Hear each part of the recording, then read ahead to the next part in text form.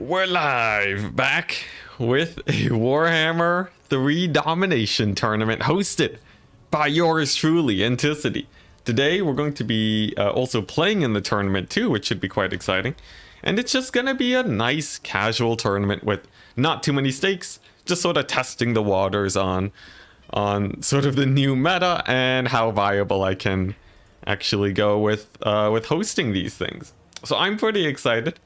Today we have a pretty good amount of players. I think we have like, geez, we have like what, almost 16, I think, for a almost 16. I think we're close to like 13 or 14, but still very good. And hopefully we get some good matches today. I'm testing out a new pick and ban system. Well, there's no ban, just a new picking system, and essentially it revolves around a nice. We found our match. Let's get our blocker going. There we go. Yeah, essentially the way that works is that both players blind pick. Well, it's really bright here. One second. There we go. So both players are going to blind pick 5 different matchups. They will then ban those matchups one at a time until only one matchup is remaining. And then they will play that matchup. Pretty simple. Nothing too complicated, really. Oh, whoops, I joined that as a player. Whoopsie daisies. Whoopsie daisies. Let's see. There we go. Let's join that as a spectator. There we go. Nice. Anyways, like I said, so yeah, it's basically 5 blind picks. You remove factions so that both players sort of settle in onto the middle, the most evenly matched faction out of the random 5. And the hope is that this results in some pretty even matchups. And yeah, basically just simple as that. Simple as that. There we go. Just open my window because I don't want to melt today. So I'm pretty excited. I'm hoping that it works well. I probably won't use this system for a full best of 3, but I think it would serve pretty well in an ace match type situation. And that's why we're sort of testing it here. Anyways, introductions out of the way. Let's look at chat. Danger Seeker saying I'm ready. Fields are looking great. Stream time. Yep. Hello, Lujo. What tournament is this? It is my own. You can check it out in their description below. Poli, I am playing in this tournament. That's correct. First Twitch viewer to show up today. Happy to have you here. Will Nurgle versus Bretonia be a nightmare for Grandpa? I think it would be favored for Nurgle, although he doesn't have a lot of things to kill armored cavalry. So there's a decent chance Bretonia does quite well into Nurgle, I would say. Yeah, this is, I suspect ogres are going to be pretty popular here, I will say.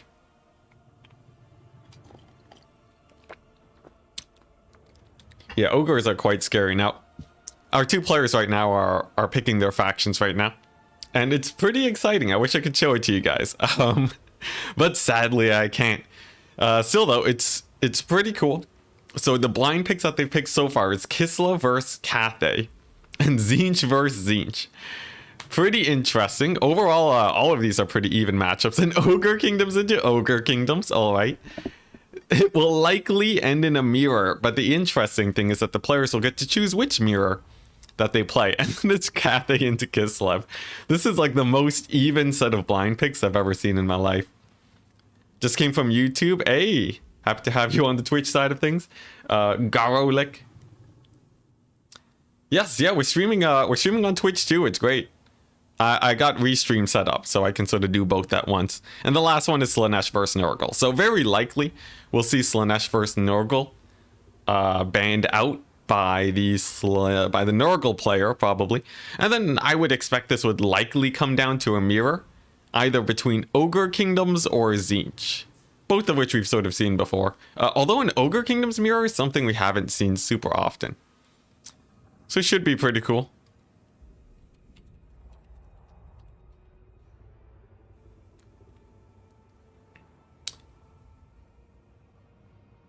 Yeah, Tzeentch mirror match, that would be something. The double Kairos, just like his quest battle.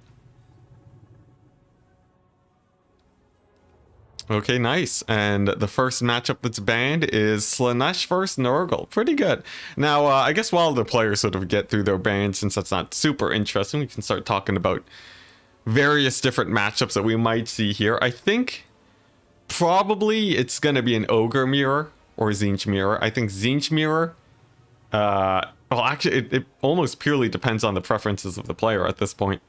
Alternatively, I would really hope we see a Kislev Cathay. Both of them have Kislev and Cathay as options here. And there's a good chance that they don't agree on who's actually favored there. I think that would be sort of the most exciting situation.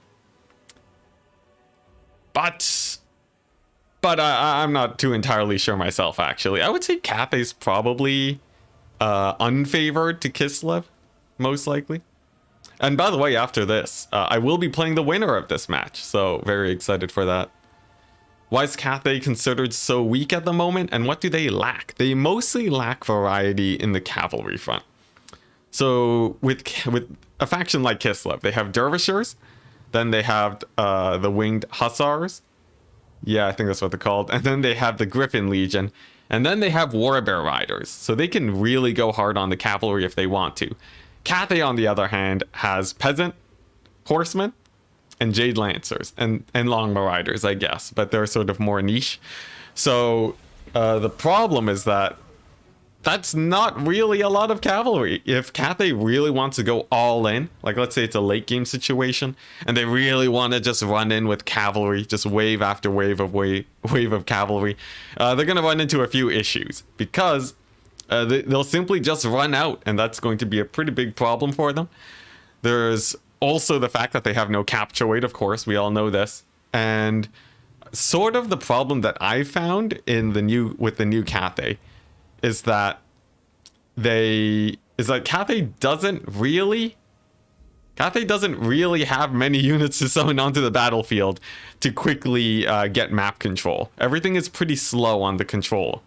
So for example, all of their infantry is very slow. All of their balloons can't capture. They have a few single entities that can't capture quickly or are slow, or a bunch of range units which basically can't capture at all. So it's pretty rough for them in general. I would say Cathay, they, I don't know what they could really do. But if they were able to bring like 8 Jade Lancers, I think that alone would probably help them out a lot. They rolled back the stacking. Yeah, the stacking range unit thing is gone, guys. It's gone. What a shame. What a shame. Okay, so let's see. So they banned the Zinch Mirror. And one of them also banned the Cathay versus Kislev matchup. Will there be another one, though? I think... Okay, yeah, no, yeah. They brought it down to Kislev versus Cathay. That's pretty hype. I honestly thought it would have gone to the Mirror, but pretty cool. Pretty cool. I think it would be fine if it didn't include engaged units. Yeah, there's ways you could probably make it work. I guess CA sort of just going back to the drawing board to be safe. That way they don't have to do double... Whoopsie daisies. That way they don't have to do double hot fixes. Because I don't know how often they want to actually have hot fixes. Yeah, I think it was sort of cool, but I can see why they removed it. Mostly, I would say, probably the most likely reason for it being removed is just because people didn't like it. Regardless of balance, it turns out we do play games for fun. So if people aren't having fun with the new change, that's grounds for removing it. And most people are happy with or without it. But then you have a fairly large group of people that just don't enjoy it. So, you know, sort of the way to appease the most people, to bring the most joy into the hearts of Warhammer players, it's probably to remove it. At least that's my best guess. Would like to see vampire counts in Immortal Empires. Does it mean that they will get new mechanics? Like new siege mechanics? Wait, vampire counts in Immortal Empires. Well, I don't know if they'll get new siege mechanics. Creative Assembly hasn't really advertised that, but for now we'll just get into the game. Yeah, I don't think they'll really have too much. But anyways, quick check of their builds. It's looking like a pretty range heavy Kislev build. Very common. We see some cannons. Little Groms are amazing at sniping artillery. And then it's just a bunch of gunpowder and some Kossars. Very good in case they do bring the low armored spearmen, which are actually here. And quite sort of the opposite of what we saw on the Kislev side of things. Cathay has brought a very infantry heavy build. Our Longma Riders almost a must pick here because of their armor piercing. Only a couple range units, but they are Celestial Dragon crossbowmen. These guys hit very, very hard. They hit almost as hard as Streltsy. They fire 2 shots per volley. And in general are one of the highest DPS range units in the game if they're actually shooting. So it's going to be up to Kislev to shut these guys down. If they don't, likely they're going to be quite threatening. Though there are a lot of options here. For example, range superiority lets you focus fire these guys. But if they're just firing into like Kossar spears, they're generally going to be pretty happy. For some reason, you can't see the messages in chat. Help. You might be seeing the YouTube messages pop up in the bottom right. But on Twitch, we have way fewer people. So it will look a little bit more empty on the Twitch side of things. But I am seeing your messages. Not counts, Coast.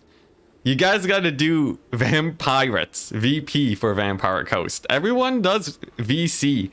And it's just the same as Vampire counts. It's way too confusing. But here we go. We got the match beginning. Cathay opting for the high ground advantage. This is usually a concession you see players make if they expect to trade down in the low ground. It's basically saying, I don't really feel like taking a fight now. I'm just going to go for the much safer play, overload it so you can go for it. And then I'll have a downside in the mid game that you're sort of willing to accept. But overall, it means that's a pretty bad situation for Cathay already, that they don't want to take a head-on fight.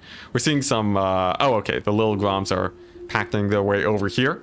The reason is for line of sight. We want to see, or outer region wants to most likely get little Grom shots all the way down this line to make sure Cathay has to hide over in this area to not get shot by cannonballs. This will drastically slow down the push onto the low ground.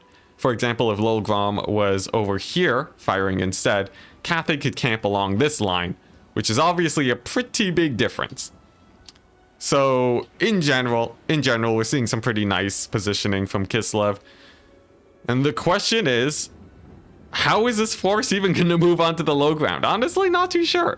These guys, they have their work cut out for them. This choke point is just wide enough for 2 units of infantry. And while they're moving down, they're going to be shot at by roughly 8, maybe 10 units of fairly high DPS infantry on the low ground. It's going to be quite scary. And sort of to deal with this, summons are going to be on the low ground so that we get a 2-pronged attack. This should alleviate some pressure on the choke point. And could go well for Cathay if they can reduce the damage that they take. And the little Groms are already firing away, but a few misses. These very expensive crane gunners didn't take 2 damage, so I think Cathay's definitely quite happy for this. Maybe I should say red and blue instead of Cathay and Kislev, because I get them mixed up way too often. Yeah, the infamous Vampire Pirates, or Vampirates, as many people like to call them. Now, we are going to be seeing the sort of advantages here of Kislev. Little Grom, amazing tool. They will eventually hit these crane gunners, and they've already taken a bit of HP off. And another huge advantage already showing itself, the cavalry for Kislev. They are plentiful, and they generally trade up into Cathay, and given that these are winged lancers, yeah, they should be able to charge in pretty easily unless some summons come down. If not, screen gunners are likely going to get overrun, and that would be a pretty big loss. Counter summon of cavalry, but it's only 1 Jade Lancer against 3 units of Kislev cavalry. Thankfully, there are these 2 Jade Warriors that body blocking really well, and the crane gunners are still firing away, but not that much damage so far, although the trading is technically quite even. On the high ground, looks like Lil Groms are just sort of getting a little bit of poke damage there, but mostly the most important fight is happening over here. We're seeing the cavalry, they charge on into the Jade Lancers, and actually pretty decent trades so far, though the Jade Lancers will go down eventually. But unfortunately for the red player here, a couple units of Winged Lancers make it through, and the Crane Gunners, extremely squishy, almost die in an instant before they can get any amount of value. Even though some cavalry will be lost, this is a very efficient trade for the Kislev player. Another unit gets summoned, some Jade Warrior crossbows, but they're looking to get charged by cavalry too. Honestly, pretty bad situation for Kislev. And instead, they're just going to be making a play in the middle without the support of their flank here. This can still go well, but generally is a pretty bad fight. Though almost an engagement that has to be taken to try and come back here. Some Jade Warriors do eventually make it into combat though. Line of sight issues will hurt Kislev pretty bad, as they won't easily be able to get their volleys off, especially with these backline Streltsy. And a Talons of the Night gets some work done on these Streltsy too. They're going to be routing off the battlefield, or at least won't have any more models. But actually, disaster, it wasn't an overcast Talons of the Night, and each and every single Streltsy, at least most of them, are still alive. And when it comes to range units, the models, or the entities, is what matters when it comes to damage output. They're basically going to do the same amount of damage, and he had to throw in his Lord just to stop them from firing. Pretty rough, as we see Cathay's now starting to run out of infantry. And over here, the supporting forces show up a little bit too late though. They did manage to clean up the cavalry, but on the high ground, the Celestial Dragon Guard, extremely expensive range, are getting shut down. And it's looking like it's going to be a Kislev victory in this case. Poor Kislev, probably poor Cathay instead. Kislev's doing pretty nice right now, especially with all of the Cathay ranged down. The cannons are more or less as happy as can be. They've seen zero combat. They've been able to have basically 100% uptime on their firing, which means that they're doing more or less the maximum amount of damage that they can. Another Talons for the Night drops. I don't know if this is overcast or not. We shall see. But even if it does kill the Streltsy, we are seeing a bit of a problem here. The Dragon Lord looks like she might go down to the Snow Leopards. Snow Leopards are great because they come packed in with Frostbite. The slow could help keep her on the ground, but she manages to barely escape, but only because she slowed down the leopards with her own slow. Still though, gonna die to the Streltsy. These guys still alive, and Kislev is now leading very heavily on the trading and very heavily on the victory tickets too. So we're gonna need to see some pretty big plays from Cathay to come back. What options do they have, you might ask? Well, most likely, if they can jump these Streltsy, it could go pretty well. We are seeing a bit of a collapse in the middle, so maybe some even trading, though might still go the way of Kislev. But if the Long Riders stay alive, and if Kislev keeps summoning in these very low trading Snow Leopards, there's a possibility that if Cathay can just get a few trades up, they'll be able to win. Though definitely very unlikely. You have a lot of trouble dealing with artillery. Any tips? Well, generally, if your opponent's going heavy on the range, you go lots of cavalry, or you bring artillery of your own. So playing as Cathay, you either go for cannons and Jade Lancers, and as Kislev, you go Winged Lancers and Little Groms. That's a general idea. Little Groms can dodge cannon shots at maximum range, so they're quite good. We're also seeing a little bit of inefficiency of resources here. Some 3 units of infantry are stuck on the high ground and not really helping participate in this fight. This is also probably one of the reasons why Cathay did have a hard time trading, as Kislev has basically all of their army here on the low ground to trade, and this is almost a default, maybe like 1,500 gold lead just by positioning, but almost a necessity, because if these units weren't here, Kislev would be able to summon Snow Leopards and probably capture the high ground. So not an easy situation at all. Looks like the ranged units have stabilized on the low ground, and we just have to carry out this battle. If you take a look over here, some more infantry just sort of rallying over here. They'll probably get target fired down though. We do have a couple Celestial Dragon Guard. I guess we can sort of just look at the cinematic shots, but this is basically over. I have nothing else to cast, which means it's time for cinematics. Oh my gosh, beautiful timing too. That cannonball just shredded through those poor Jade Lancers, and even once the Little Groms do run out of ammunition, they'll probably still be able to just be a pain because they can act as chariots through infantry. Another cannonball to get out like 10 units of cavalry in one shot. And the Jade Lancers haven't even made it to the fight yet. They're getting blocked up by the cheapest cavalry ever on the Kislev side of things. And over here, a massive charge on all of the infantry. It's going to be a whole ton of cavalry, some snow leopards, and not a single Cathay unit is trying to mobilize onto the low ground. Very, very rough indeed. Domination looks to be a game mode that supports aggressive factions over all else. Generally, yes, but it's sort of interesting in that with the recent patch, because of comeback being removed, aggressive factions essentially lost between 1,000 to 2,000 gold in the late game, which is a pretty significant nerf. We are actually seeing a resurgence of ranged, where people are bringing a lot more Kislev and Cathay nowadays. And quite possibly we may see a ranged meta prop up, though I'm not going to call it early by any means. But there we go, game's over. Long Riders sadly never really got good engagement on the elite cavalry that they wanted to fight.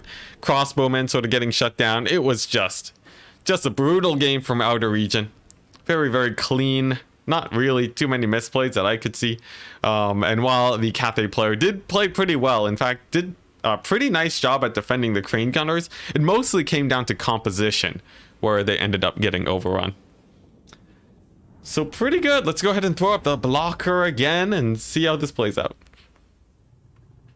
Yeah, the games do get a bit long. The thing is, there's no army loss mechanic. So if you're really far behind and you have no chance of coming back, the game's not going to kick you out. So if you really wanted to, you can make every game last like 15 minutes. But you know, it's fine. It's fine enough. I do hope Creative Assembly do add some mechanics to sort of try and combat that, though. All right. Yeah, it is very map dependent. Aggressive factions tend to enjoy larger maps that let them flank a lot more. Oh, I just noticed my chat box should be way higher. There we go. You can see yourselves on top of the army blocker now. Very nice. Maybe reducing the time for capture points to spawn by a bit? Maybe. Reduce the time for capture points to spawn. Well, yeah. Actually, that's something that's been suggested quite a bit. In testing, I think reducing 1.5 minutes is like a very easy choice to make. Since a lot of the time there's nothing going on during the first 1.5 minutes. And most armies, if you move out right away, you'll get to the point with an extra 1.5 minutes. So, yeah.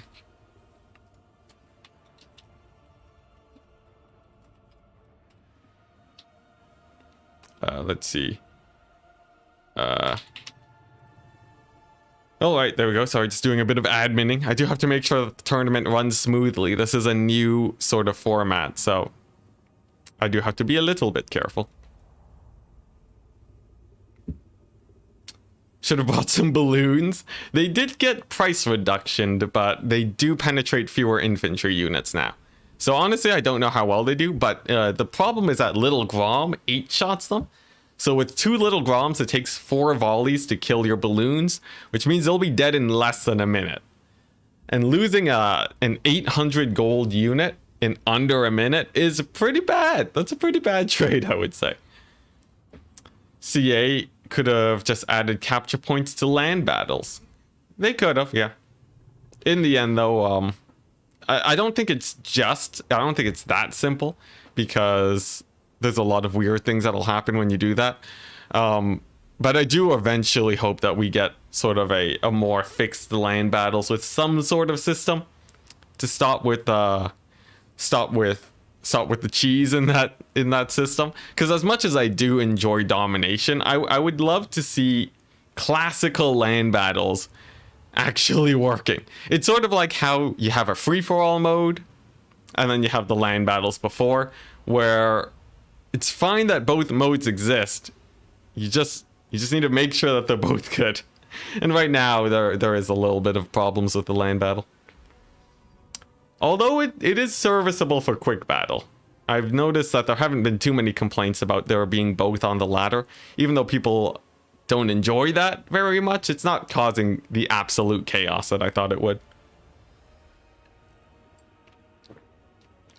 Do I read super chats at the end of the stream? Actually, I totally missed a super chat. I think Andronius Maximus just donated $20 and I totally missed it. Sorry, my chat box is very can be very weird in that it doesn't highlight super chats very well. I need to look into that because I really shouldn't be missing that. Let's see, where is that message? Where is that message? Did he message, or was this in the previous stream? While these players sort of pick their factions, I'll go ahead and check my stream real quick. Let's see, where is it at? I don't want to be missing any super chats. If I ever miss a super chat, feel free to let me know. Yeah, there it is. Okay, why? Man, it's so hard to see on my thing. I really have to make sure I don't miss these. Anyways, saying, love your content, big guy. What game 2 or 1 race do you think will be really good in domination? Well, I hope you're still around. But yeah, I would say Vampire Counts for sure. Vampire Counts for sure is probably going to be one of the strongest factions, because they're basically Nurgle in the melee fight, but they're faster. It's terrifying, absolutely terrifying, because nobody in their right mind wants to fight Graveguard in a grind. And because domination relies on needing to hold ground or to army wipe your opponent, well, if you hold ground, you're fighting Graveguard, you're going to trade down, or you give away the point and they'll just be able to win by victory tickets. Pretty bad situation. So Vampire Counts are probably very high up. The Wood Elves are one of the factions that have high enough DPS with their range to army wipe someone. So I think Wood Elves will probably be very strong. And a lot of the melee rush factions will probably be good too. Like Chaos, probably Norska, but to a lesser extent. Honestly, Khorne's probably going to be good. Slaanesh too. I think a lot of them are. Probably that group is most likely my highest rated factions. A lot of the ranged guys probably don't have enough capture weight to do really well. And Skirmish is way nerfed in domination, so I don't think we'll see too much of that. What about Lizardmen? I'd say Lizardmen are mid-tier, but I don't think they'll be like super, super great. Yeah. Man, I can't believe Andronius, by the way. Andronius Maximus with the $20. That's actually a lot, man. Thank you so much. I hope you're still in chat. I hope you didn't just give that and leave and just like, oh, I guess Enticity just didn't see my donation. I feel terrible. Oh yeah, there it is. Yeah. Man, stream, it's gotta highlight it some way. Let's see. If I do restream highlight donations, there we go. If I go ahead and type that in, then we should see, well, you know, after the stream I should be able to fix it. Fingers crossed. Hey, you're here? Awesome. I can finally sleep well, thank goodness. All right, now how's the actual pick and banning going now that my existential crisis is alleviated? We are seeing, Slaanesh versus Tzeentch. That's a terrible matchup. Tzeentch and Ogres. Maybe Ogres favored? So actually, this is a pretty good lineup for the non-outer region player, I would say. Fistful. I need to find a way to actually, you know what? Let's see. I'm gonna see if I can get a way to show off these things properly. So if I take a screenshot like this, there we go, and then I save it, then I should be able to, is this it? No, that looks wrong. Let's see, where did I save this thing? I saved it under pictures. Ah, there we go. Nice. And then if I do this, yeah, so here's the picks and bans, guys. There we go. A little bit more exciting. All right, nice. All right, issues alleviated. So yeah, we're seeing some Slaanesh versus Tzeentch. So that would be a win for Fistful. Ogres into Tzeentch should also be a win for Fistful. Kislev versus Ogres can be sort of even. That's a little bit undecided. Nurgle into Cathay, probably Nurgle favored, and Slaanesh into Nurgle. This is actually almost as favored as it gets for our player on the right here. And they've actually settled on Nurgle versus Slanesh. Very interesting. You can't subscribe on Twitch. Oh yeah, I'm not monetized yet on Twitch. I need to get a couple more streams in and then I'll be good. But okay, so this is going to be pretty interesting. Generally a matchup that most would want to avoid, but sort of forced into this situation because of unlucky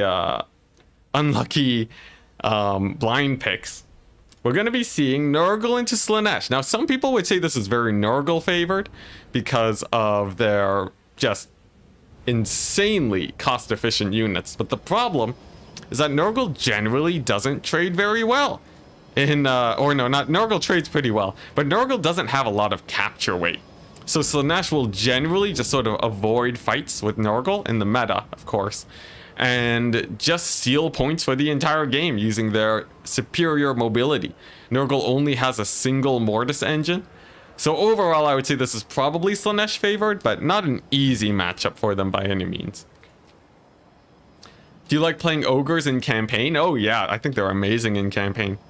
Really, really like him. It's a smooth, very smooth campaign, I would say. You just sort of spawn a bunch of camps, make a crazy doom stack with your very quickly leveling structures, and you're good to go. All right. Now let's take a look here. We got some Plague Bearers, Exalted, very good against Slanesh spawn, much less worse against the Marauders, but we do see some anti-Marauder tech, spawn of Nurgle, Plague Bearers, generally all good ideas. Over on the Slanesh side, we have the Lord, classic Herald of Slanesh with, you guessed it, Slicing Shards. Very, very common thing that you see with many different players. They generally go for Slicing Shards. Acquiescence, just to proc the Blissful Rapture.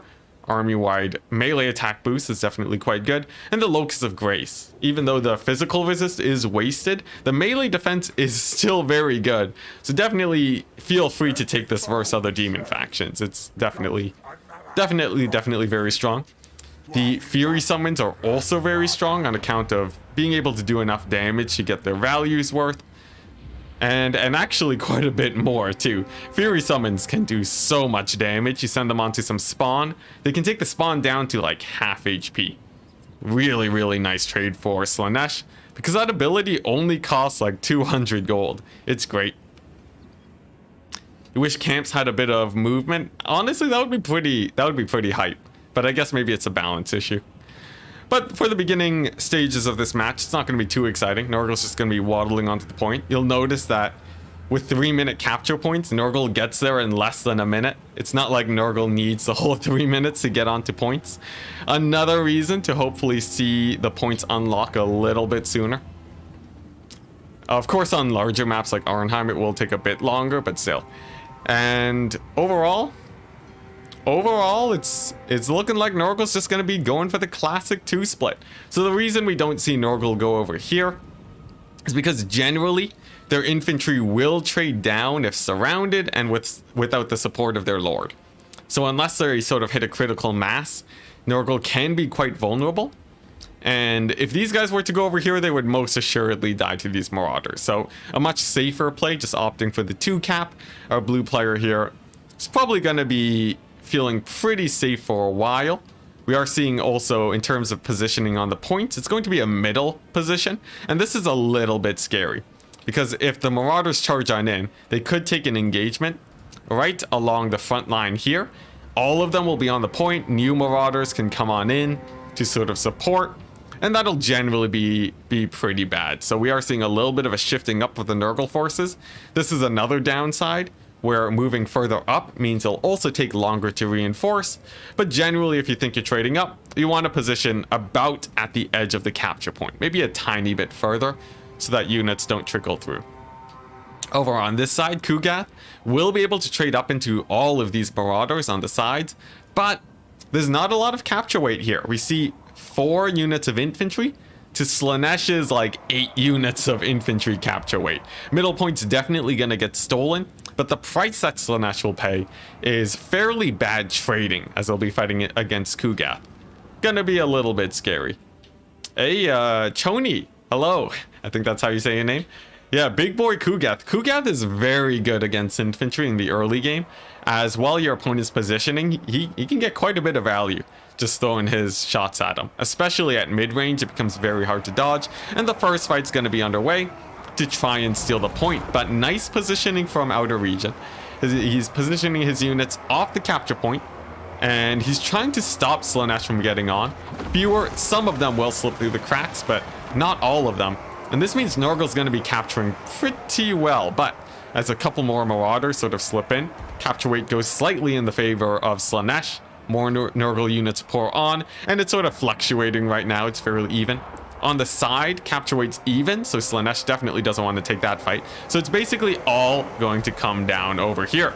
We're seeing some force pathing of the spawn and Marauder infantry to try and get behind here. They're sort of a lot less keen to fight the forces of Nurgle, as they just sort of want to crumble as many units as quickly as possible. And just like that, we are seeing, as expected, Slaanesh is starting to catch up on the capture weight as Nurgle starts trading up in value. Slicing Shards drops, some more spawn come on in, and this is going to become a bit of a sort of just value trading fight. As of course, dealing damage to the infantry reduces their capture weight. That's why we're seeing streams of corruption instead of the more efficient healing, though actually a lot of damage on that stream of corruption there. And Slaanesh is looking like their capture might be a bit slow, but as I say that, 2 units of Marauders barely get onto the point, and they're going to be capturing very quickly here. You can see even a 2 Marauder advantage on a point like this, still going to capture at the same speed as 2 Marauders, and it instantly goes on the side of Slaanesh. This shows just how important capture weight is in this situation, as even if you have a lot of mid-tier units, just spamming a bunch of chaff can pretty easily take these points over. But the big downside for Slaanesh, they still have like at least a good like 7 minutes before this battle actually ends off of victory tickets. And that's pretty bad for Slaanesh, because streams of corruption are not going to stop here. Another gigantic stream on those Marauders. And with a single stream of corruption, Nurgle starts capturing again. One of the problems with chaff is that if they do get routed off, they are not going to capture. And in general, if they're just taking a lot of damage, it's going to be pretty rough. Slicing Shard's going to come on in. Gonna just devastate these guys in a second here. In a hot second. And there we go. Slicing Shards drops. And actually sort of whiffs. Not gonna lie. That did a lot less damage than I would have thought. I guess these lines might have been a bit more spread out. I'm not entirely sure. But it seems like with the power of Kugath infested in Nurgle today, he's going to be routing off all of the Marauders and getting the point back. We're seeing Kugath with a mighty 300 kills here. Up to 45,000 points of damage off of just existing on that point. That's another stream of corruption. This is disgusting. Slaanesh is traded terribly in this middle fight, and that means Nurgle's most likely gonna army wipe Slaanesh before the end of the game here. We're seeing very low numbers across the board. This area is extremely bunkered down with the 2 Exalteds, and honestly, Nurgle has 2 points now. He doesn't even need to go wide to capture this point if he doesn't want to. Yeah, this is basically half of the damage dealt this game was Kugath. Actually, yes. Yeah, about a little under half of the damage dealt by Nurgle on Kugath, just, casually sitting in a blob. And this is why Mortis engines are dangerous. They will melt your face off and everybody around you. It's pretty scary. Oh boy. Let's see, just catching up with chat real quick, because this is totally won by Nurgle now. That was just devastating, man. Everybody probably waiting for Immortal Empires. Not me! I'm streaming before Immortal Empires. As long as we get viewers, I'm happy. Yeah, no, Kugath is a menace. Oh my gosh. Well, just like that, guys. Just like that, the match is over. So, as you can see, we had 2 very interesting builds here. We had Slaanesh with a nice mix of Marauder, some Spawn, Cavalry support, generally very good. And then on the Nurgle side, we had Kugath. Yeah, and and he is disgusting, as all Nurgle units should be. Very, very good. And that means that we will be facing up against Outer Region. Very, very exciting. Let's go ahead and get ourselves into a match against them. I believe we're against Outer Region. Yes, yes, we are. We're facing up against the winner of that round. Very nice. Nice. Let's go ahead and just join that lobby. What is the lobby? I think I have to make my own lobby. Okay, you know what? Sure. Let's just make our own. Copy. And now we're up against Outer Region. All right. So should be pretty good. Should be pretty good. I'll throw up the blocker. He's a clanmate. But I guess I might as well just throw up the blocker. And then we'll go ahead. Well, actually, you know what? No, he's a clanmate. It's fine. It's totally fine. Let's just drop that. Besides, it's not like there's a prize pool here, so no problemo. Let's go ahead and get ourselves some blind picks going. All right, at Outer Region. There we go. There is the link, and we'll be starting to pick our factions. That was a pretty fast initial best of 3, by the way, guys. I gotta say that. I think that was probably the first one that finished. Yeah, Outer Region taking the first victory already. No, actually, it looks like Stingers has... Wait, how is this? Oh, okay, yeah, no, that was the first one. Dang. Look at that. Well, all right. Let's see how this goes. We're gonna do our blind picks now. And generally, the factions that are good in this meta are everyone except for Cathay and Nurgle, I would say. So I'll likely just pick everyone except for that. Only arrived recently. Can you please explain the pick and ban system? Yeah, it's pretty simple. All you do is you set up 5 blind picks, 1v1s against each other, and then both players ban 2 of those matchups, and then you play the last one. So it's pretty simple. And yeah, there's nothing else really going on there. It's simply that. So yeah, the idea of it is that by having more blind picks, you sort of standardize the randomness, since you're sort of picking the most even matchup among all of those. All right, so we got, let's see if I can take a screenshot here. Here we go. Yeah, nice. So I'll take a screenshot and then save it over there. Nice. We'll open up the image. There you go. So you can see I got Khorne, Ogre Kingdoms, Kislev, Slaanesh, Tzeentch. He's gonna ban Tzeentch against Nurgle. Let's see here. I guess wait, let's see. Ban Tzeentch and Nurgle. Tzeentch, Nurgle. Which one is Tzeentch, Nurgle? Ah, I see. There we go. Yeah, up on the left side. Let's see. I guess I could ban. Oh, wait a second. Does he? If I click, do you see the icon? Wait, I can click these images to get icons to show up? That'd be pretty cool. All right. Well, he bans out Tzeentch, Nurgle. I would play Slaanesh into Cathay. I'd play Kislev into Ogres. I'd ban Ogres. Yeah. I'll ban Ogres into Tzeentch. Alright, there we go. Let's go ahead and update it. Let's see. So, yeah, look at this. It's so fancy, guys. Look at this website. So you can choose, you can like left click the factions to sort of single them out. That's pretty hype.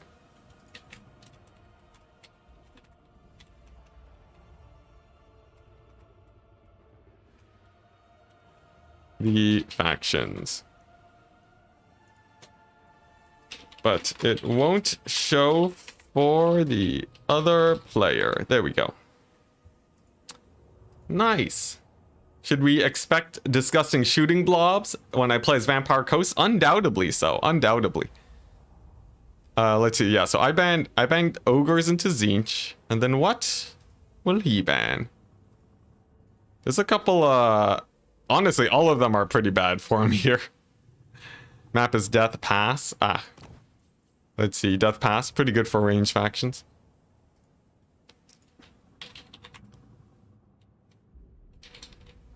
So we're banning one more each.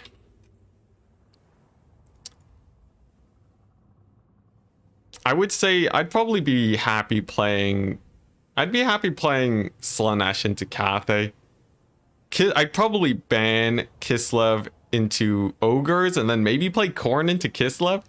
though that's not the greatest matchup ever. Honestly, he'll probably still get a nice matchup. He's gonna ban Kislev Ogres for me, which is actually pretty huge. Okay, I'm gonna ban Khorne Kislev then. And that means that this is the end of our pick ban system. Let's go ahead and save that. And we are going to see that it's going to be Slaanesh into Grand Cathay. Very, very nice. Ignore the fact that it's crowns. I don't want to change the icons all the time. So nice. It's Slaanesh into Cathay. Very, very good. Now, do I have a build for it? Probably not. Yeah, I don't have a build for it, but I can mostly just copy off of a nice preset here. So generally how I want to play this is mostly with just overloading with a million units of infantry. If you couldn't tell, this is something that I've definitely tried before. I don't really need too many crazy spells on my Lord, as mostly we'll just be focusing on the infantry rush here. So I think that's mostly fine. And then, yeah, not really too much else that I really need. The question is, though, would I rather have Demonettes or Marauders? And in this case, I do think Demonettes are actually sort of the way to go. You might be a little bit surprised to hear, given how meta Marauders are. But Demonettes are very, very strong in situations where you just... Oh, actually, in this case, maybe not.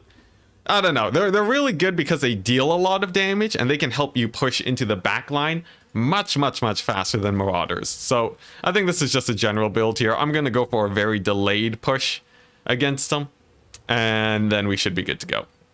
Yeah, I'm just going to go super thin on my Lord to get an extra free Marauder, essentially. Don't really need too many more spells other than that. And I think that's it. All right, let's go ahead and ready up. This should be very favored for me, I think. Could you hide the pop-up? Yes, I just saw that. I just saw that the image was just chilling in the middle of the screen. There we go. We're good. Yeah, Demonettes are speedy too, yeah. 54 speed to 38. So I like having at least a couple of these guys just to sort of rush down his lines, but we won't be going too hard into them. All right. So very exciting. I'm hoping I will be able to win my own tournament today, because I think that's hilarious. If I just keep hosting tournaments and winning them, that would be pretty hype. Is Warhammer 3 more balanced than Warhammer 2 for multiplayer? I don't know. It's really hard to talk balance when you have so many, when they're so different. I would say Warhammer 3 sees more mirror matches than Warhammer 2, which is typically a sign of worse balance. But Warhammer 3 just has fewer factions, so it's a really hard comparison. Have I played as Cathay yet? A little bit. A tiny, tiny little bit. In general, I think they're still bad. Against all odds, Cathay has been getting buffs every single patch and are still probably bottom tier, guys. I don't know what to say. I just can't make them work. I really can't. It's hard. But, you know, if Outer Region manages to win here today, then maybe I'll reevaluate. How's Nurgle now? Nurgle's a bit weaker in the meta. He's been getting weaker and weaker with each patch. Last meta, he was okay. He was about mid-tier. Now he's like C-tier.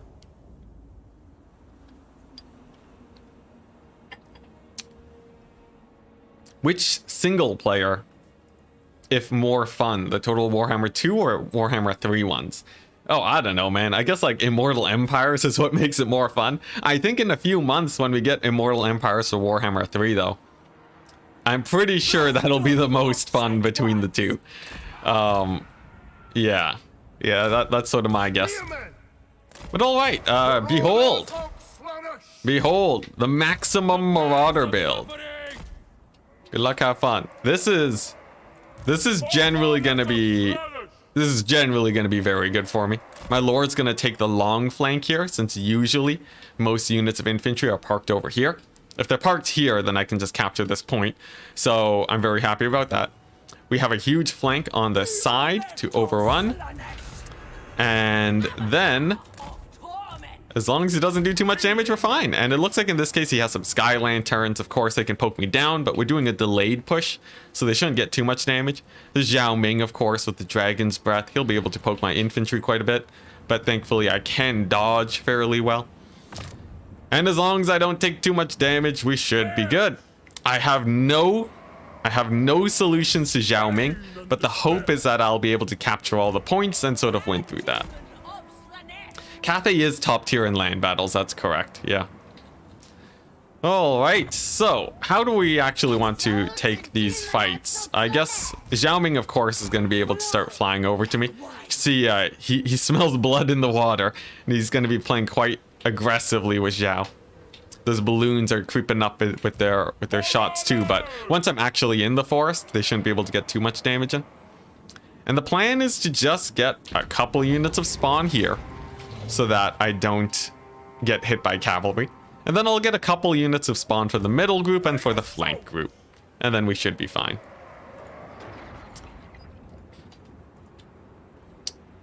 Let's see.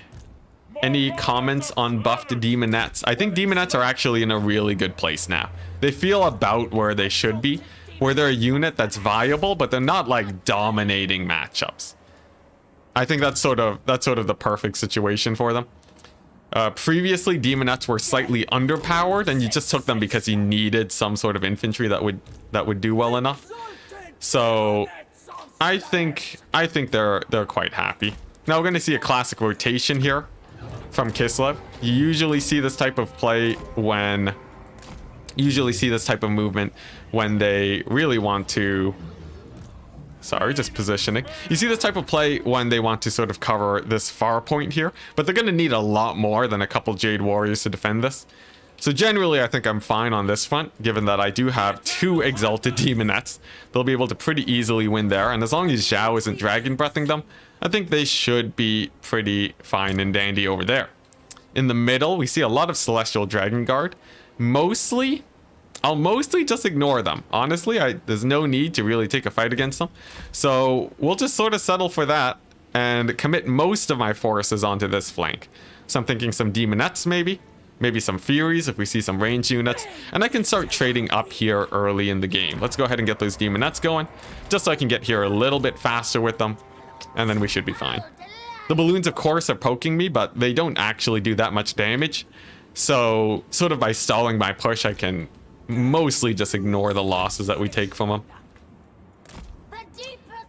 Yeah, no, I'm 100% gonna get Twitch verified in fairly short time, I think. I'm pretty sure I only need like 2 more streams and then I'm good to go. So no real worries there. Oh yeah, then we can get some emotes going. Yeah, I have some pretty fun Discord emotes that I want to slot in there as soon as possible. So these Jade Warriors, I do trade up here if I just march forwards with my Demonettes and spawn. So I'm just going to take an early fight against them. Usually you wouldn't do this because it's typically a bad idea. But given how advantaged these guys are at actually trading here, I think it's totally fine. And nice. Now I can just start moving my forces, get ready for the huge engage over there. And then, you know what? Let's just be super annoying as Slanesh. I'm going to move up my Marauders, and they're going to capture the point from these Dragon Guard without even fighting them. It's going to be hilarious, guys. Absolutely hilarious.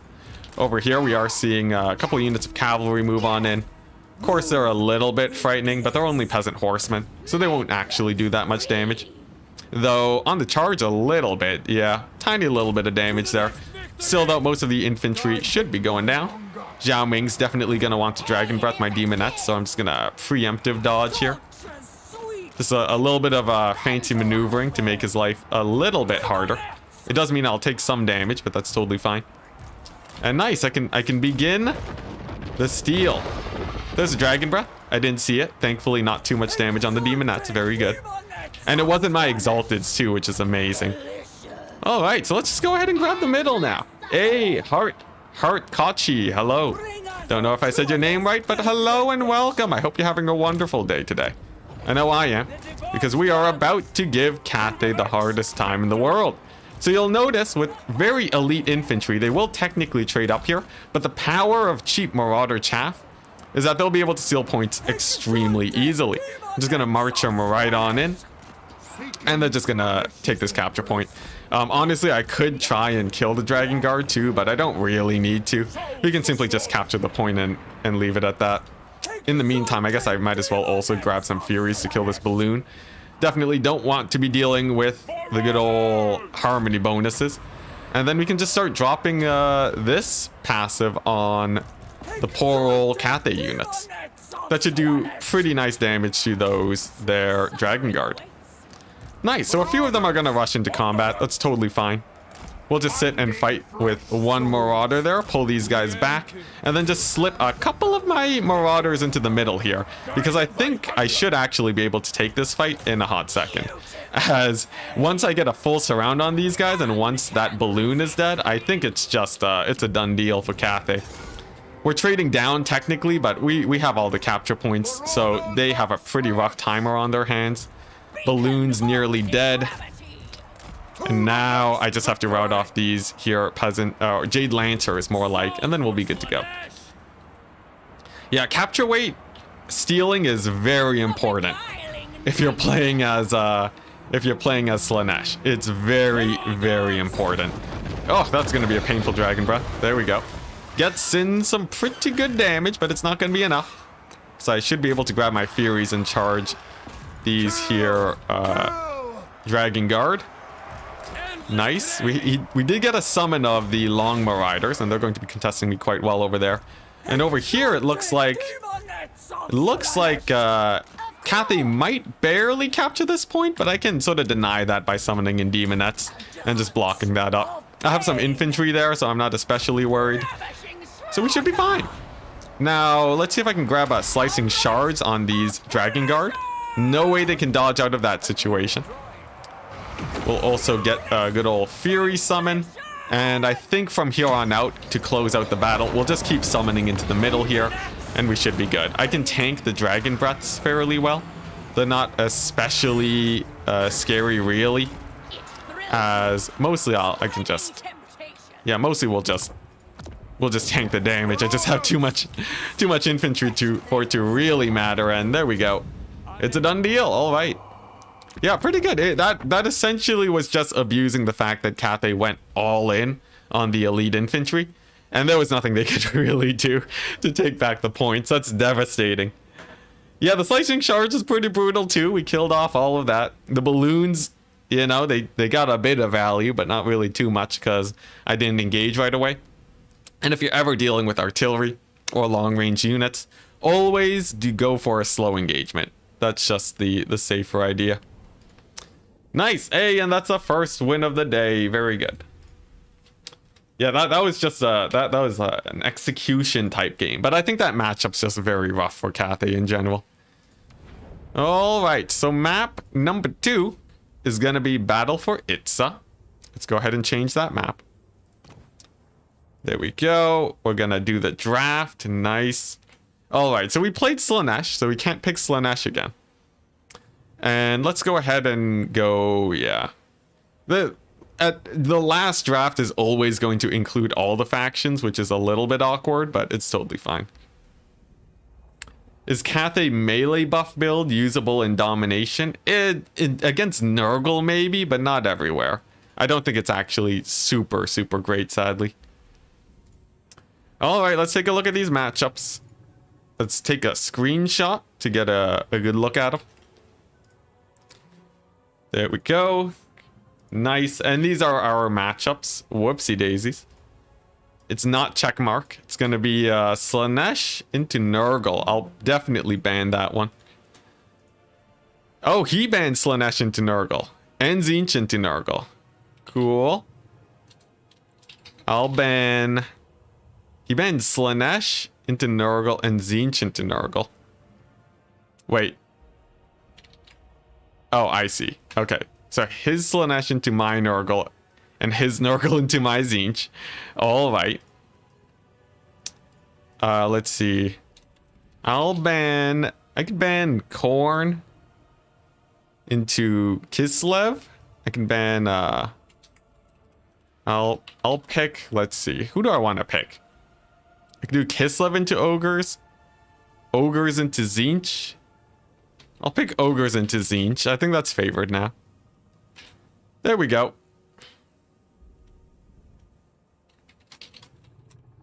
Nice. So, pretty good.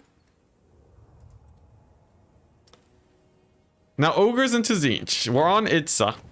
And generally, the thing about ogres is that they are...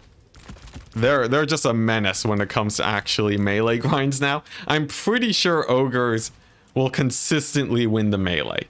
And obviously, this is a pretty big leg up over many factions. I could go for sort of more elite units this game, but I think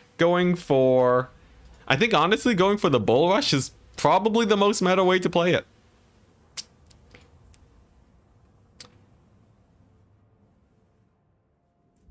What's it? You ran into a bunch of ogre lead belcher blobs for which matchup?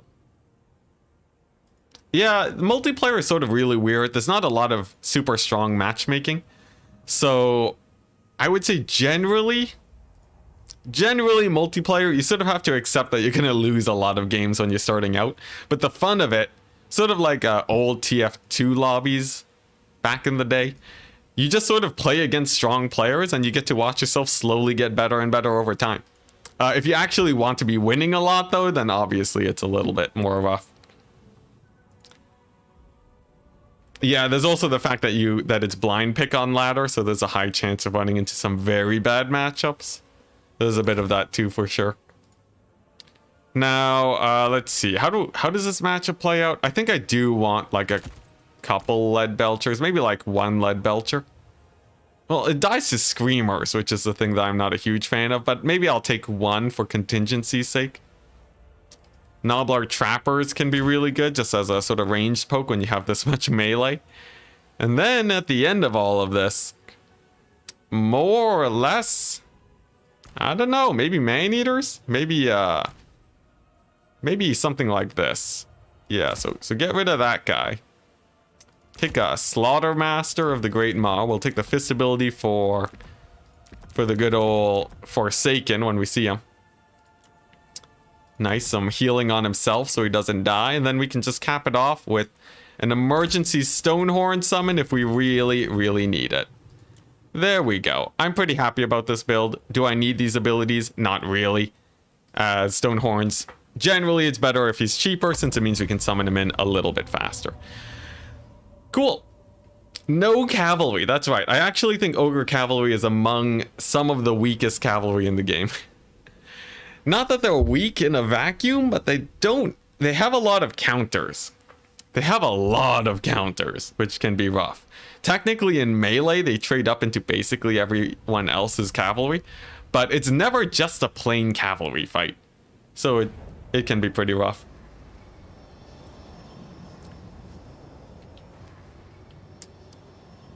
Let's see. Oh, if you dedicate hundreds of hours into Warhammer, you'll get good. It's not actually that hard to become a mid-tier player in Warhammer. I would say with like 3... Like here, think about it this way. You know the guy that won the Everchosen? Not the Everchosen. My bad. That's the Summer Championship, as Creative Assembly wants me to call it, because of copyright issues. At least I think that's why it is. Anyways, the Summer Championship. Zone, one of the strongest players that won the first tournament. Zone was actually... Oh, whoops. Oh, crap. Sorry. Ready up early. Alright, anyways, it looks like he was ready, so it's fine. But yeah, so Zone, one of the strongest players in the first tournament, qualified in the first event. He's actually a new player. He started playing during sort of a little bit after Warhammer 3 released. That's sort of when he really got into the tournament scene. This guy have Final Transmutation? He doesn't, thank goodness. Yeah, that's when he really started getting into multiplayer. And honestly, in a couple of weeks, he was already among one of the highest. Is this guy stuck? There we go. which is a bit of lag. Yeah, in basically 2 months, he became strong enough to win it very, very well. And he won one of the most competitive tournaments with like 3 or 4 months of training. That's pretty good progress. If you can become the best player in 4 months, you can easily win ladder games in 2 months if you get the right training. And if you want to get the right training, highly recommend you check out my Discord channel in the description of the YouTube stream. Yeah, we do have a dedicated training channel where new players can come and get better. So check it out if you want to just rip faces off on ladder. It's great. I should probably capture this far point. No reason not to if it's going to be a bit undefended. Do you guys know how to get Warhammer 3 mods now on Game Pass? I have no idea. Yeah, that is far outside of my knowledge, sadly. Now, let's see. Do I want lead belchers? I guess I could get a bit of poke here, but honestly, I don't think I really need them. I'd much rather just go for the long ogre weight. No real need to get fancy just yet. In fact, I'll probably grab myself a stone horn now. Because I do plan on basically waiting until I have more or less everything before I push out. Because I believe ogres wins it just by capturing the points and shoving Zinch off of them. Enticity will do things. That's awesome to hear, man. Very awesome. Any other advice to get good fast? Well, as a general idea, that is a weird pink fire. I don't know how I feel about that. As a general idea, if you want an early tip to get started with multiplayer, make sure you take a cheap caster lord with 0 abilities. I can't recommend this more because a lot of people screw this up and take way too many abilities. The most cost inefficient things in the game are abilities and chevrons. Very often you just shouldn't take them. If you do that, you'll at least have a fairly nice starting army. You won't have too many wasted funds outside of inefficient units that you take. And then from there, you're more or less good to go. Also, feel free to ask about if your builds are strong or not. There's like a million people that will help you out on the Discords and sort of just give you more meta builds. But if you have any amount of social anxiety, you can also just ask people. You can copy builds, I mean, off of tournaments. So like if you see this ogre build, if you copy this build and go this exact same playstyle, I guarantee you will win most of your ladder games. As long as you can actually execute the slow push well enough and have a strong enough timing. The timing is roughly 6-ish minutes or 5 minutes. But yeah, it'll do you pretty good as a starter. And then as you sort of get more comfortable, you can start subbing out units. So that's a general idea. You'll also notice this is a very delayed push as the ogres. Patience is a virtue. And the longer we wait, the more advantage I think we will be. Because I believe I'll be able to take these points very easily away from my opponent. So I'm totally happy just waiting forever.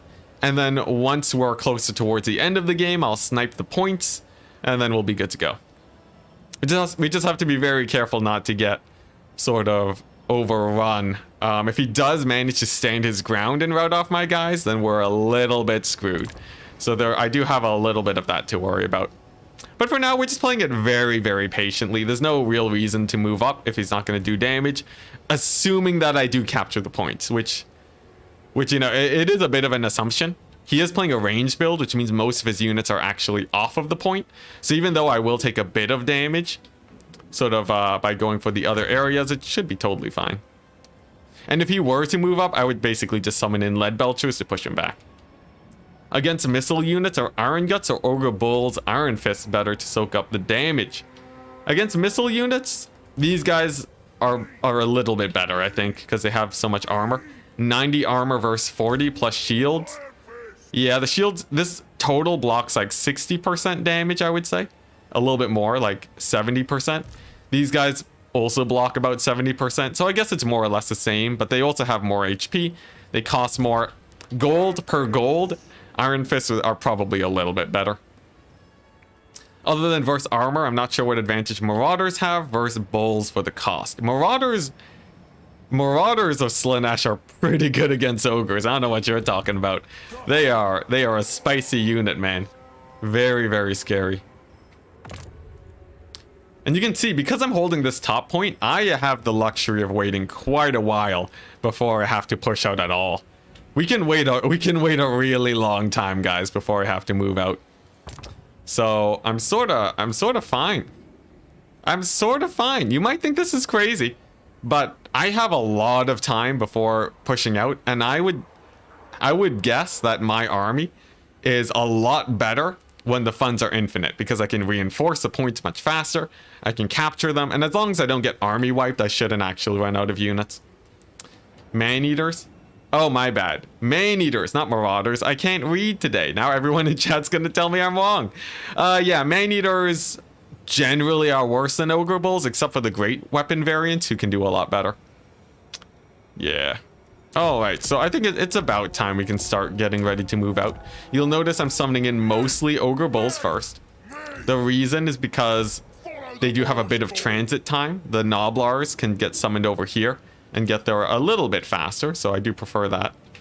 These guys can start pulling down onto the low ground. We'll leave one ogre bull here for defense. I fancy my chances of capturing this insanely quickly, so I'm not worried there. And then over here, yeah, we grab a couple Noblars. They're gonna park themselves over here too. And I'm gonna attack straight from this angle, as that's just generally a little bit safer.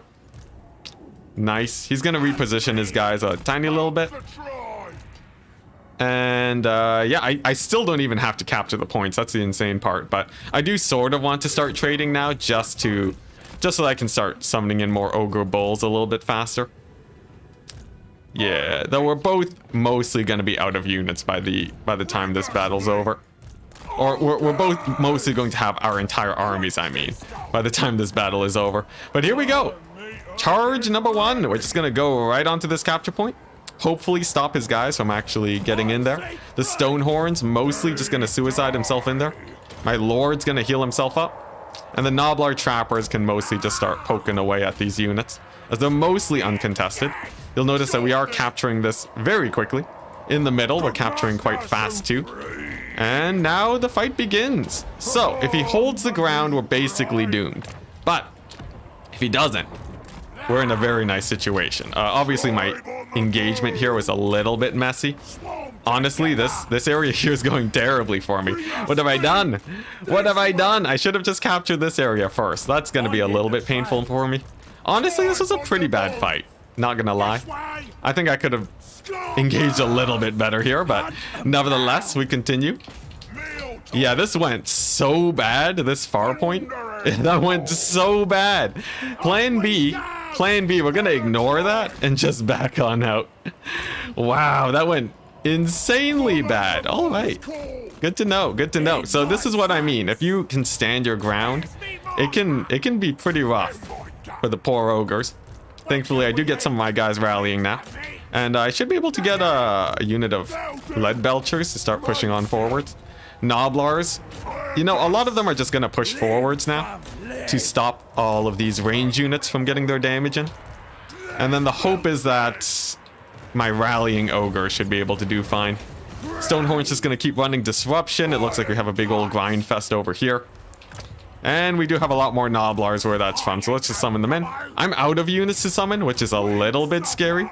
It's a decent chance that he sort of runs me over with this. But I do have 2 capture points, and as long as I can hold them for a decent amount of time, we'll be good. The question is whether or not that's actually possible, though, and honestly, the odds are looking a little bit slim. I do have more ogre bulls sort of racing onto this point to get there, but honestly, I don't really fancy my chances. I think really that the weight might not have done me very good. I honestly might have rather had some ogre bulls, because now the trading's going pretty bad. I traded on multiple fronts and I still don't really have this point. I do have this middle area though, but he's actually taking it back. Oh boy, this could be pretty rough. Let's see how it goes though. Let's see how it goes. I think I should have focused all in on the middle, because he had gone pretty wide there. But we shall see how it goes from here. And honestly, the Noblars felt like a very bad choice. because they just got routed off instantly. I much rather would have had some man-eaters there, but what can you do? In the middle, it looks like he's taking that back. My lord has taken a ton of damage. And yeah, that's just a decisive victory for Tzeentch. I think, honestly, I just want to take the fight faster. I think the delayed push, you know, I fancied it working much better than this. I also took a pretty bad engagement though, so who knows? Though this is totally done. Wow, yeah, let's not get knocked out in the first round. I think someone else, you know, don't be too worried about getting knocked out round one. Most people end up getting knocked out in the first round anyways. So it's not like it's an uncommon occurrence. You just have to keep practicing is all. Okay, yeah, so that went disastrously. We do have a couple reinforcements, so it's not the end of the world. Gonna go ahead and grab me some Noblars, try and snipe that point as fast as possible. And then we'll see what we can do from here. I definitely should have gone all in on this middle area, so... a shame, but that's gonna be GG. Alright, well, pretty scary. So it looks like we have a series on our hands. There's no way I can really recapture that. I think, honestly, probably getting some more lead belchers would have been a good idea. Wow, I really thought that would have gone way better, though. I just blobbed up on the Forsaken, and we got shot into oblivion because of the pinks. That was a really lazy engage. I still think this is favored for the ogres, but... what can you do? What can you do? One loss. There we go. And on to our third match. So what's the map? It's gonna be... I was so confident. It's gonna be Crossing of the Sea of Claws. There we go. We've played ogres and we've played as Slaanesh. So we can no longer play as those guys, which means all the picks are gonna be pretty easy. Yeah. It's just gonna be all the remaining factions between me and my opponent. Let's see how it goes. Yeah, Tzeentch can be pretty favored, especially because of the shooting. Though, I don't know. I've sort of been experimenting with it, and I'm not entirely sure who's the more favored. I'm really not too sure. How viable is Nurgle? Pretty viable, but not super meta. Sadly. Alright, here we go. Here are the matchups. There we go. Let's save it. Nice. Alright, there we go. Okay, so I think I ban now since we alternate. I'll just ban 2. Alright. So let's see. Oh, I have to actually show the matchups. Where is it at? Nice. There we go. So, Tzeentch into Khorne. Pretty bad for Tzeentch, I would say. Cathay into Ogres. Actually, not bad for Cathay, but this map is pretty rough for them. Nurgle into Kislev. I definitely don't want that. Khorne into Slaanesh is a bit risky. Kislev into Nurgle. Maybe. Let's see. Yeah, maybe this is the way I want to do it. I could play Nurgle into Kislev. Slaanesh Khorne is really scary now. Maybe I don't want to risk him knowing how to play that, and I do this instead. And then it'll probably be Kislev into Nurgle, but I think the map favors me a little bit. Okay, ban Tzeentch versus Khorne, and Khorne versus Slaanesh. I'm on my factions on the left. There we go. Let's see how this goes. Don't really know how to play multiplayer. What's my favorite faction? I would say Slaanesh, probably. They might not be super meta, but I think Slaanesh is pretty good. Man, I can't believe I lost this so badly, though. Honestly, I should have gone a little bit wider and gone for a full surround. Like, I think the Noblars are bait against Tzeentch. You know what? You don't even... I think the Lead Belchers are good, but you don't really need them. I guess you can get them to force Tzeentch to attack you. So, like, maybe 2 Lead Belchers. And then, like, maybe, like, I don't know, some Man-Eaters, some basic Man-Eaters. Something like this feels a little bit better. I can't believe I goofed up that fight so badly. Alright. Kislev versus Nurgle. Who's Kislev? I think I'm Kislev. No, I'm Nurgle. Okay. Let's see how this goes. The left side got surrounded, which, yeah, the left side got annihilated. Left side was a really bad engagement. I thought it would have been an A move, but it was a huge terror route. I think he's playing as Kislev here, and then I'll be playing as Nurgle. The map is quite large, so I think I'm favored here. Love watching this while playing Warhammer 2. Ah, nice. Yeah, vampires. Vampires are a pretty fun campaign. I think they'll be quite nice once Immortal Empires is out. Yeah, re-roll every game. All right. Let's see. Back to my Discord. Nice. Nurgle's my favorite faction. Struggled to play with them though. Well, if we win this game, you'll see how well they do. I'm pretty comfortable playing Nurgle here.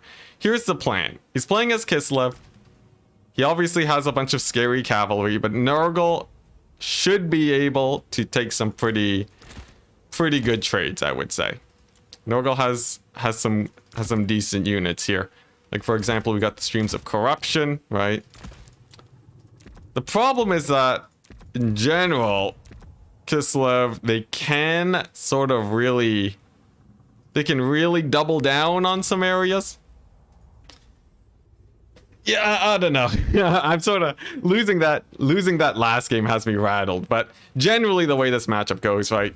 You got Nurgle, you got your Rotfly, Kislev, they're trying to army wipe you, but you can capture points very, very well as Nurgle, which is sort of their main advantage. And Kislev generally just sort of spams ranged. So you see a lot of Ice Guard in this matchup quite often. I'm wondering, do I want Soul Grinders here? Probably not. Just because I think I can do better rushing with my infantry instead. And hopefully doesn't win with Capture Kitties. Of course, Capture Kitties, the Snow Leopards of Kislev, they have infantry capture weight. They can really take points extremely quickly. If I get Nurglings there, a single unit of cavalry plus a Capture Kitty will be able to steal it very quickly. So probably if I really want to hold points, I'm thinking like a Beast of Nurgle is a good way to go. Probably take one of those. We have a bunch of Toads, as they can trade extremely well. The Pox Riders of Nurgle are quite strong because of their high armor. They actually will trade decently well into infantry. And I think this is more or less what I'm looking for. Just a nice little slow push Nurgle army with a whole whack load of infantry. And then a couple guys to actually steal points. Like maybe a Toad and a Beast of Nurgle to lock down a point. I just have to be very careful not to run out of units. The Plague Bearers are pretty cool, as they are extremely tanky. But I feel like almost, instead of the ROR, I think I'd rather have a couple more Forsaken. So let's just slam those guys in. Yeah, maybe one more Forsaken, one more Plague Bearer, and this will let me sort of, hopefully, really overwhelm his range lines with my infantry. The big downside is that my cultists no longer have easy access to summons. So if they don't, if I don't have a lot of disruption for Kislev range, they might ruin me here. Really, the biggest advantage is that the map is quite massive.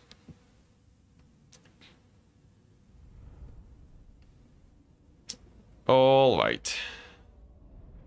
What's going on in chat? I see people talking about dwarves or something about 7 factions. Is it normal to only have 7 factions as part of launch? Yeah, it's pretty normal. If you take a look at Warhammer 1 and 2, they did not release with that many factions. Who do you main in StarCraft? Protoss, good sir. Good old Protoss. Nurgle almost always wants to go for heal spam just because it's the most efficient ability in his roster. Healing is extremely efficient, like ungodly efficient. You definitely wanna go for a bunch of fleshy abundances. Zerg all the way. Oh yeah, Zerg. I always felt like Zerg was really good against Protoss. I never really knew how to deal with them, but I feel like maybe nowadays, if I just learned how to use disruptors properly, I would most likely be fine. Yeah, I was a filthy Protoss main. You know, I got to Masters. Guess what my APM was, guys? APM stands for actions per minute. I had an APM of under like 80.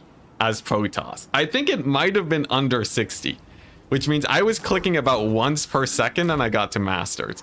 I'm gonna tell you right now, not that easy to get with many of the other factions.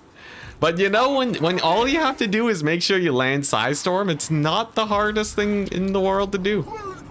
Yeah, it's disgusting, guys. It was super disgusting. Yeah, the boomer APM. I'm not even that old. I was pretty young when I was playing StarCraft, but I blame my youth. I was not a hyper competitive player back in the day. So I just sort of defaulted to the easiest strats. You know, I was foregating 24/7. It was gross, guys. It was real gross. And now here's the plan. All in over here. Push in over to the middle. He won't have enough range units set up. We win the game. Easy peasy. Can't be any easier than that, really. Over here, I think the Exalted Plague Bearers is the unit I want to leave on this point. And then we'll grab some of these units to push down this flank. I'll probably want some spawn there too. It looks like mostly for summons. Okay, it's going for some Winged Lancers. The plan though is just to go all in on this middle point and we should be fine. Is Raynor still doing it? Raynor still crushing it at StarCraft? For anyone who doesn't know, he was a terrifying Terran player. He was basically just like a kid. He was like in his teens when he showed up onto the scene. And he just annihilated people with Terran. It was insane, man. Oh my gosh, Raynor, just a legendary player. Yeah, he's great. And because he was so youthful, he could just really dominate. It's scary. Yeah. Oh wait, no, yeah, Zerg. Yeah, my bad. He plays Zerg. My bad. Look, I got confused by his name. My bad. The thing is, I haven't watched a lot of StarCraft 2 recently. So I'm actually not that in the know. I was sort of just a filthy casual. I just played ladder games. I didn't watch too many tournaments. I did really like playing StarCraft though, but I never really watched it that much. Now here's the thing. We are seeing a pretty large overload of ranged over here. Honestly, I could probably overload this flank instead. I'm feeling pretty confident about my odds there. If he keeps committing into the middle, I should be able to overrun this and hopefully trade up. It's mostly Kossars. Yeah, it's just Kossars, so I think I win there.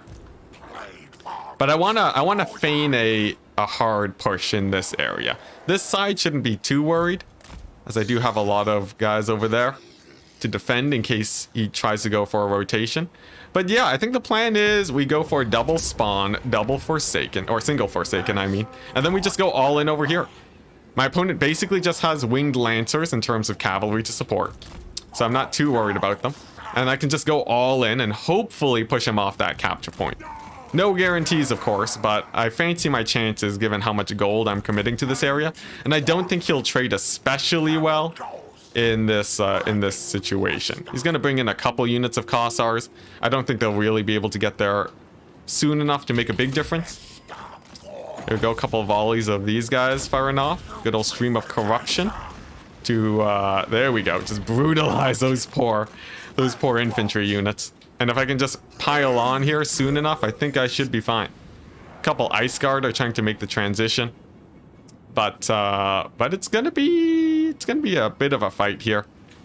I worry about the Ice Guard a little bit, I must say. My transition's a little bit slow. Of course, we got a lot of damage there initially, but I think if I spam a couple of Furies, we should be able to shut down the Ice Guard in that sort of transition area. Yeah, let's just pile on in. He's gonna be going for tons of cavalry summons. Here we go. I'll go for the double Furies because I just want to trade up here. Another stream of corruption just to wipe out those Kossars. They're basically gone now. Most of their models are dead. Nice. And now it's just going to be a big ol' cavalry engagement. Winged Lancers are going to move on in. They're going to trade pretty well here on the charge. And that's why I'm just going to go for the huge heals to try and deal with them.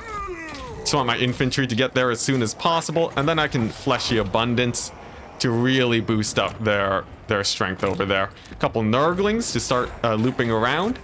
And as long as this fight goes fine enough, we'll be good. Looks like there's going to be a bit of an AoE spell there, but that's totally fine. And for the Furies, yeah, let's just dive in on them Kossars real quick. There we go. And Stream of Corruption to rout off the cavalry. Now this is very important because the sooner the cavalry rout, the faster I can sort of actually push forwards onto the point and actually capture it. That should be very good for me. We're trading sort of badly here, but on the plus hand, I do have a decent amount of we're trading pretty badly here, but I healed a lot, which sort of gives me a bit of an advantage here. These units in the distance are going to start making the transition to attack the center area in case they need to. In case I do manage to force them to get a few more guys here. And it's mostly just cavalry summons for Kislev. This is very nice for me, as it means that they won't really have any capture weight. So as long as I can continue to trade up here, we should be fine. Another Stream of Corruption, just to get these guys a little bit lower. And I'm going to start attacking that Snow Leopard with my Lord to hopefully kill it as soon as possible. A couple more Toads are gonna start pooling on in, and these guys are just sort of threatening this middle area. Forcing Kislev to commit a decent amount there is great. Big old heal onto my infantry, and now the capture point is mine. So now I simply have to continue fighting here. We will be trading down most likely for the majority of this fight, but it might go okay. It really depends. These two range units that are still alive are getting a lot of poke damage, but we did kill a single Snow Leopard, and I should be able to rout off the other one with my Lord in a second here. Another Stream of Corruption. This should get those Kossars out of there. And nice, we have the point. So this is pretty good. I think the trading overall is going very well for me. Nice, just sort of positioning my units there. We're going to get another Fury summon as most of the cavalry have committed to the fight. And my Lord is diving in onto those Snow Leopards as expected. Snow Leopards are a very important unit to try and shut down with your Lord, as they have tons of capture weight, but they don't actually do that much. They don't actually do that much damage overall. So generally your Lord's actually going to trade up into them. So I'm pretty happy taking that fight. More Fury summons to just ensure that I'm trading up here. And as long as these guys don't get line of sight, we're sort of fine. We're sort of fine, though. The trading's going pretty well for me too. I think we've mostly won this point. That's quite nice. This middle area is still defended by a lot of units. I don't want to dive in there just yet. We're gonna wait a bit. And the spawn are just gonna block up the winged lancers. So now the plan is to go for his Lord, since she's a bit out of position. And actually, there's enough of a transition here where I think I can go for a bit of a shift in play and just capture this middle point. I don't think I'll trade up there, but the capture should go pretty smoothly. And I don't think my opponent's easily going to steal this point anytime soon, as he's mostly just been summoning cavalry. And generally, they don't have enough capture weight to really do that. Here we go. Another big heal with my Lord. Nice. All those guys are fine. We're going to summon in Beasts of Nurgle to really secure this point. And all hands on deck. We're just going to try and capture that middle area as soon as possible. Very, very nice. This area looks like it's well enough secured. Of course, there is a unit of Ice Guards still alive. They'll be able to hurt my Plague Bearers quite a bit. But over here, I should have winning capture weight in a second. And then, as long as I don't run out of units, I should be able to drag out the game to a victory. Nice. Let's see. Where do I want this stream to go? Honestly, I think I stream onto the cavalry here. That seems a little bit weird, but I think it's actually the way that I want to go because the Ice Guard are pretty weak anyways. It's not like they'll really be getting too much damage. And now I'm just going to start really going all in onto this middle point. Now he has summoned a Snow Leopard to slowly steal back this point. I think the Beast of Nurgle should be able to make that transition fast enough though. And then as long as I stop this bottom area from getting capped, we should be fine. Though it is getting a bit precarious. I think instead we're just gonna divert our forces now. This fight's sort of losing, so I'd much rather capture the middle instead. Nice, so Snow Leopard's gone on the point over there. I'm gonna go ahead and summon in Toads to ensure that another unit doesn't come in and ruin my day there. We have secured the middle area, but he has started to retake this point. That should be captured pretty quickly by my opponent, outer region. And we're just mostly gonna ignore it for now. Most of my forces are gonna start relocating to support the middle area, and then we should be mostly fine. Over here, the snow leopard, evenly trading with my exalteds. We might even be able to kill it if we do get some volleys off. And I can sort of just force an awkward situation where he has to march his infantry forwards to try and stop me from getting this point. Should be pretty good. Looks like that's well enough secured. Snow leopard's dying, which is great. And I want to get into a situation where we'll win off of one victory point. If I can do that, we'll be totally fine. Snow leopard's rushing on in. I'm going to slow it to try and make sure that it doesn't actually reach this in time. And I'm just going to hard blob here with my infantry. I guess his lord is going to show up in a second. So I don't want to hard blob too much. And I probably want to start disengaging a little bit, as he will be able to start being a little bit nasty here if I'm not careful. It looks like we are not going to win off of a single cap just yet, which means I need another Fury Summon just to stall him a little bit longer. Time is of the essence, but if I can get the stall going just long enough, we should be good. I threw in my Lord here because him dying is actually less important than me stalling. If he kills the Snow Leopard, it means that, it means that there won't really be too many units here to really, there won't really be much left to capture the point. It's just a couple Snow Leopards, really. And now I can sort of start worrying about securing this area. So I can get some toads. I should be able to hold this long enough. But it's going to be a bit of a close one. Honestly, with the Snow Leopards in the mix, I don't know if we'll be able to actually get this. I probably should have summoned more units to steal this point. We'll see. It comes down to how well this trading actually goes. Let's see. He has a bunch of infantry. Oh, dang. Oh, dang. No, we lost it. we totally lost it. Yeah. He wins off of 2 points. No, we win. No, 800. I think we barely win. Let's figure out the math real quick. I need 700 points. If he gets 700, yeah, we barely won it off of 1 point. So all I have to do now is make sure he doesn't capture this point, and we're good. We're good. Never mind. I never had a single worry in my entire life. Yeah, I just gotta get some Furies and really bog them down here. Get the Plague Toads to make sure that ain't nobody's gonna get on this point. I don't need heals. I'd rather just slow down his cavalry. And then the Furies are just gonna make sure that the Snow Leopards can't sit on the point while the fighting's actually happening. Very, very nice. Not even close, guys. Not even close. Oh boy. Alright, let's see if these Nurglings can stop the Snow Leopards. A little bit of damage will go a long way. A couple more Nurglings.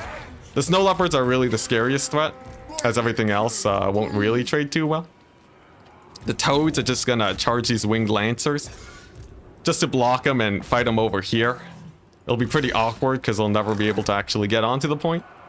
And then my Exalted should be able to hold it. Yeah, 400 to his 1,000 to win it. I think we've done it.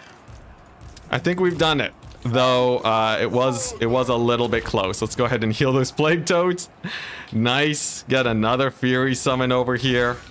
And then the Furies are just gonna dive right onto the Snow Leopard to shut him down. Very good. Yeah. Oh man, I did a miscalculation. I thought we were gonna lose it. I guess we held the middle just barely long enough. Like, while I was doing the math, I got enough victory tickets to actually win it. But it was a pretty close margin. Off of 2 captures, I think he really could have locked it down, but at this point there's not really much else he can do. Now that the Snow Leopards aren't really on there. I don't think there's another Snow Leopard summon on the way, which is great for me. And none of the infantry's gonna get here soon enough. Exalted should really not die. I doubt that's ever really going to be a problem for them. Slow down these guys just to really make sure they don't get here on time. And nothing's gonna get onto the point fast enough, so I'll just wait for the Fury summons. Actually, I guess, you know, we'll summon a Beast of Nurgle, why not? Alright. There we go. We're not knocked out first round, guys. With the not close game, we barely win it. I think this matchup's bad for Nurgle now. If it's like an Arnheim or something. That was a little bit close for comfort, I will say. You know, maybe losing by mere seconds is a little bit too sketchy, but we got there. GG, well played. Oh my gosh. Oh, jeez, that was too close. Wow. My lord, pretty good damage. His lord, pretty good damage. Honestly, the snow leopards, if they were a little bit higher on HP and managed to sneak around there, they would have won it. Snow leopards are really what makes it really good for Kislev.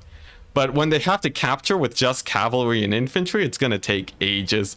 And that was just the mega slow grind. So, you know, guys, if you want to play Nurgle, that's the way you can do it. Just by having very, very sketchy games 24/7.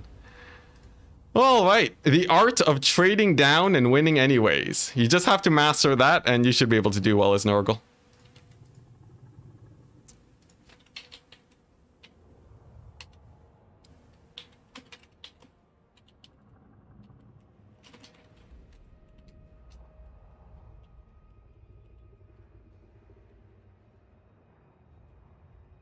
All right, nice. So who are we up against now? TBD. So it's going to be Big B's or Fatty Knight Sama.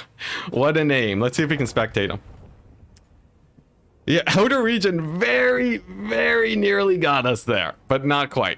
Barely not quite. Oh, I think Big B's actually is our next opponent. That would be pretty good. Nice. All right, well, there's the lobby code. And the first map is gonna be, let's see, we're round 3. The first map is Itza. Very nice. How often does that happen, trading down and winning? It depends on your faction, but it happens like decently often, maybe like 1/3 of the time. But it's like very close, because if you screw up, you just get army wiped and then you lose. So it's sort of a mixed bag. But nice. Let's go ahead and get our picks going. All right. So, in general, the fun thing about this is that usually you just you get a nice mix of different factions. The downside about this pick and ban system is that it's sort of awkward. A lot of people are sending questions on how it actually works. So I think there's things I can do to sort of refine it in the future. But overall, I think it's not bad. We've been getting some nice matchups, and it hasn't been a whole host of mirrors so far, which is nice. I think just really the biggest thing that I want to fix is the ban phase. I think the ban phase could be done a bit better. Win count, thank you very much. The most important part of the stream, 2 wins. All right. Let's see. So he's Slanesh, Ogre Kingdoms. Yeah, this is fairly standard picks. Get 1 spawn so you don't get army lost. Easy, yeah, totally easy. You know, just throw spawn on the point. What's the worst that can happen? All right, let's see how this goes. Let's go ahead and take a screenshot of the factions. Here they are. I said here they are. There we go. Image. Nice. So, let's see here. What are we doing? What's the map? The map is Itza, so that's a fairly favored map for ranged factions. We have some pretty good matchups. I would say Slanesh into Khorne's a very good one. Kislev into Nurgle can be decent on Itza, I would say. And Khorne versus Tzeentch is a good one for me. All right, I'll ban. Let's see. I'll ban Ogres versus Slanesh. There we go. And he banned his Khorne into Tzeentch. No, into Slanesh. Okay, so he banned Khorne into Slanesh. Nice. And then I banned Ogres into Slanesh. Here's the current state of the pick and ban system. It's a little bit awkward, I will say, but it sort of works. It sort of works. Look at that. You know, it's updating fine. And then he's going to ban Tzeentch into Khorne. Okay. So then I'm going to be... Okay. Our matchup is Kislev into Nurgle. I'm Kislev. There we go.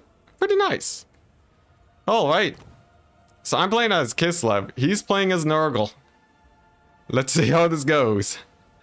I would say generally this is a Kislev favored match. Especially on a map like this. You can see how scary it was in the previous fight that we did. But then again, I'm not super practiced here. Here's my build. We have a bunch of chariots, we have a bunch of cavalry, and then just a couple units of archers. This is much lighter on the ranged than what we saw previously. And that's because I want to rely more heavily on the sleds to get more damage out. Because I think Kislev trades pretty evenly into Nurgle. And more so the problem is Nurgle out capturing them. So let's try this. And then I guess I might as well throw up the army blocker, why not? You really don't understand the ban system? Yeah, it's a little bit awkward. I'll probably fix it up later. But generally, you get 5 blind picks, and then you ban 2 of them for each player. That's it. It's as simple as that. Yeah, but I'll refine it. This is sort of the first test of the system, so I sort of imagine some hiccups. But it's sort of working. It's sort of working. We're getting some decent matches. There's some nice diversity going on. And the main thing is that I'm sort of prepping the system for when Immortal Empires drops. Because when that finally comes out, it should be quite useful. Yeah, you ban 2 of the matchups per person. So you reduce it down to 1 of the blind picks remaining that both of you guys are sort of happy to play. At Enticity, what do you think about Gorgers versus Tzeentch? I haven't tried it much yet. I feel like they die sort of like man-eaters. But who knows? They do have armor piercing. They are unbreakable, which is nice. Sort of depends. Chaz Enticity with no screen blocker? Yeah, you know, it's fine. It's fine. Domination actually doesn't revolve that much around build roulette, as many people like to call it. So it's sort of great for not really needing to worry about having blockers all the time. Now I'm going to go for box formations on my infantry here. It's worse against artillery type play, but it's much better against styles of play that involve Stream of Corruption. I can dodge it a bit easier, and it gives me better line of sight, which is really nice. I find box formations are way better for line of sight than anything else. All right, for the build of my opponent, he has 1,000,000 infantry. I'm happy that I brought me some sleds. And in general, because it's mostly plague bearers, my cavalry should be able to do a lot of damage to them. Presumably. Anyways, he also doesn't have a lot of mass, which is great for the chariot styles of play. So they're just gonna sort of roll on up, save a bit of ammo, not shooting this herald. And I'm just gonna go for the classic, play the low ground double cap. This is about as standard as you can expect when it comes to Kislev and such. Should be quite good. My main cavalry unit that I'll be summoning in, the Griffin Legion, they do insane damage on the charge, and I'm going to bring them over to the left flank because the reinforcement point up here is a little bit closer. So I'd rather be there. My Lord's going to be a little bit far forwards, not too much though, so she doesn't die to the cultists. And hopefully this goes okay. I think the chariots, they should be able to trade pretty well into the plague bearers. They'll be able to hopefully get these guys pretty low so that when they finally do charge, they won't be able to get too much damage in. And my Ice Guard are actually going to be pretty far back, just so that they're a bit safer from the forces of Nurgle. Definitely don't want them taking too much damage. This is pretty good for me. It's basically just free damage. I'm not doing that much damage, but it is free. So I might as well take it. And actually, you know what? There's nothing here to stop the chariots. He has a cultist on foot, so I should be able to cycle charge through his infantry pretty easily here. Plague bearers, I forgot they do have their pretty spicy shots. Pretty decent trade from him too. I will say that's actually a bit of a misplay on my part, taking so much damage from the death heads. Should have been a little bit more wary there, but it's sort of fine as long as I don't lose any entities of chariots. It's mostly fine. And we'll just sort of keep poking. Keep on poking away, just being annoying. Force my opponent back, hopefully. And keep summoning in Griffin Legion. So these points should be captured very well. That high ground point, I don't really know how I feel about that just yet. As, of course, it is very important to take. Maybe I'll take it with a single Snow Leopard. It's going to be a bit of a tight fit. So that's going to be a little bit of a slow capture, sadly, which will hurt me very slightly. But I think it's fairly safe to send my cavalry there just to get that capture started. I don't think we'll see them push forwards just yet. And then hopefully I can capture this point and then just reduce the amount of time that my opponent has to sort of sit back and wait for the fight. If he does push forwards, I might even want to kite back with my guys here. But we'll see how it goes. I'm just going to get 2 infantry on this point because capturing quickly is oh so important. And nice. We're seeing a pretty passive start here from Nurgle, but a lot of toads. So I want to be very wary not to die to those guys. Probably that means pulling back with my infantry as soon as I can. There we go. Just going to scoot a little bit back. I still want this hill for my Streltsy though. We'll push this guy up a little bit. But yeah, just playing very carefully here. As I really don't want to end up trading down. Now we are finally seeing a big push from the Nurgle side. Gonna be pretty scary. We do finally have this far capture point, which is good. But the Snow Leopard doesn't really have a solid job to do at the moment. Not really much to really help out. So it's mostly just gonna stand back over there. The Snow Leopard's gonna move on in. Hopefully just slow down most of the infantry here. And the plan is to just slow them down as much as possible. War sleds are great for that. I also have the Heart of Winter, which we're going to plop down right over here. And as long as I can just sort of army wipe them as fast as possible, we should be fine. Streams of Corruption might drop, but that's not too much of an issue. And I'll just be summoning cavalry to sort of just reinforce these points as best as I possibly can. The Nurglings are really annoying, and you really do want cavalry to deal with that. But we're going to see here now why the chariots are so annoying for Nurgle to deal with. If they're constantly plowing through your infantry, it can get very hard to actually move past into the Kislev lines. And you can see I've slowed them down so immensely much that there's basically nothing actually reaching my front lines. Very, very good for me. Snow Leopard's just going to run into the middle to stall that capture point. And now I can grab me some dervishes to save my guys. Ice Guard do get hit by a pretty nasty stream of corruption, but they do have new magic resist now, which is amazing for them. And the chariots, as much as I want to leave the chariots there, I don't want them taking too much damage. I'd rather them help with cleanup. So I'm just going to pull them out of that situation to try and save their lives. Now, there's no healing for them, which is a bit rough, but we can mostly live with that. We're trading very well, so I'm just going to save up more cost-efficient units to make sure Nurgle doesn't come back in value towards the end of the game. Let's also focus those Plague Toads, as they are very scary.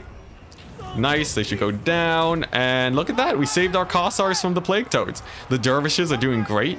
They fare pretty well, even against Forsaken, so I think there's no real worry there. I also have more cavalry, and I think this is a done deal. And this is why Nurgle can have a really hard time versus Kislev. Generally, Nurgle very much wants to have... Nurgle really wants to have more of a... they want to have a decisive engagement against Kislev somewhere. They're mostly going to be trading down a lot of the time. But if you're sort of facing the full frontal might of Kislev, you'll generally have a pretty rough time. We're seeing a bunch of Nurgling summons on the high ground now. They might be able to capture the point. But because I have cavalry coming in, they're going to take so much damage on the charge. I don't think they'll really be able to do too much. And over here, we're seeing the poor guys that barely make it to my front lines. They're eating another slow. They won't really be too much of a threat. So nice. Now it's just time to get the dervishes in here. They're going to clean up those Nurglings real good. Over here on the far point, it looks like things are fine. In the middle, some of my guys are getting engaged. I'm going to turn these Kossars to fire while they're in combat. If you sort of fire along the side of the unit, that can really help them for still being able to get maximum DPS. And you can see why Nurglings are generally a bad idea to summon on the flank, because cavalry will just absolutely ruin them. It's a rough time for them indeed. And we still have all of our war sleds. Very, very good. I think the war sleds, honestly, are one of the best disruption tools against Nurgle. It's very, very hard to deal with them in a quick manner if you don't have just an insane amount of mass. And most of the mass units will die to stuff like cavalry. Nice. Let's just pull these sleds through. A couple more units of plague bearers. Run away from the toads because they will trade down there. And then bounce our cavalry back into the middle now that we've held off the Nurglings. Trading extremely well over there. Over here, we're barely holding that point, and that's a very decisive game number 1. Very, very good. Yeah, basically the idea is that Kislev, you get a bit of a firing line and you only summon in cavalry. That first engagement, getting all the slows stacked, makes things extremely decisive. So even though my lore didn't get that much value, she definitely helped a ton in letting me do a lot of damage, because Nurgle basically never saw my front line or the back line of my infantry, and all of my range units got really nice value. Very, very good. Good stuff. Yeah, if you want to play Kislev in this patch, they love it. They're really happy about this patch. Yeah, it can be a difficult game for Nurgle for sure.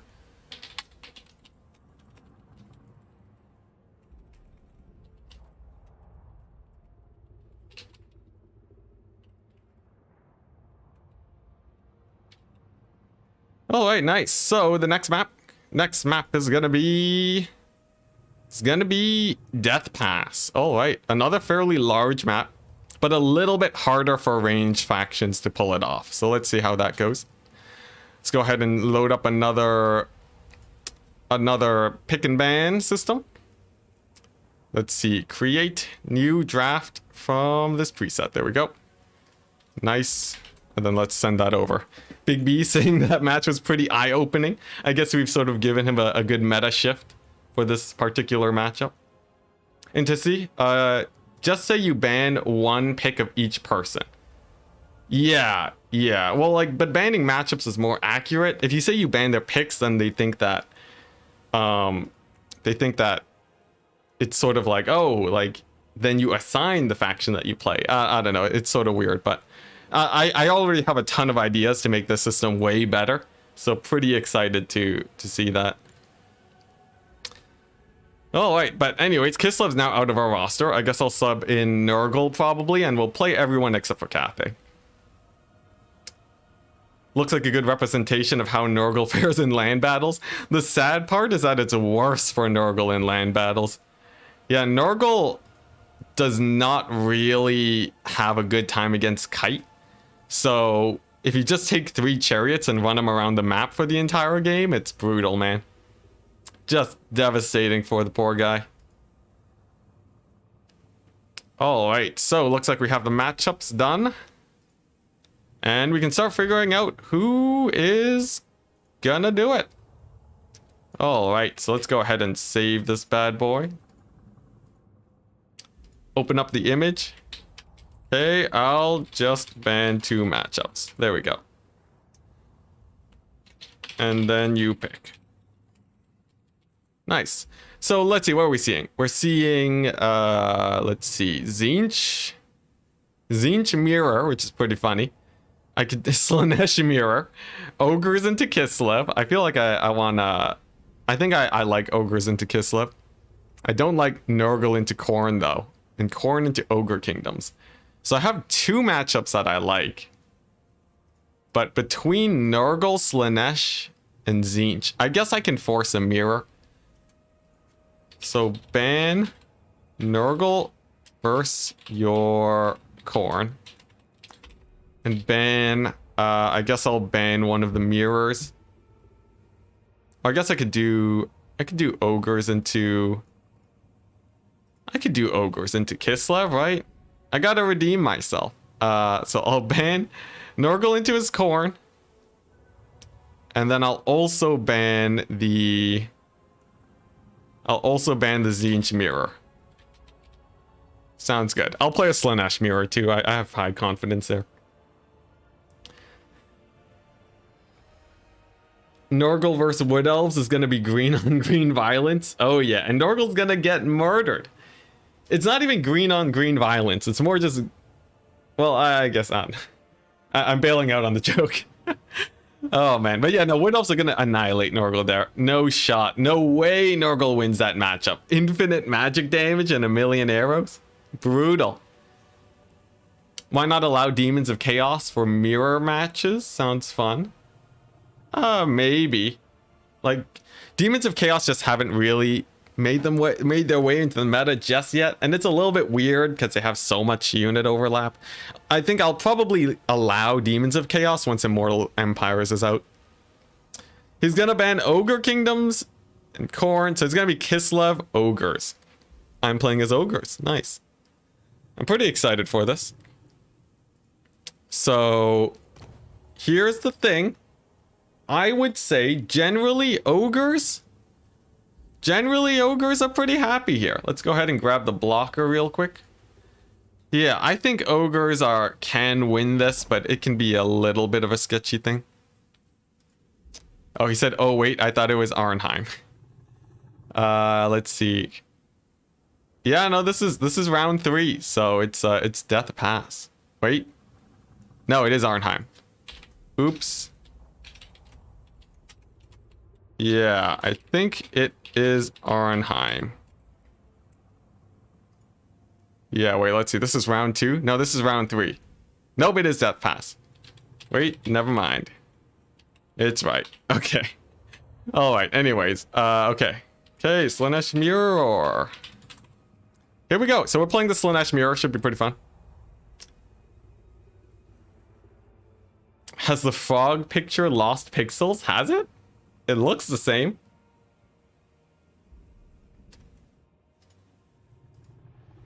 Yeah, watch, guys. I'm gonna summon all of my ogres after waiting 6 minutes and win it. It'll totally be straightforward. I can't believe that went so badly. It went so badly. I don't know. It works so well against other range factions. I have no idea what went on. But it was just devastating. That was like the worst. That was the worst demonstration of a matchup I thought would be easy in my life. My goodness. Alright, so we're playing a Slaanesh Mirror. I don't think I have a build. Yeah, so we'll just build it together. I will give you 1 spoilers, guys, to have you a little bit more excited. We will have Glorious Nakari, as Nakari is the killer of spawns. He's a terrifying force to be reckoned with. Let's see. Yeah, we'll be running a little bit of Nakari in here. And then the question is, what in the world else am I going to be running? Let's see. Yeah, I have a good idea. I think I know what I want to do. We should be fine. We should be fine. Why am I talking like I'm worried? I have no idea. Let's see. So I definitely want some of these ladies. And then, yeah, just slam in a bunch of these guys. Nice. And then do something like, yeah, something like this. You know, I have the hardest time. So it's always weird setting up your army when you have an army blocker going on. Because I don't know how to talk about the faction matchup without just simply spoiling exactly what I'm bringing. I don't know. If you guys, I guess I could read chat. The frog is so sad. Why is he sad? No, he's happy, man. I guess it's sort of hide the pain type of look. I sort of see that actually. Let's see, how does one get their money actually working when you're making builds of Slaanesh? I guess you go variants of Marauders. That's probably the way to go. Yeah, oh yeah, there we go. We got there, guys. We got there. It only took way more work than it should have. Nice. So I want to max out on these guys and max out on these units. Dude, I'm doing it again. I'm talking about units that I'm not allowed to talk about. And then the big question that you wonder here is cavalry even a useful choice? I will say I do have a thought that cavalry is actually a lot weaker than many people expect, but perhaps I'm wrong. Maybe I'll be proved wrong today. Yeah, this seems all right. All right, let's do it. Oh, let's change our banners to look a little bit more different than them. Let's see. What's the most different banner from Dark Purple? You know what? We'll go Classic Nakari. What happens if you both bring Nakari? Well, they'll just sort of grind up against each other as it was meant to be. But mostly, no, both Nakaris don't want to commit to combat because the one that gets a charge generally wins it. Yeah, this is going to be Exalted Demonettes for days, guys. I went Mass Demonettes, almost maxed out on them. And the idea is that the front line of Slaanesh, even though Marauders are pretty good, Slaanesh is such a high DPS faction, they don't actually get a lot of value off of the grind. So while Marauders can do well against many other factions, I found that they sort of trade down into Slaanesh. And that's what we'll mostly be doing today. Just focusing on winning this melee grind. One spear unit to cover the flank should be good enough. And then we'll be good to go. Good luck, have fun. Yeah, it's pretty simple, right? We're just going very heavy on the Demonettes. The plan is to just try and take very good charges on my opponent, since generally a bad charge versus a good charge can really swing a fight in your favor. And to get a good charge, you want to make sure that your spawn are stacked perfectly on your infantry when they move on in. The naked lady crab swarm. Indeed, indeed. For the flank over here, I'm basically going to ignore this far point, because I think there's a chance that he reinforces it a little bit too quickly, and I don't really want to take that fight. And yeah, hopefully we just get some good trades. Mostly I'm not going to be splitting up my army, because I think trading is just so much more important. And he actually didn't go for Nakari. He opted for Pit of Shades instead. I have Slicing Shards, a little bit cheaper, slightly better versus Spawn. Pit of Shades, a little bit better versus Demonettes. We'll see how this plays out. But yeah, mostly I just wanna take just insanely efficient trades. Or maybe even mildly efficient trades will do. I really want to be careful about that Pit of Shades. And it seems like it is a maximum Marauder build, so that's pretty cool. Here's the plan. We got our Demonettes on the flank. Some normal Demonettes to tank the charge. Our Marauders up front, they're going to tank the charge. And I'm hoping that that'll be enough.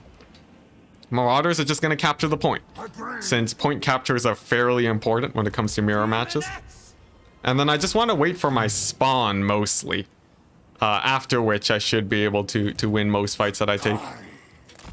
Thankfully, the timers do allow you to get about 2,500 gold before the battle actually starts. So that'll usually help you out quite a bit, as it lets you sort of form your army to mirror your opponents a bit better. Now for Nakari, here's the fun thing. Nakari is actually quite a menace in this situation. I should be able to cycle charge his units and hopefully get a few picks here and there. That's the plan anyways. We're seeing 2 Marauders go for the far point. That's quite good for me. And here we go. Can Nakari kill a couple units of spawn? The big question. Here we go. It's a charge and an attack. And Nakari's out of position a little bit. Here's the thing though. He does have a lot of mass. I don't think it's the end of the world, though the spawn do get a lot of damage going. Let's throw in some spawn over here. And then just like that, Value City about to come on in from the skies. And it was a decent hit. It does completely delete that Marauder unit though, which is pretty fun. And I did get some damage on those oh so important spawn, which is great. Though honestly, I feel like Lash of Slaanesh probably would have done better. Seeing some Seekers moving on in to deal with Nakari. Pretty smart choice, I would say. Here we go. We just want to get him out of there. I said get him out of there. This trading's going way worse than I would have thought. You know what? Maybe not sending in Nakari is a good idea. I know he has healing, but yeah, that's pretty sketchy indeed. Here we go though. Point's about to unlock. I foresee my opponent capturing it, which is a bit of a shame, but we can sort of manage. I do have another spawn unit here. They're going to be slamming in a little bit late, but that should be fine. And I just want to take this sort of frontline engagement as soon as possible. So the Marauders are going to move forwards to tank the charge. Demonettes are going to be cycling out with my Marauders to sort of help them out. I don't want to blob because of Pit of Shades. And hopefully we just nail them. Nail them with some good charges. Here we go. So spawn are moving on in.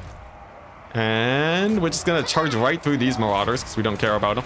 And just slam right into those spawn. Hopefully. Nice. Nakari can now sort of fight there. There's a big old Pit of Shades. I don't think that's dodgeable. And nice. We can start subbing in our Demonettes. Nice. Now I just want to start spamming out Marauders. And then drop in some Slicing Shards on them infantry. Let's see. I think over here is probably the best area. Yeah, that feels like the best area. Nice. Those guys routed off extremely quickly. Jeez. And now I can sort of just pull back my Demonettes. And they should be fine. They can keep sort of cycle charging back and forth constantly. and getting in just constant poke damage with their charges. I foresee they'll be able to do quite a bit. Some Furies drop on in. This is actually really good for me because it means Nakari is going to get some pretty crazy heals. And the Demonettes, as long as I'm sort of treating them like pseudo cavalry. It's weird, but I think it will actually be quite great for me.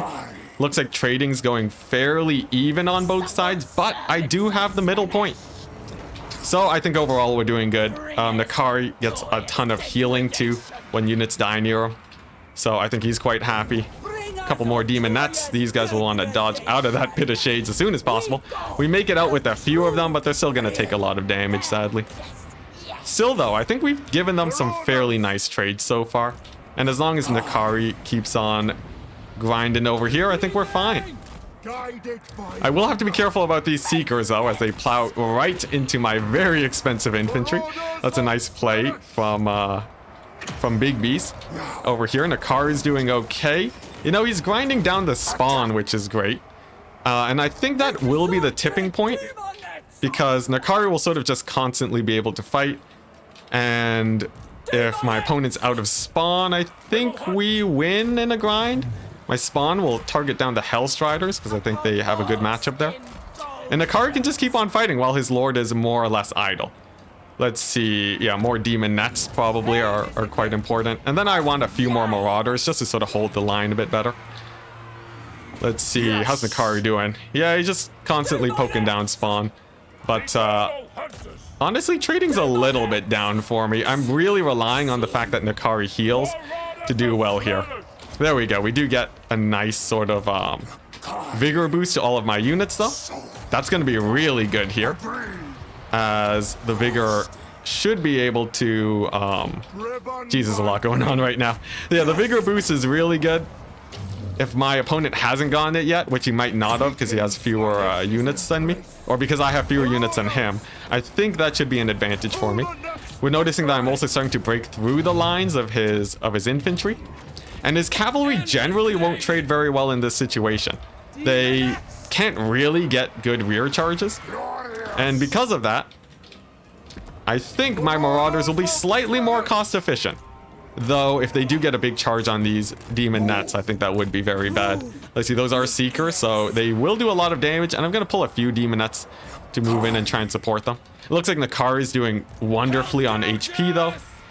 And that means that even though technically trading is going better for my opponent, I think I actually have more units than him at this point. The plan is to just continue spawning in Marauders to sort of block these flanks and to make the cavalry a lot less efficient here. And then just keep on spamming spells. Now, I might have wanted to wait to get another big vigor boost in my army. You can see they're all at about medium vigor now, which is great for them. But it's still on a 60-second cooldown, so I think I can wait a little bit before I bring that back in. The fact that he also has 2 Marauders here instead of my 1 over here, I think is a slight advantage too. And all of these sort of factors combined, I think wins it. Honestly, Nakari seems really good in this matchup. Not to mention I've been doing a pretty nice job babysitting my Demonettes. And I think that's sort of been helping them get a lot of damage. Though as I say that, I am completely out of Exalted Demonettes at this point. Over here, though, it looks like we are seeing some summons of infantry moving on to the far point. And I'll just summon Demonettes to go over there and deal with that. Nice. All right. Pretty good. There are a lot of back and forth. It sort of came down a lot to composition there. I'm honestly not a huge fan of the Marauder spam when it comes to the Slanesh Mirror, because generally the Marauders just trade down into your typical Demonette infantry. They just do way better if they can actually get their charges off. So you only need a few units of Marauders to really keep them safe, and then you're more or less fine. Over here, it looks like, yeah, these Marauder Hell Scourges are going to go down very soon. Let's get the Demonettes, get a favorable fight over there. And then over here, our Spears do get charged in the back, but that's totally fine. They should still be able to trade up in that area. Nice. I think this is basically good. What's the Lore of Shadows passive again? It only gives a little bit of extra speed. So it's not actually that strong of a... It's not actually super duper strong, sadly, for the forces of... Or for the Lore of Shadows, really. And man, the fact that Nakari is healing so much is actually insane. I can't believe I slept on Nakari earlier. Don't take that out of context, but yeah, Nakari really is a bit of a menace. Like, he just constantly traded and I didn't have to worry about him sticking in the fight at all. I think it's just good. Nakari's just a menace here. Alright, now that's another big pit of shades. I'm gonna see if I can dodge that. I might not be able to. Gets a little bit of damage there, fortunately.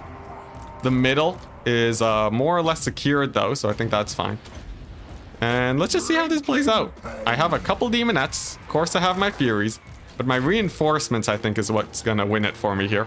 If I do lose this point, that would be a little bit of something to worry about, but it's looking like I should be able to clear them off here, especially with this Fury dive on these Marauders. I think I'll take down most of them. I can give myself a speed boost too, which is great.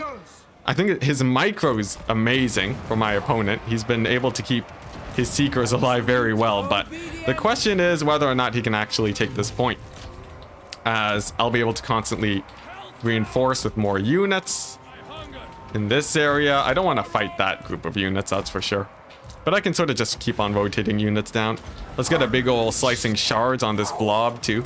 They're gonna try pulling back. Hopefully, I'll be able to catch at least a few of them. And, you know, the point does go in his favor, though actually we do win off a single cap, so I guess it's not actually that huge. I just have to hold off the middle and we should be good to go. And then, yeah, you know what? I'm not gonna risk it. There is a chance that he would be able to cap this middle point if I'm not careful, so I'm just gonna go all in on here instead, and then we should be fine. Over here, I think it was a pretty big misplay on my part. I didn't have any cavalry to contest that, so really I should have summoned like a spawn or like something other than demonettes. I think Marauders would have been good, and of course rotating Nakari there probably would have done me well. Good, it would have done me well too. But yeah, we just win off 1 point. It's over.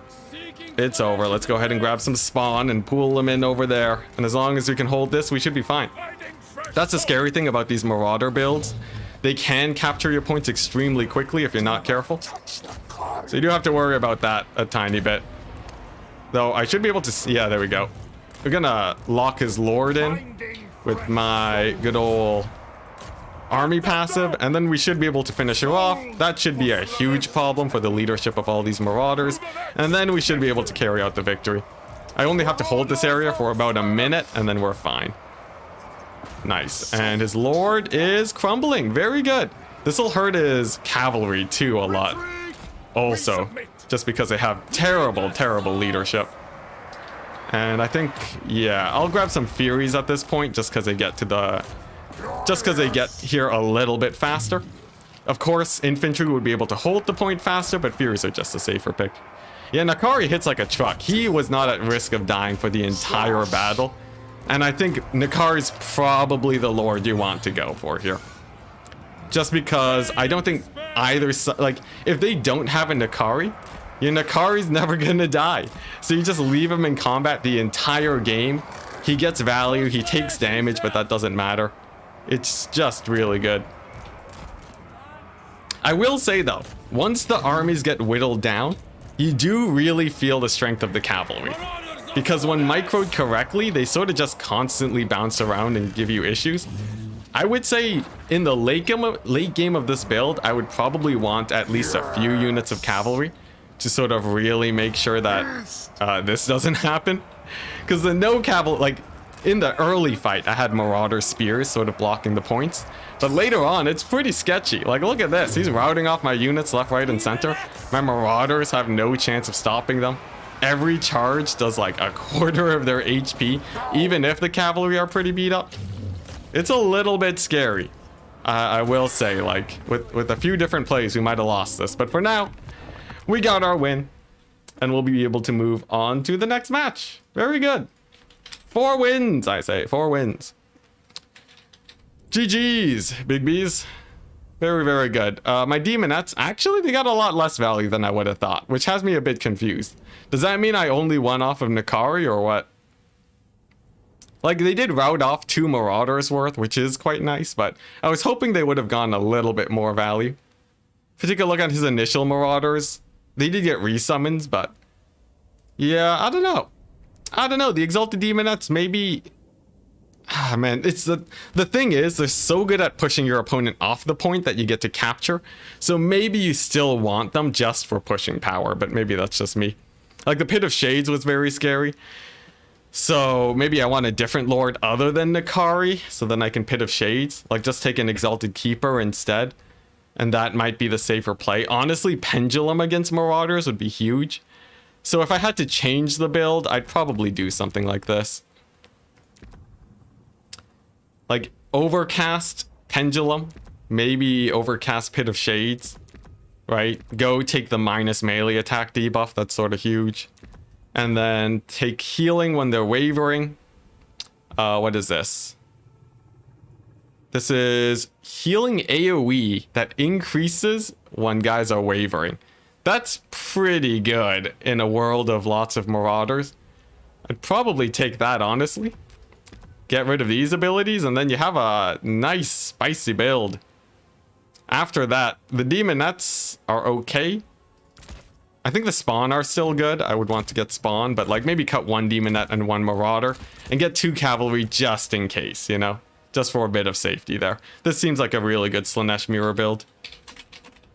Nice. Well, that's that win. So we've just won the semis, and we are moving now into the grand finals. Pretty exciting. We're going to be casting the games of random next, so let's see if we can find that. Let's see. At random next. Where you at? At random next. Do you have a lobby with spec slots? I'll be casting till the finals. How do you deal with Skarbrand as Slanesh? Skarbrand generally isn't too bad against Slanesh. You more or less ignore him, and then afterwards you go for, you know, then you just win off of capture weight. Of course, Nakari cycle charging Skarbrand can win it too, so you have some options.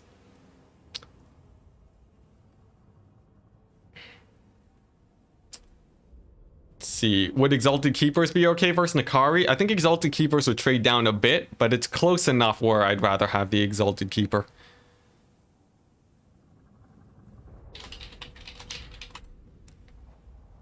Looks like the other quarter is still playing.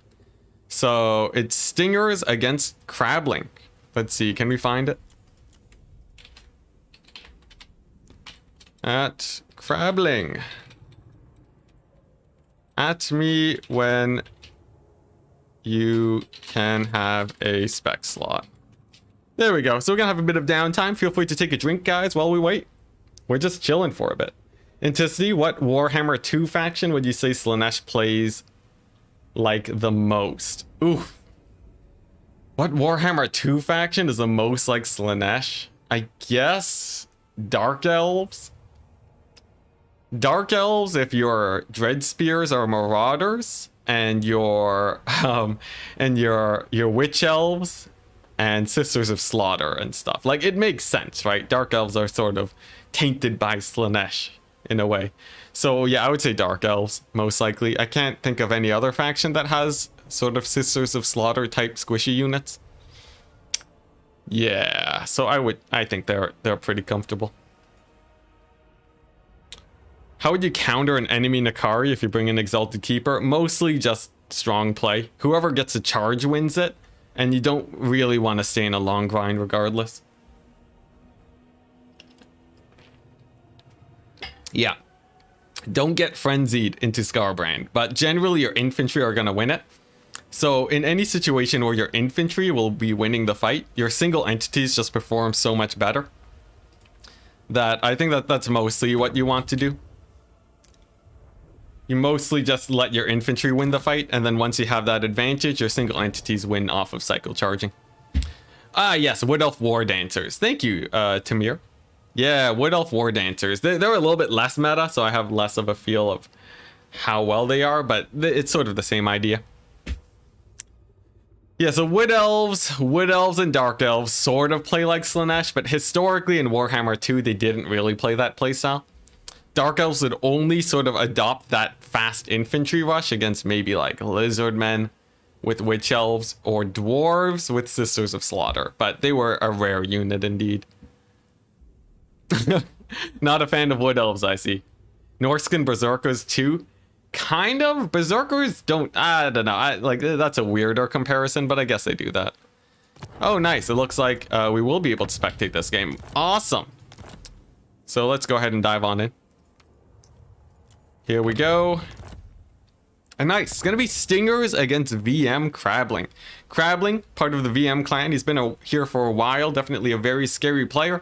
And while they load in, at the peak of suspense, I'm going to take a quick break. I'll be back in 1 second, guys. See you in a bit.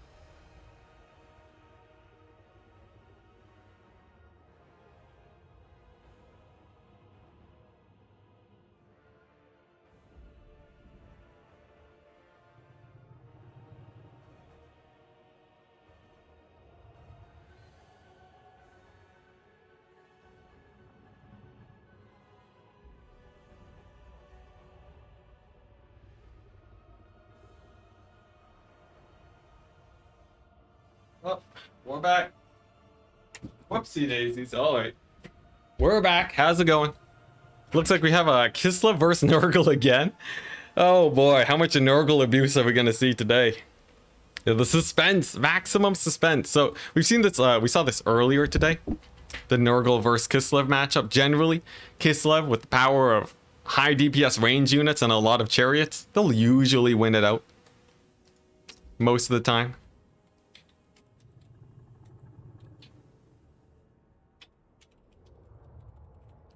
Okay, nice. Looks like Random Nix is out of the tournament just because he has to go.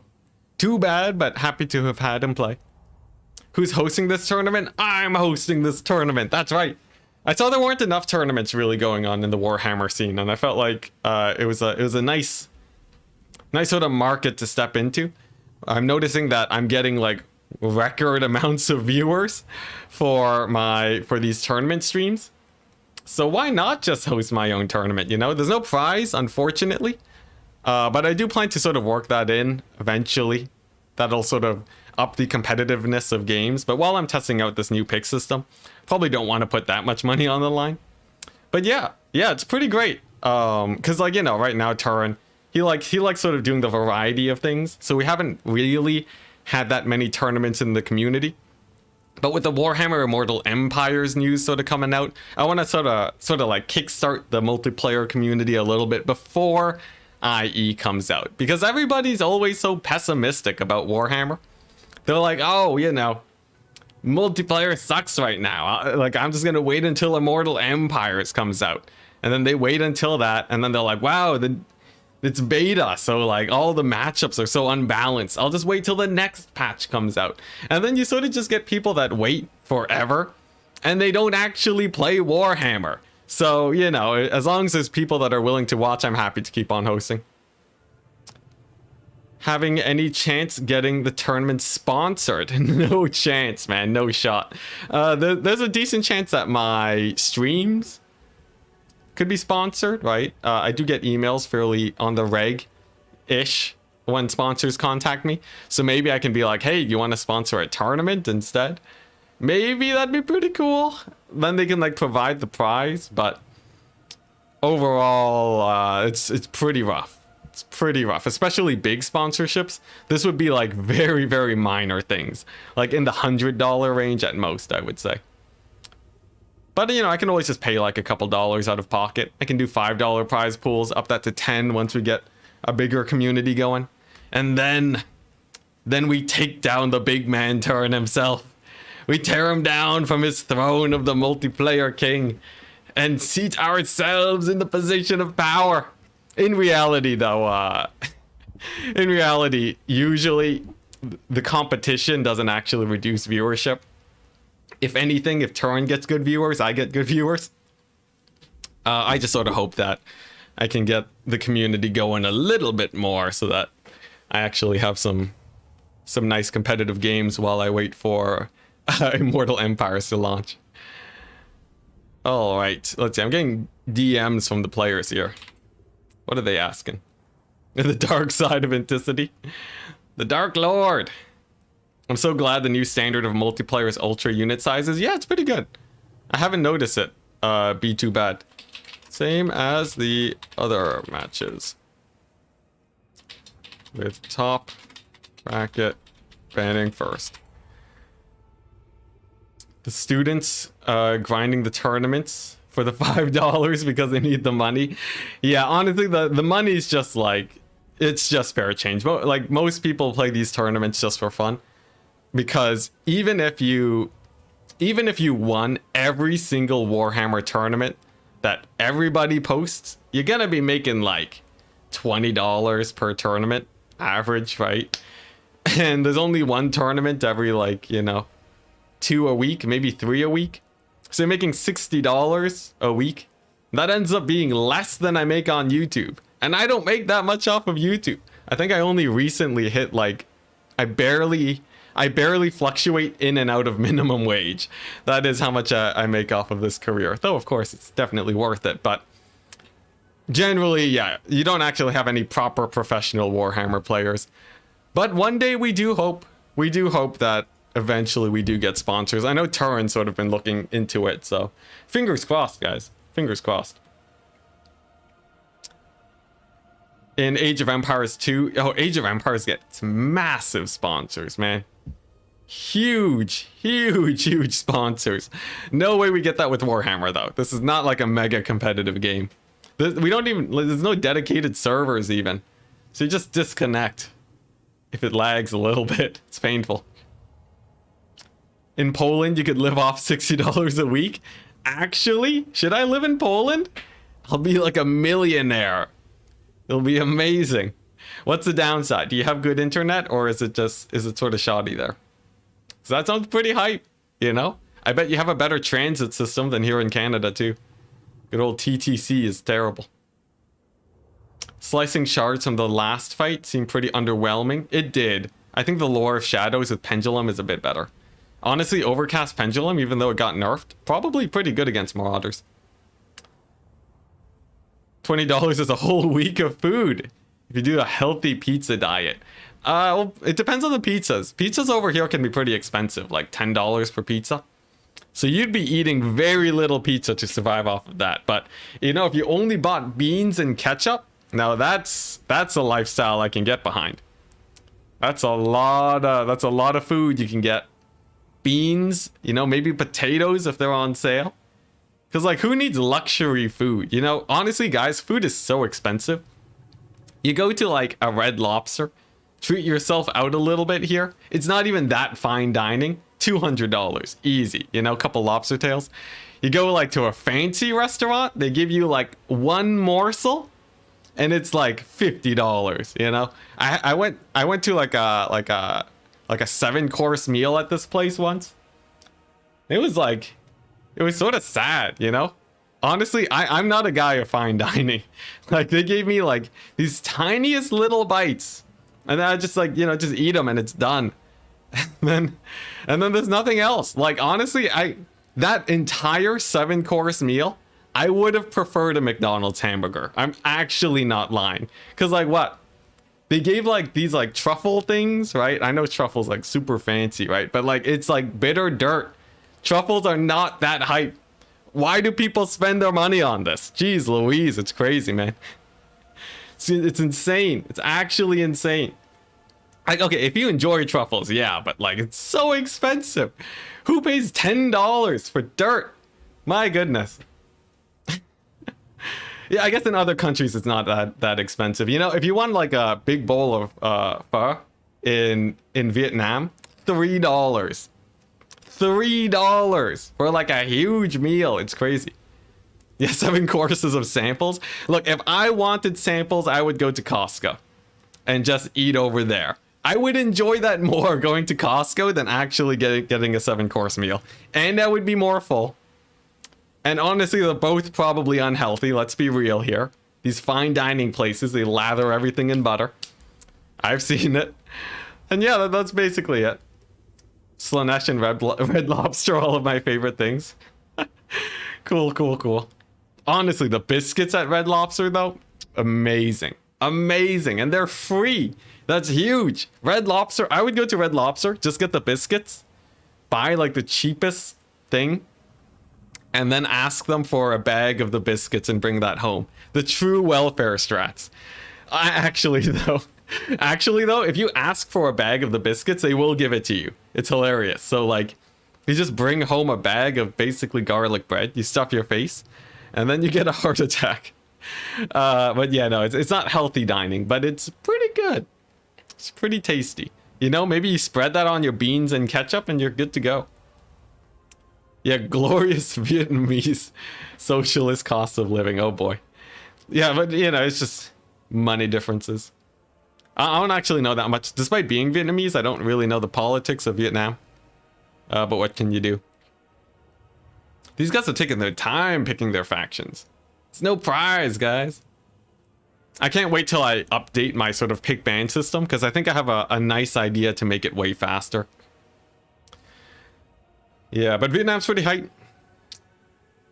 Yeah, for anyone who hasn't tried pho, definitely try it out. It's PHO. It's basically like it's like a soup, but not like a thick soup.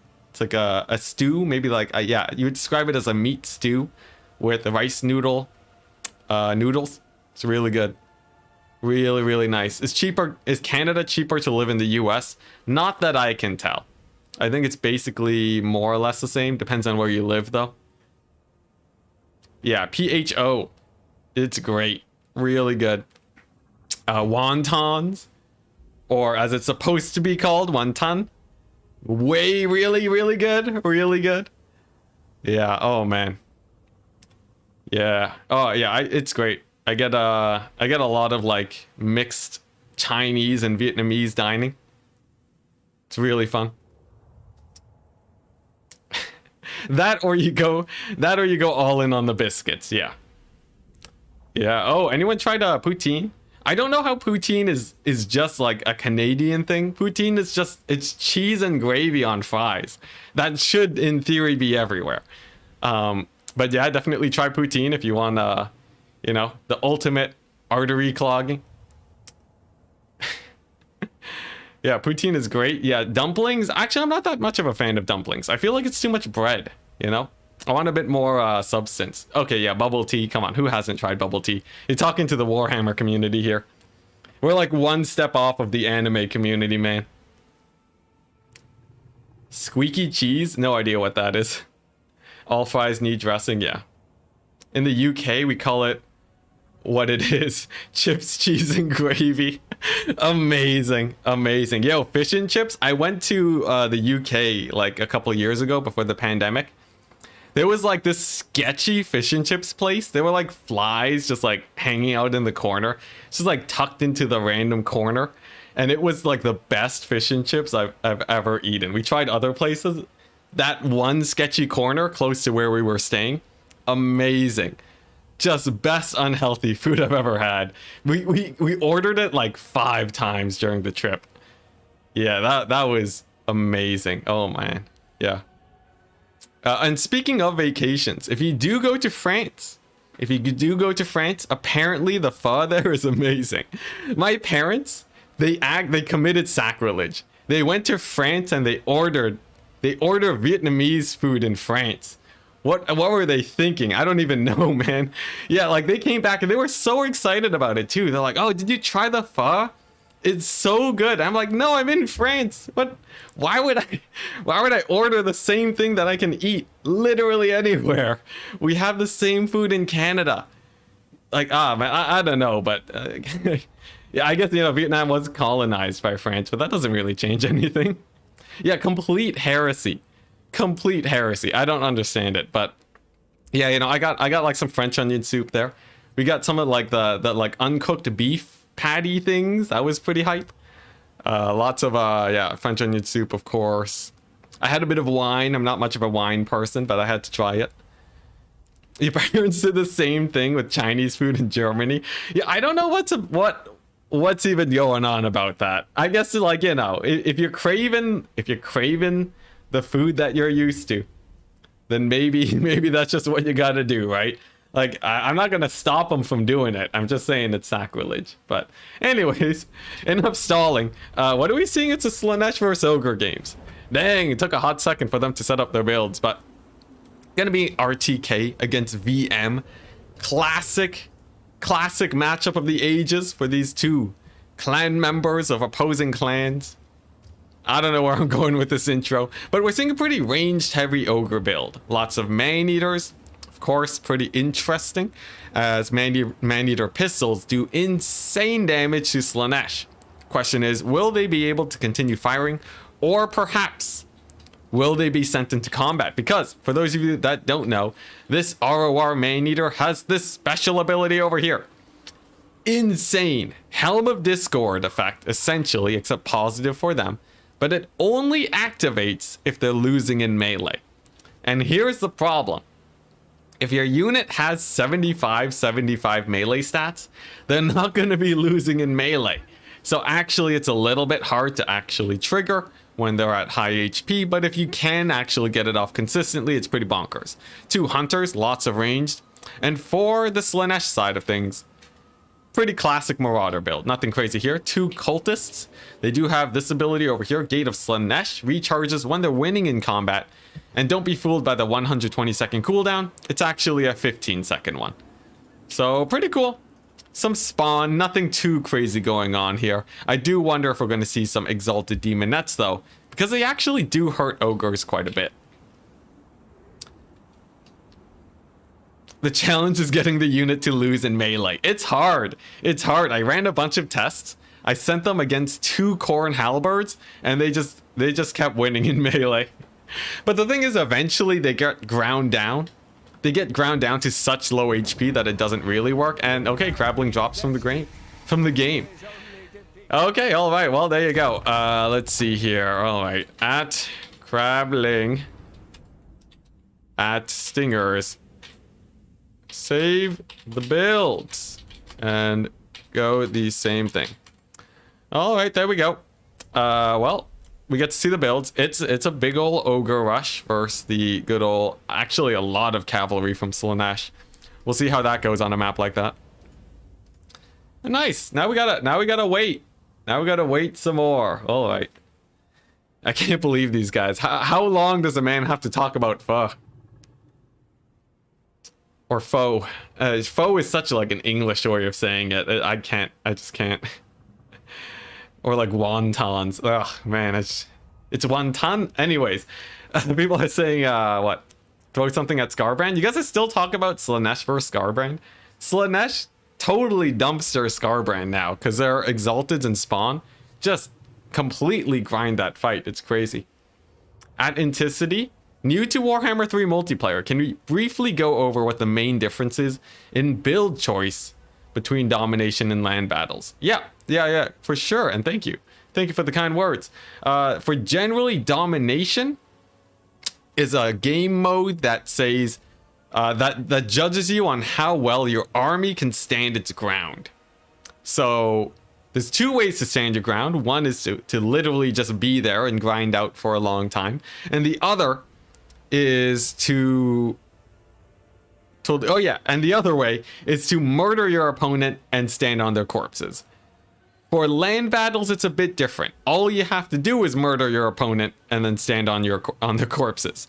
So generally, what you expect for land battles is that units that trade very cost efficiently but extremely slowly are very good.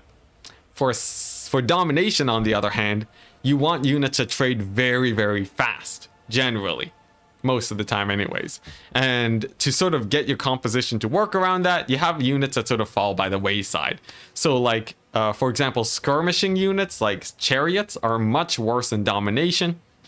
because generally they can't actually use all of their ammo, where in land battle they can't.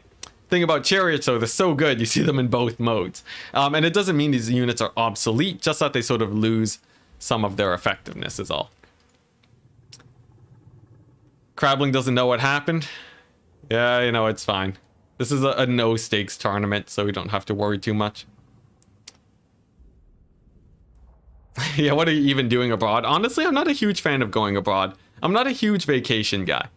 If you couldn't tell, I sort of live in my room wearing like the same set of 5 clothes every week and just enjoy playing Warhammer. And it's cheaper too. You save money by not going on vacation. Yeah, but I'm not a huge vacation guy, honestly. The worst thing is native English speakers pronouncing German words. It's horrible always. Oh, dang. Yeah, no, I think a few times I've tried to pronounce German names on stream, and it never really goes too well. It turns out languages are too different. Yeah, 9. Oh boy, no, we're not doing this, guys.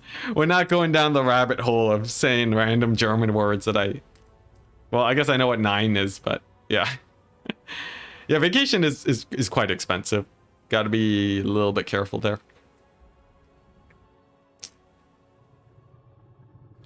And he's gone, Crabbling. Yeah, unfortunately, when you do have global, oh, I think they're rehosting, okay. All right, let's see if we can get into this. Now remember, their opponent that they are facing up next has sort of dropped out of the tournament due to time issues. So this is sort of, after this, we're playing the finals against the winner. So it should be a pretty quick stream. All right, where's the lobby at? What, did they call it uwu? Probably not. They spam a bunch of random letters? Also probably not. Likely not test either. There we go, 1v1 versus Crab, here we go. Is that a word? Igor, please tell me that's not a word. That's a city name, right? Isn't it? I'm pretty sure that's a city name. Say Lord Catterchin? Oh, yeah. Yeah, apparently I say Catterchin wrong. Come on, that's how you sound it out. That's what they taught me in English class. How are you supposed to say it? It's like Catterchin or something? I don't know. Look, there's a CH in there. What's a man to do? Languages are hard? Yeah, languages are very hard. Look, I don't even know English. Canada's supposed to be bilingual. I stopped studying French as soon as I humanly possibly could have. And the result is that my parents know French better than me now. Yeah. Oh yeah, there you go. That's the city name. It's a German law? That's crazy. Do you know who you're spectating? Or just trying to spectate random lobbies? No. We're spectating the guys in the quarterfinals, man. I don't need this BM from chat.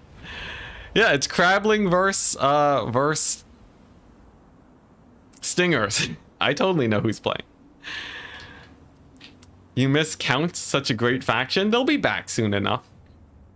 They'll be back eventually. Ontario French done at grade 9. I know, right? And they don't teach you a lot of French, man. Honestly, the education system has failed me.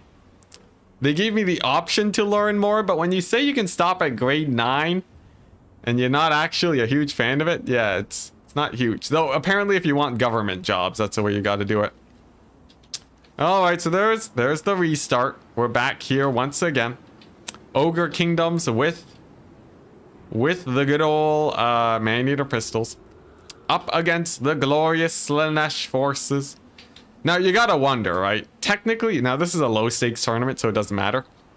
Technically, dropping out of the lobby can be an advantage for the guy that gets the bad side of the map. So if you take a look at the map, this forest here bulges a little bit for the close capture point. This one has a little bit less of a bulge. You can see this sort of bald spot that has appeared here. So in an actual, like, very competitive tournament, what you would do is you would have to sort of you would need some way of randomizing which sides that the players start in. Otherwise, someone could just drop out of the game and be like, oh no, I dropped. And then they host their own lobby. And then just sort of force themselves into the side that is more favorable for them. Obviously, it doesn't matter for a casual tournament with no money, but technically on the side of fairness, you do have to worry about that. And then technically for fairness, you would have to get a blocker going. That's the wrong thing. Hamburger for a second. Anyways, what I meant is a blocker for a second. And then you would have to make sure that you don't show off your opponent's deployments.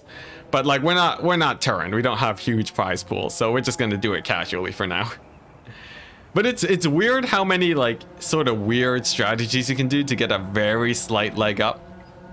And we'll probably, I don't know, it's hard to crack down on these things. Because like, how do you punish a player for randomly disconnecting, right? Do you just give like people the loss for every disconnect before the battle starts? That seems sort of a bit too much, right? So I'll have to do it. Playing ad block, yeah, you guys want to see ads? Yeah, hamburger hype. Trey Green, your message seems like it's better suited for Twitch chat than YouTube, but I love it. You guys want to watch more ads while we wait for these guys to get into position? Look at this. Oh, baby crib, pretty hype. Anyways, are those copyrighted? Am I gonna get taken out for showing copyrighted ads? Anyways, Possum King, thank you for becoming a member. Thank you very much. Becoming a... Dang it, my stream, my restream doesn't show me. It doesn't show me which membership tier you actually go into. Thank you for becoming a deck gunner. Oh wow, second tier. Thank you very much. That helps a lot, man. Like actually, getting like a few extra dollars per stream really does actually help a lot when you do a few streams per month. So thank you very much, man. Now for the actual matchup, I've sort of just been memeing because I sort of assume both sides are just skirmishing for a bit. When you see this many man-eater pistols, that sort of happens. And what we're seeing right now is actually a pretty aggressive push from Slaanesh. Essentially, the gambit that they're saying is, I believe the man-eater pistols are just going to poke me the entire game. I would much rather just charge them right away, get the fight going, and make sure that they're not going to be able to shoot. And given how few ogre units there actually are, there's a decent chance that Slaanesh actually runs over this army. But the snow's still pretty bright. We do see a cannon shot from the hunters, just pummeling down the marauders a tiny little bit, not actually that much damage. And overall, it looks like Slaanesh is going to be capping quite aggressively. For the summons, we're seeing a couple infantry to block up the points. And it really depends on how well the trading goes. We are seeing the ogres are trading down, but I believe this guy indeed has the troll guts, so he will be able to heal a little bit, and maybe even looking to heal up these man-eater RORs. That would actually give them huge value, but in general, Slaanesh is trading up quite well. Stinger is doing pretty good. RTK is quite well known for their mass marauder play, and in many matchups, they will actually trade pretty well. Over here in the middle, we're seeing a capture by these Marauder Hell Scourges. I think they eventually lose to Ogre Bulls, but a bit more of an even trade, honestly. And over here, a capture for Slaanesh, actually capturing the far point of the Ogres, very much so pushing the issue at the start of the game, and looking to be doing well on all fronts, capturing the points, winning on damage dealt. I would say Slaanesh has a pretty good lead here. Now for these cultists, they do have to be a bit careful. The man-eaters turn around, unload a volley into that cultist, and she is not very happy about that. Winning in combat, I would say definitely not. So it looks like they might have just gotten their summon off of another battle though, so pretty good for them. And this is really good for Slaanesh.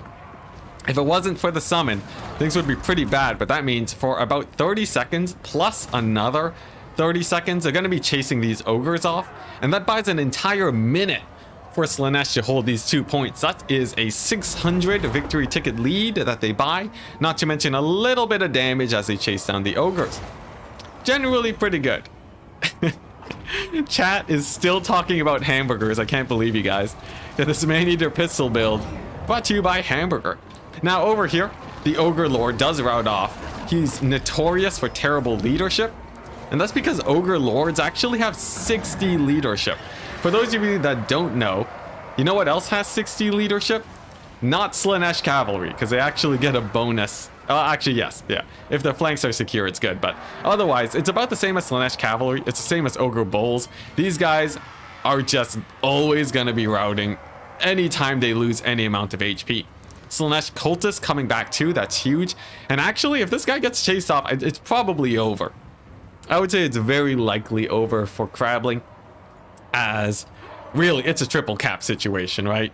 It's a triple cap and they're trading down by 2,000 gold. The Lord is about to run off, and the mass Marauders, it sort of just came down to a build sort of situation. I think what happened was Stingers realized that he had the vastly superior army in the early game, and he took the fight before the Ogres could summon in their better units. Look at that, the Lord is gone. Somehow the Lord attacks this tree and he decides to die. Full-on samurai anime style over there. He's already dead and he falls over. The Hunter will win against the two cultists, but the damage is more or less already done.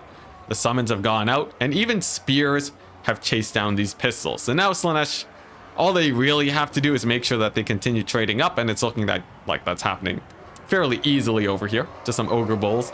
And over on this side, we're seeing the single Man-Eater Arawars, although they are a very strong unit overall, very strong in land battles. The problem is that they have a hard time getting their value quickly if they are constantly getting charged down. And in this case, there were a million Marauders. They technically got all of their ammo, but they never really got the targets that they wanted to fire at. And now the Hail Mary play, they're going to be charging into these Marauders. A little bit too late though. The Ogres may very well capture this point, but it doesn't matter to Slaanesh at this point. They have basically the entire battlefield. Pretty bad for the Ogres, but they're sticking in it. A couple Ogre Bulls being summoned in here, trading, possibly starting to go the way of the Ogres. You know, we are seeing some units route over here, and if they do get a triple win on all 3 points, potentially they win it. Now, of course, they don't have a whole lot of leadership, so we'll keep a close eye on it. Yo, guys, you're making me hungry. Honestly, I could go for a hamburger right now. So I'll probably see if I can win the finals as fast as possible. And if we do, I'm going to grab a meal after this. Maybe some beans and ketchup if we're lucky. Now, we are seeing some Furies come on in. They're here just to deal with these guys pretty quickly. But Furies do trade down in a lot of situations. Perhaps the Ogres will be able to pull it back. They're not going to pull it back. There's no way.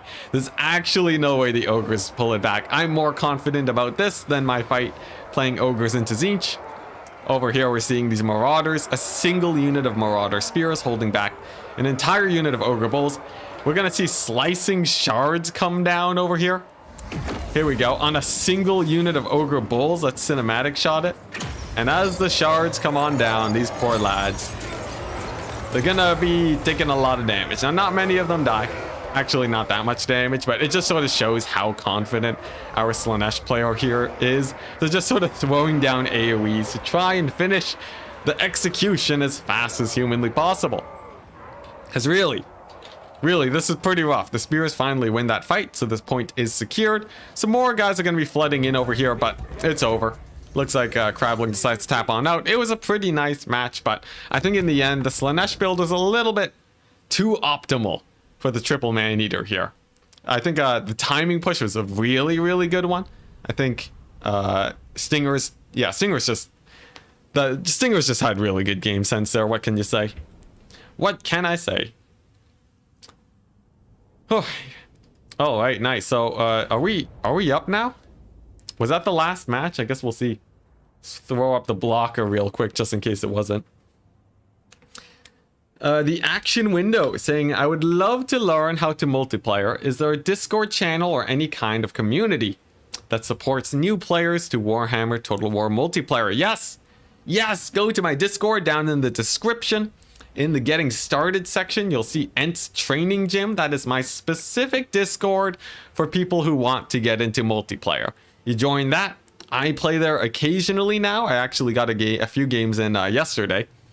And it's free for anybody to spectate. So while I'm sort of training my games with higher level players, you'll be able to watch. You can ask questions. There's tons of people to answer. And most importantly, you can get a training role, which will let you easily find matches with other people that want to practice. We actually have quite a few new players there.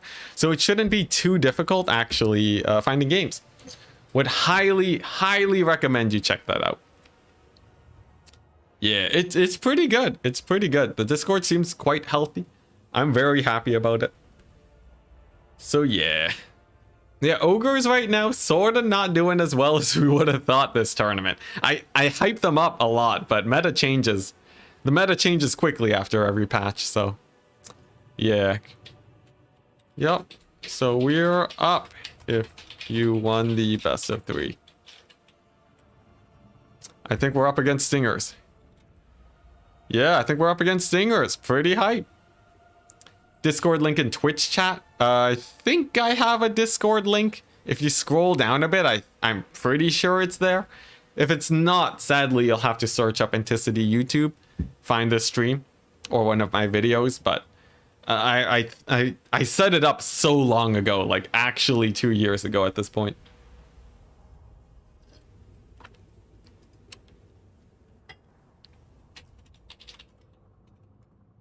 All right. So it looks like we're up against Stingers. Very, very nice. And I guess I'll get a lobby up. And then we can head into the match. Should be good. Discord link is in the description of this live stream. That's correct, guys. That's correct. All right. Nice. So I'll go ahead and get a lobby up.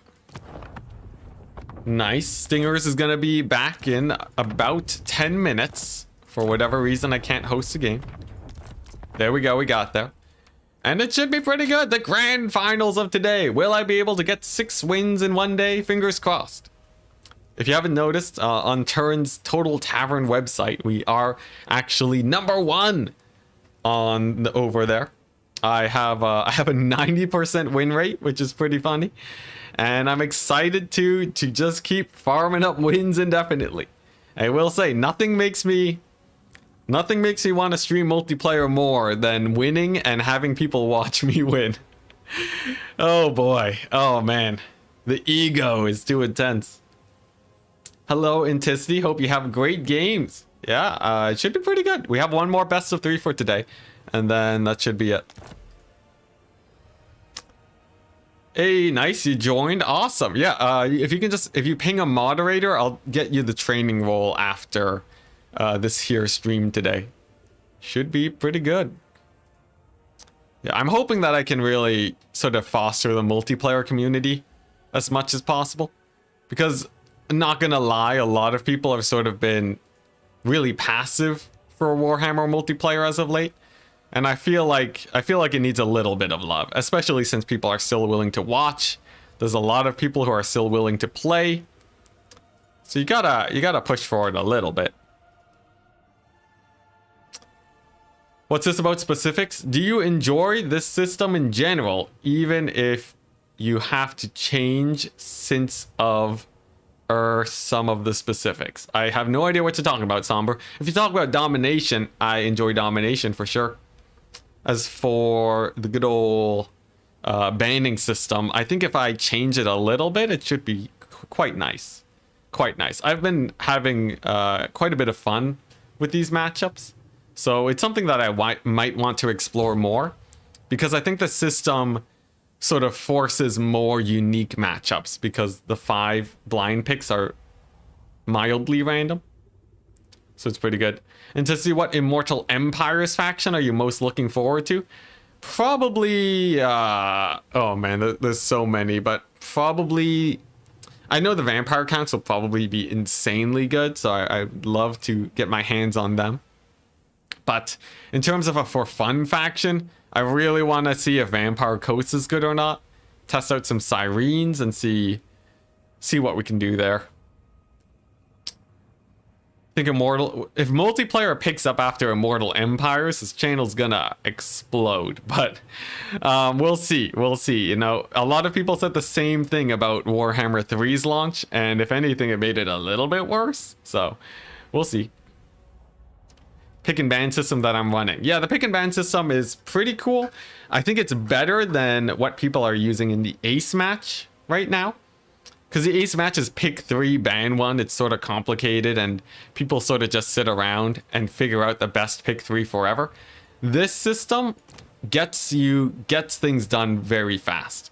It's not hard to play this system optimally. You just pick factions that you're good at playing, and then you're good to go. So I'll probably refine it so that the pick system's a bit more intuitive, and then it should be good. How do you think the Khorne versus Slanesh matchup will go versus vampire counts? I think they'll barely win.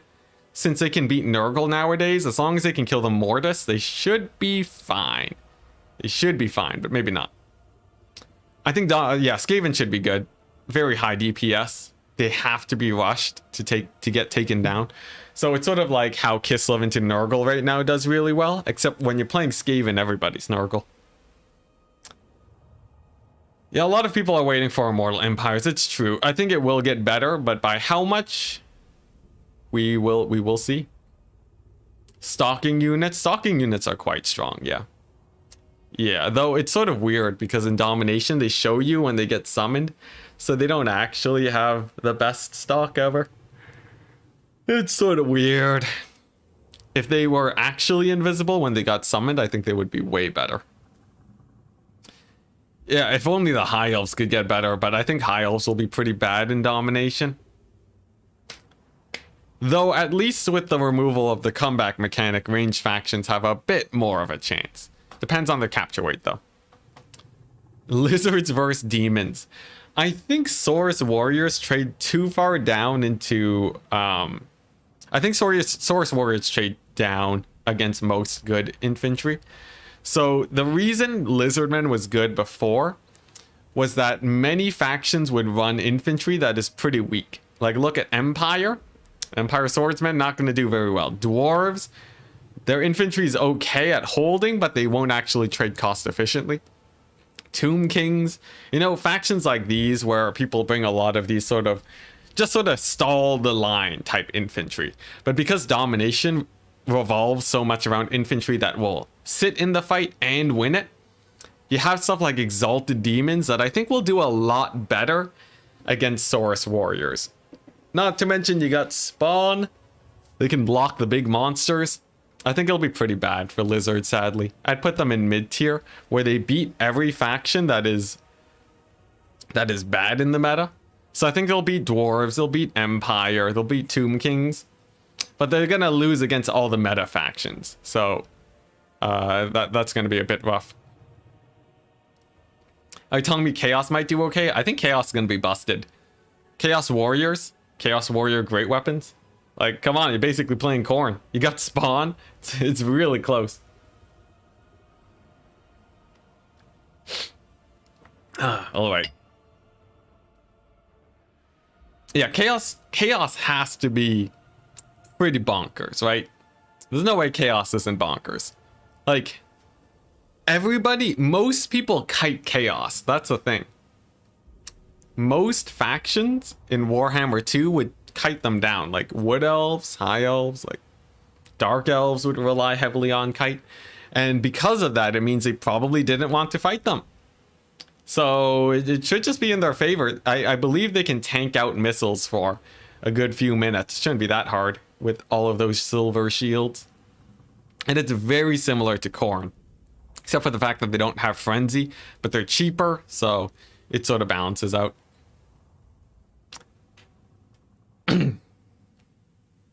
Khorne with cavalry and ranged options. Yeah, they got skirmishers, which is really good. They have chaff, which is huge. I think they'll be pretty good, at least against most factions. Whether or not they'll be the main meta is yet to be decided, because it really depends on whose front line actually wins it. So we shall see. Enticity, what is the best amount of gold if you want to play a normal match with friends? 1700, my bad. 12,800 is the standard for land battles. Whatever the default is, that's usually it. But you know, you can go mix and match gold values if whatever makes you have more fun. Sometimes smaller armies can be good if larger armies are too overwhelming, so something to explore.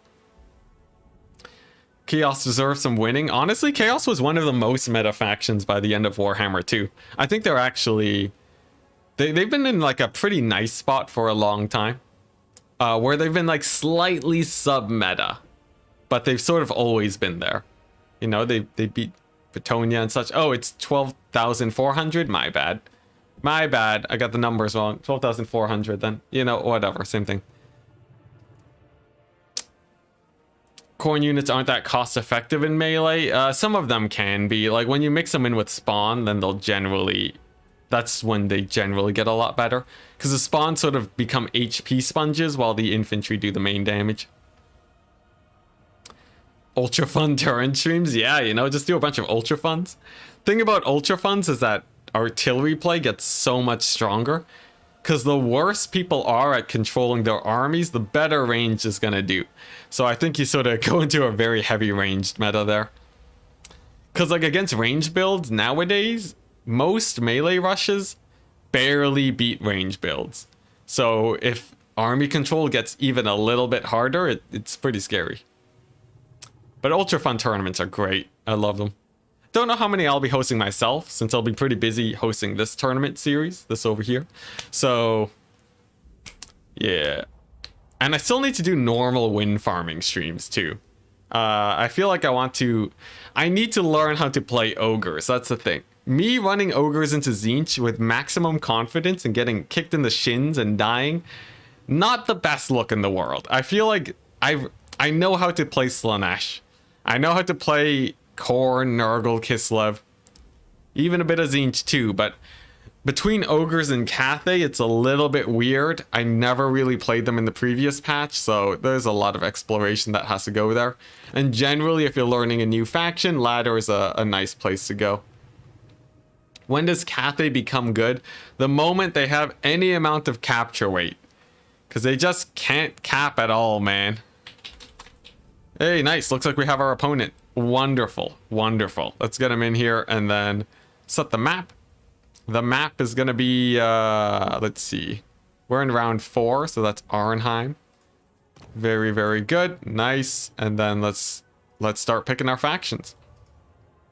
Enticity, how many factions can a high-level player play on a competitive level on average? On average, I would say about 5. 5 is sort of like peak play, where your players are like really, really good at just playing those 5. Before, in like early stages of Warhammer, it was closer to 2. And Felcon was insanely good because he had learned 5 by then. But generally, yeah, I would say that's about it. Yeah, you get about 5. But it sort of depends, because it's much easier to learn 5 factions when it comes to sort of Warhammer 3. Because there's so many fewer matchups.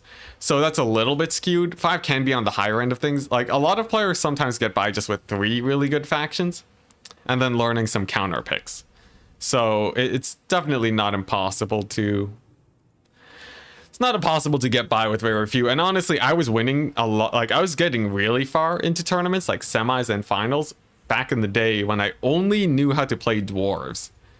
So there's a lot going on there. All right, so who's banning first? It looks like my opponent is. Very, very nice.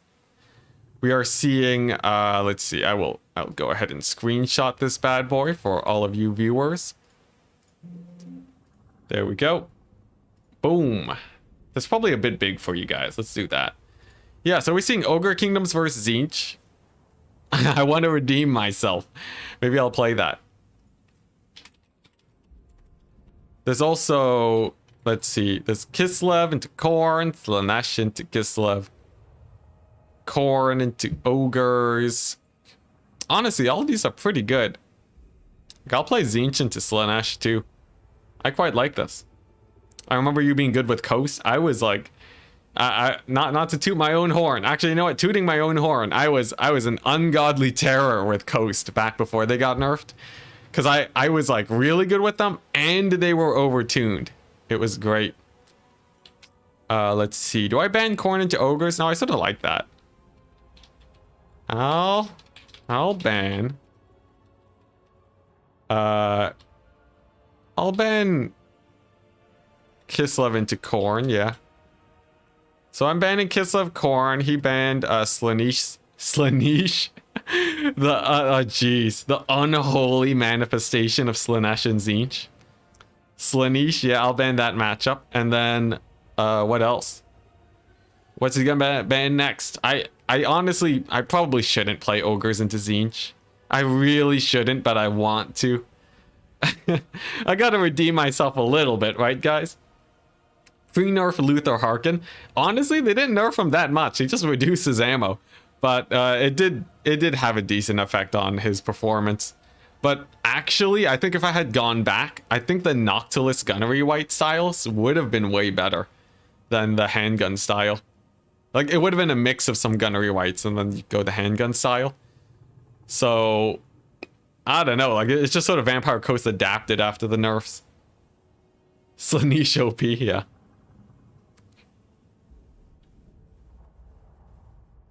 Yeah, well, I'll see if I can do it.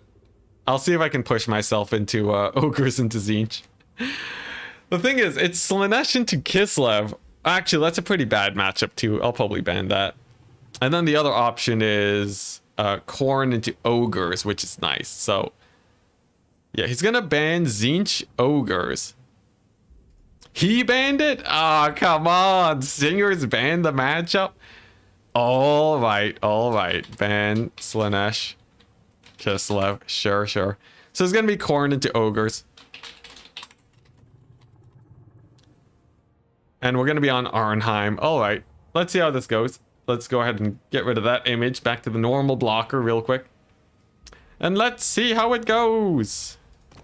Khorne into Ogres. Historically a bad matchup for Ogre Kingdoms.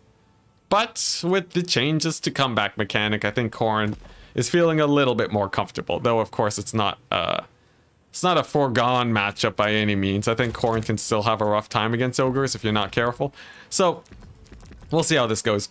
Obviously, the general strats that you go with as Khorne, you just sort of want to survive the constant poking of the Ogres. If you can do that, you'll more or less be fine. Ogres have huge range superiority, but Khorne has huge melee grind superiority.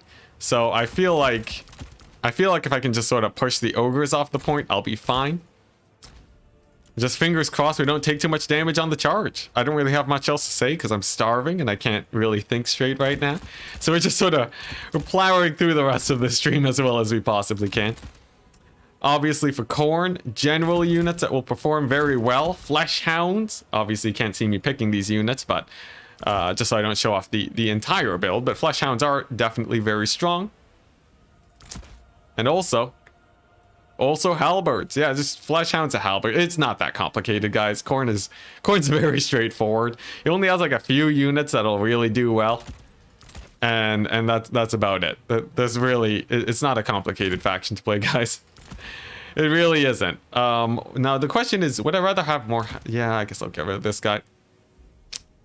Yeah, then do I do this? Oh, the money's a bit awkward now. They did nerf Flesh Hounds. Like, honestly, Ogres are more advantaged here than they've ever been.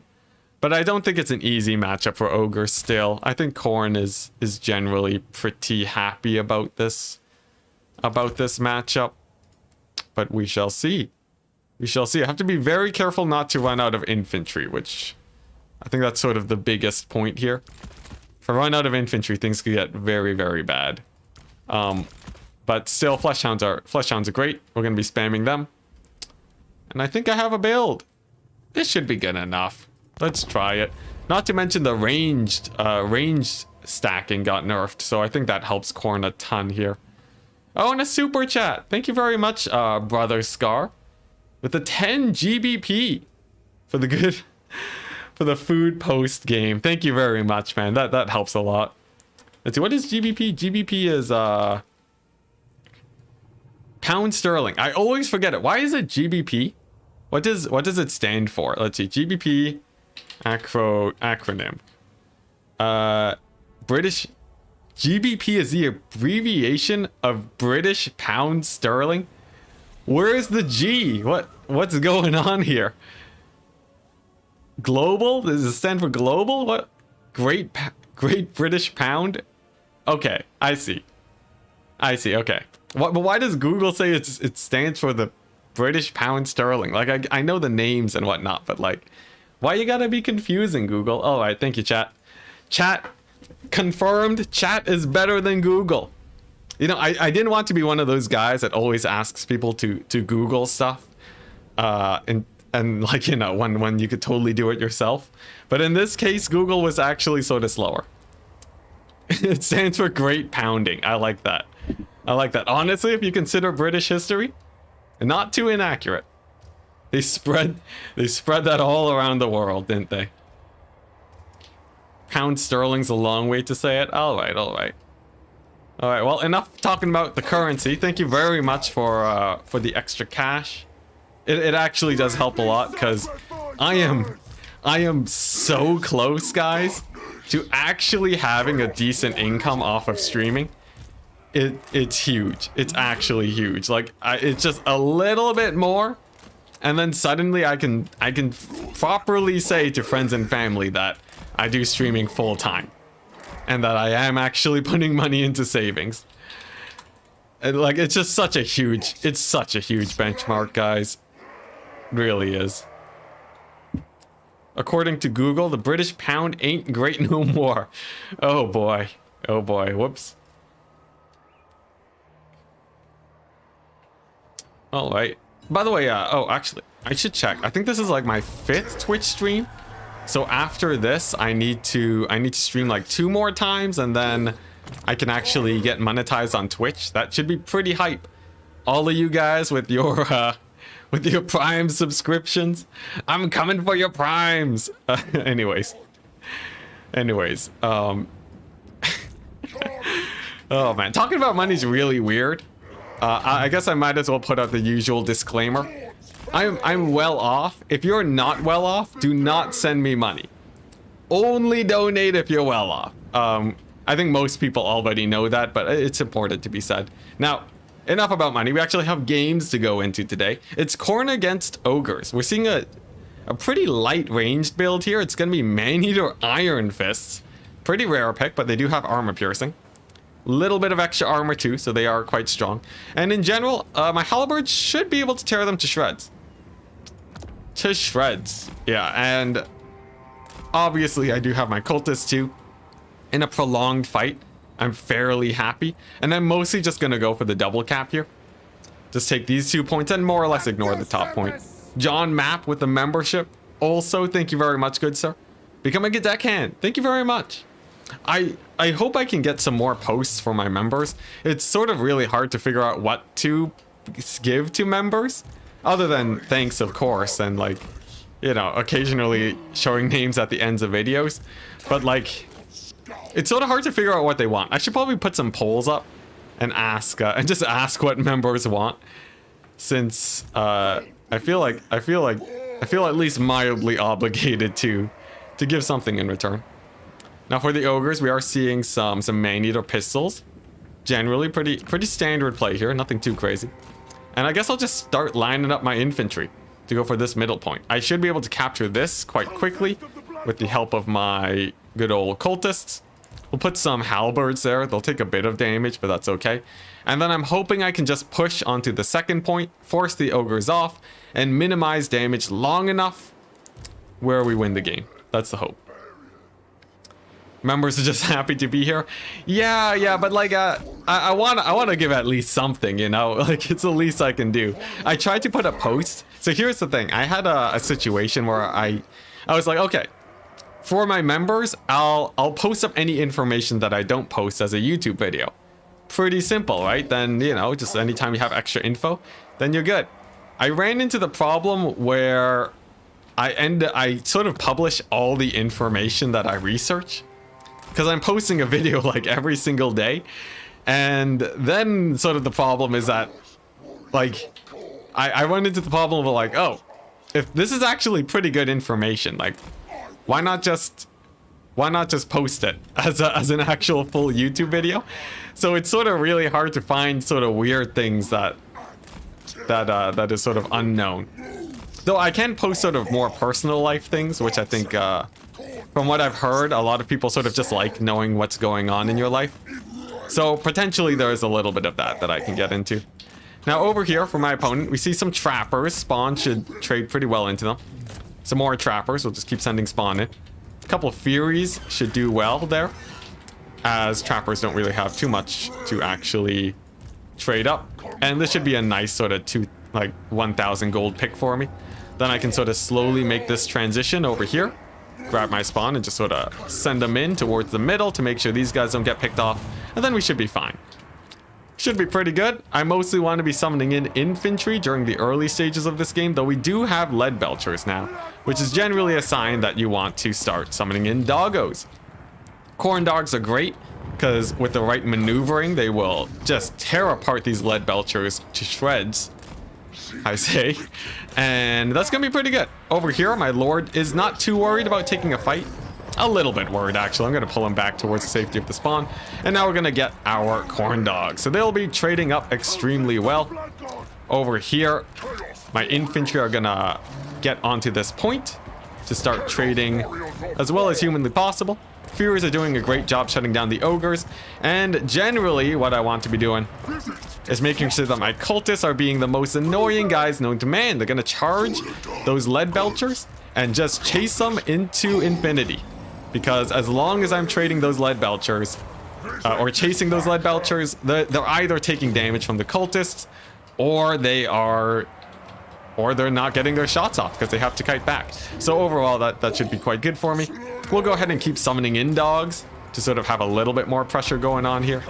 Cultists are just, ravaging those poor lead belchers. I'll use my halberd to sort of zone them out. And in the middle over here, it looks like trading's going pretty well. Even though we're slightly behind, I think this is overall pretty good for me because we will be stealing the point in just a second. And we are shutting down a lot of units just by having cultists chase.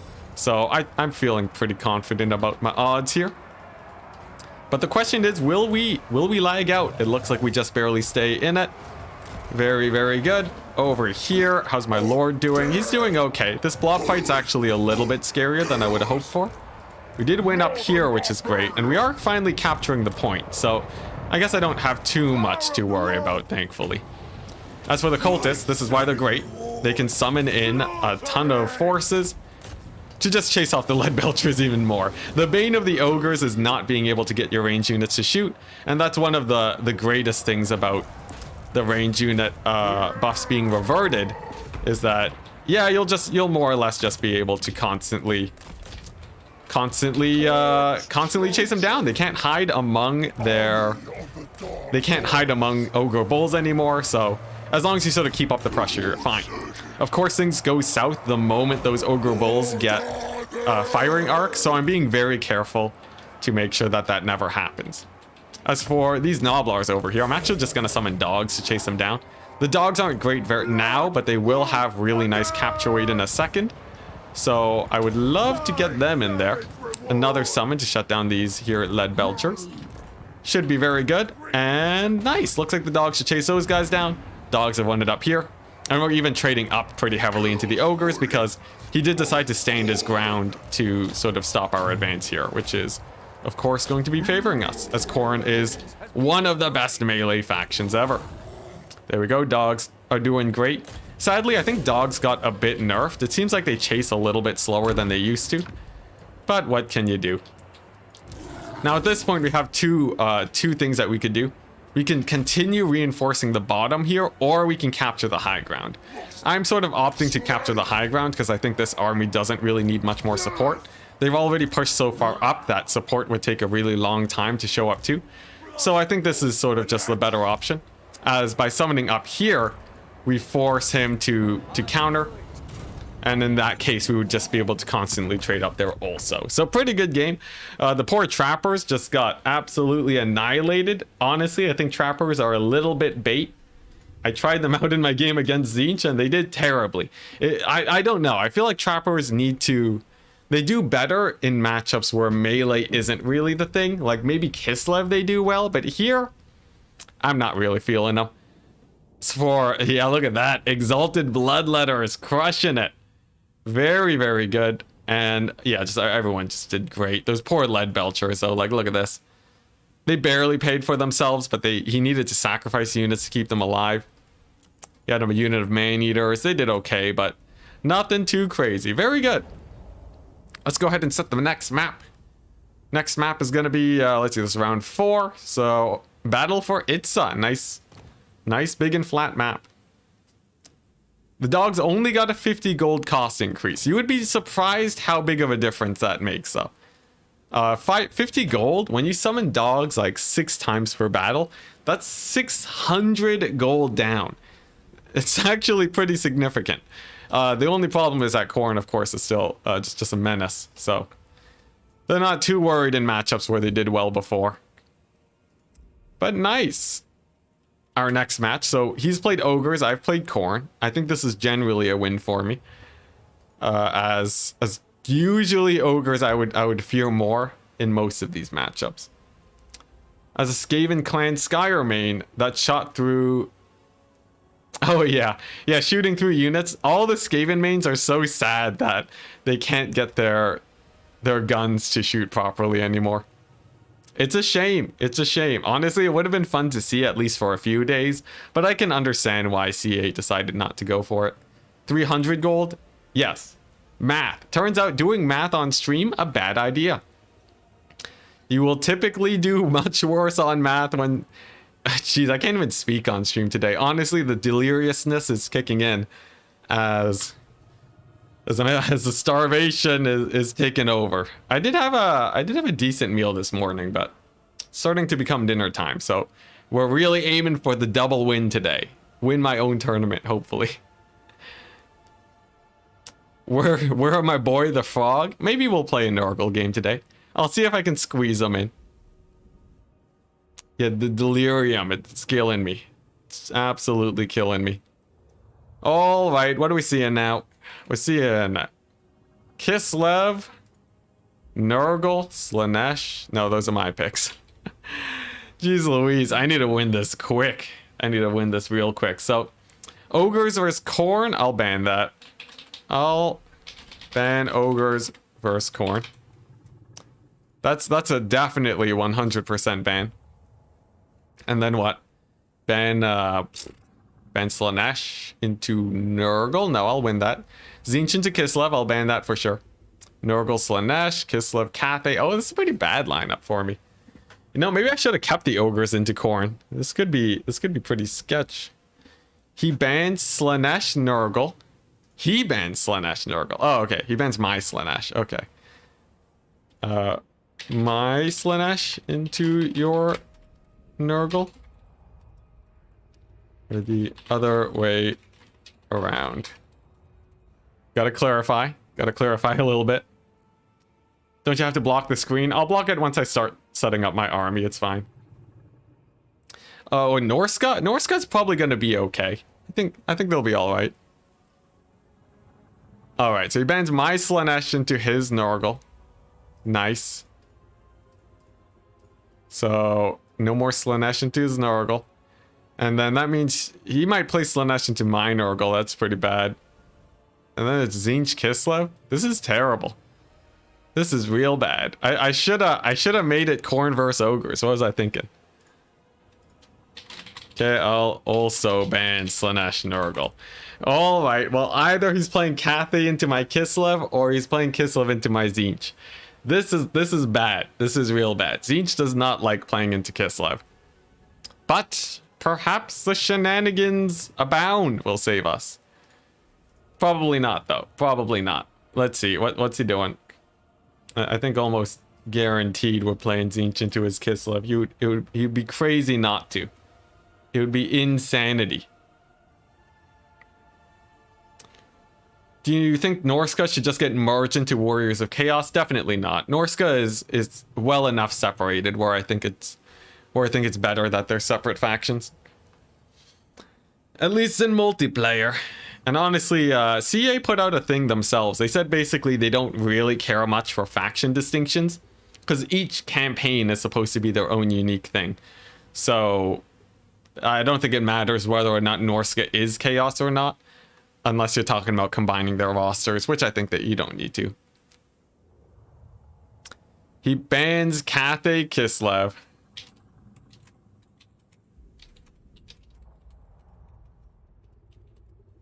Now, here's the thing. Here's the thing. Tzeentch into Kislev is pretty bad, but I don't think it's a done deal. I think I have shenanigans that can pull it off. Do I think it'll be easy? Probably not. Very likely I'll need to make a misplay one way or the other. But if we can pull it off, it will be glorious. Hey, Asp, hello, hello. Cheering me on. Thank you, thank you. We only need one more win to win it. Okay, and it says Singer says he hasn't practiced this matchup in a long time, so perhaps there's a chance. Perhaps there's a chance. Now, in general, the problem that you run into is that Tzeentch generally trades bad into Kislev ranged, like extremely bad, like disgustingly bad. You don't wanna be playing. You don't want to be getting into a ranged fight against Kislev. But on the other hand, Tzeentch does have a few tools that could possibly do well here. Only a few, though. Only a few. But if we can pull it off, it would be pretty glorious.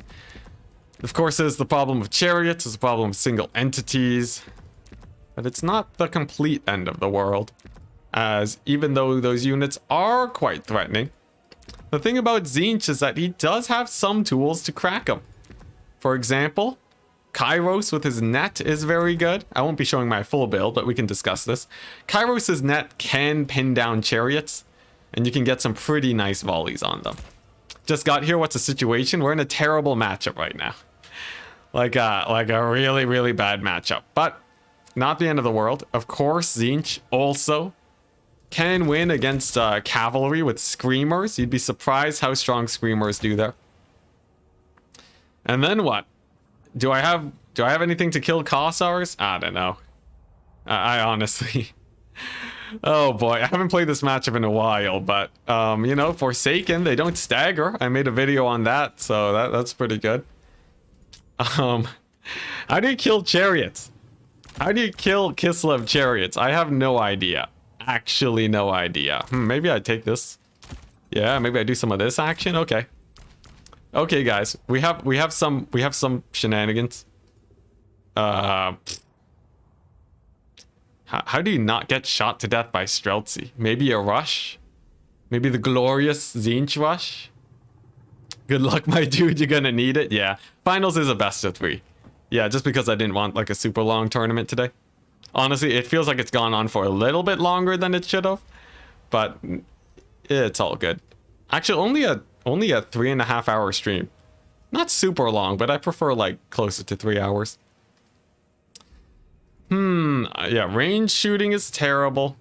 Maybe the strat is just a melee rush. Maybe that's just what we do. Maybe we do that. Yeah, let's try it out. Let's try it out. This is gonna be so bad, guys. Let's see. Do I even want a second one of these guys? Probably not, actually. Okay. Sure. Forsaken. Nice. Spawn. Yeah, here we go. Here we go. Here's a build. Here's a build. I've done it. I've created the best Tzeentch build you've ever seen in your life. This is bad. I don't know how I feel about this build at all. It's pretty janky. It's pretty janky, I will say, but you know, perhaps there's a chance. Let's just ready up. Yeah, Forsaken Spawn. Here we go. The classics of the Tzeentch. This build is off meta. I'm telling you guys right now, this is disgustingly off meta. But, you know, there's a chance maybe he just builds the wrong army and we run him over. You know, maybe try to force a little bit of build roulette. That could be good. Forsaken are pretty, yeah, Forsaken can be pretty nice, you know. Max out on blue horrors. That's the thing. Blues are pretty bad against Kislev. They're good in almost every other matchup, but because they have so much armor and silver shields, your blues usually won't pay for themselves, unfortunately. Bring enough bodies that he can't kill them all. Oh, we're hoping. We sure are hoping for that. He won't expect us to do something this dumb. Ooh, yeah, that's a good strat. That's a really good strat. Man, you know, if maybe Plague of Rust, that would be hilarious, right? Imagine if you Plague of Rust Kislev's cavalry, and then you bring a bunch of Chaos Knights and you just charge them down. Maybe that's a play. I find it interesting. What I find interesting is that all of these guys are available on a Thursday. Actually, I'm pretty surprised too. Gabrag, yeah, I don't know what these guys have going on. Like, I guess if they're UK time, they finish work and then they're playing, or maybe they're done school and they're playing. But I don't know exactly how their schedules line up. Like, the only reason I can do this is because I'm doing YouTube full time. Sometimes off meta is so good. Sometimes. That is what the build roulette is. If we win this though, that would be great. Yeah, just need a little bit of luck. Just a little tiny bit of luck. It's 8 p.m. in the UK. Yeah, so people would be finishing work and then they would be playing in the tournament. How do we think Wood Elves will do in domination? Amazingly. I think Wood Elves is probably top 4 at least once IE is out.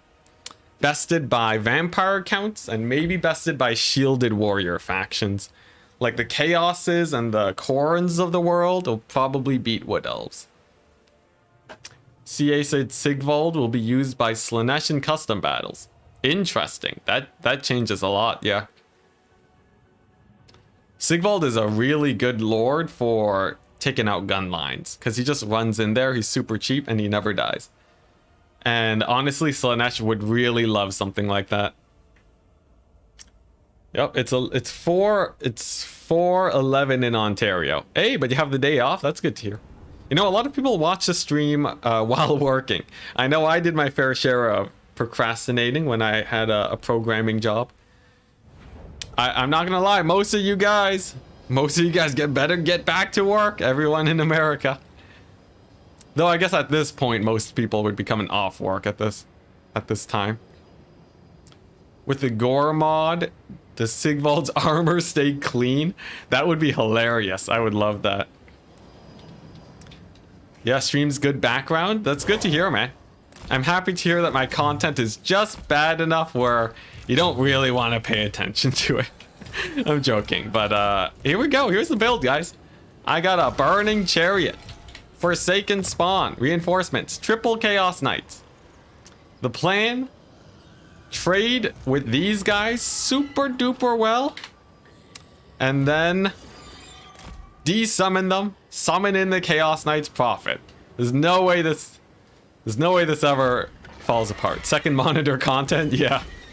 Oh man, yeah, I'm not gonna lie, right? The stream is not exactly super high production. I'm wearing a t-shirt, right? We're casually sitting here playing some Warhammer. I wouldn't want someone to be like, I am watching the stream right now super intentively. Though, for the people that do, thank you very much. Would you take Swordsman in a High Elf versus Tzeentch matchup? I would say probably yes. Probably yes. Tzeentch does really bad against armor.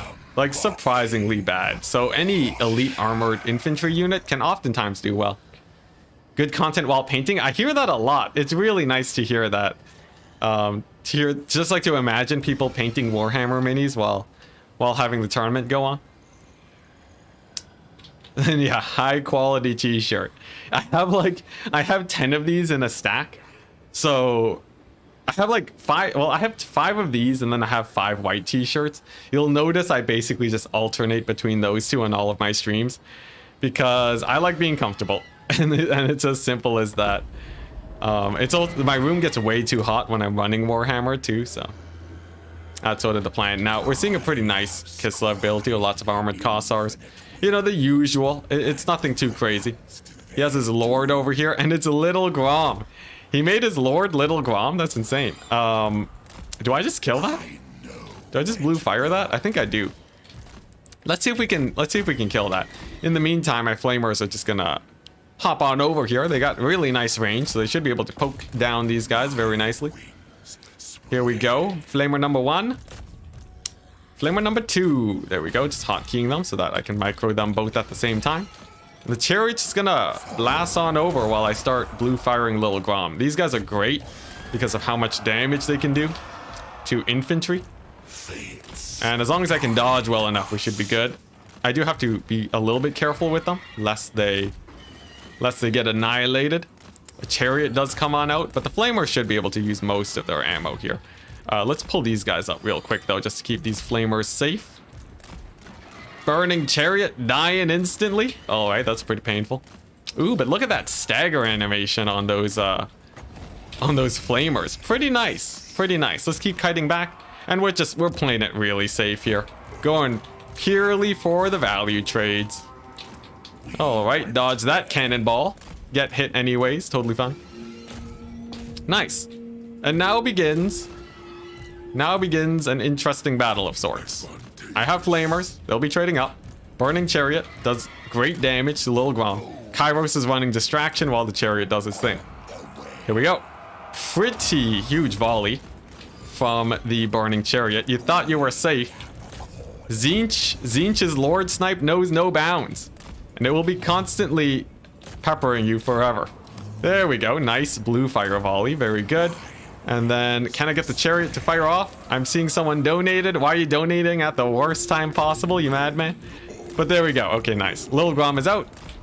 And that means that, at the very least, my opponent's going to be suffering the Lord loss penalty. We have a bunch of knights over here. Wreck Shop. Very much like that. Burning chariot should be able to get the last amount of damage there. And nice. His Lord is dead. He's dead. We've done it. Okay. So now what do we do? Now what do we do? We want to shut down these chariots. We also want another unit of knights. What are these? Griffin Legion? I'm running away from that. Screw that.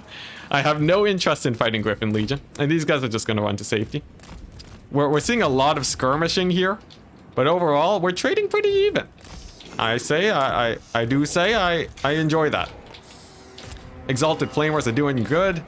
And if I can get some D summons off, that would be huge. Let's pull back now and start consolidating on this capture point over here. Nice. Kairos and the chariot can start making the way over. Very, very nicely. And then I just have to make sure I don't lose my poor flamers who are taking, honestly, pretty disgusting damage from the forces of Kislev. Let's just, let's just make a fly on over here. And then charge the Griffin Legion. Charge the Winged Lancers, and then get my Flamers to try and support this fight. If I can get a single volley off here, that could make or break it. But given the amount of cavalry we're seeing, I'm thinking Screamers are probably just a better option here. These guys are going to line up. I should be able to win that pretty well once I get a solid pendulum. Come on. There we go. That's a nice pendulum, if I've ever seen one. Nice. And then that should be able to hopefully rout him off. Maybe I need to grab Kairos and send him over there. As for the chariots, we'll mostly just not worry about them too much. And then hopefully grab, grab a net. Just net them down. Net them down. Missile them. Burning chariot them. Double exalted flamer them. Nice. Oh, he's focusing one of my flamers. That's a bit scary. There we go. Kairos needs to dive in on these Kossars to rout them off. Nice. And then what do I need? What do I need? I need Forsaken, probably. Most likely. But there we go. We've dealt a pretty brutal blow to these here chariots. Nice. And I'll be able to desummon my own burning chariot in a second here.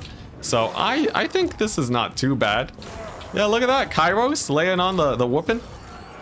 Okay, and now I just have to make sure that this Exalted doesn't get murdered.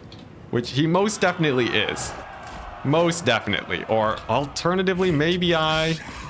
Oh yeah, no, he's getting murdered real bad. Alright, well, he'll just run for his life then. Burning Chariot's gonna desummon now. And I'm hoping I can just bait out a summon. And he does expect it. So he does pull away his guys, but we will still be able to catch them, I think, with the cavalry charge. So that should be a pretty nice trade. Flamers can deal with the rest of the heavy war sleds, and we have a capture point.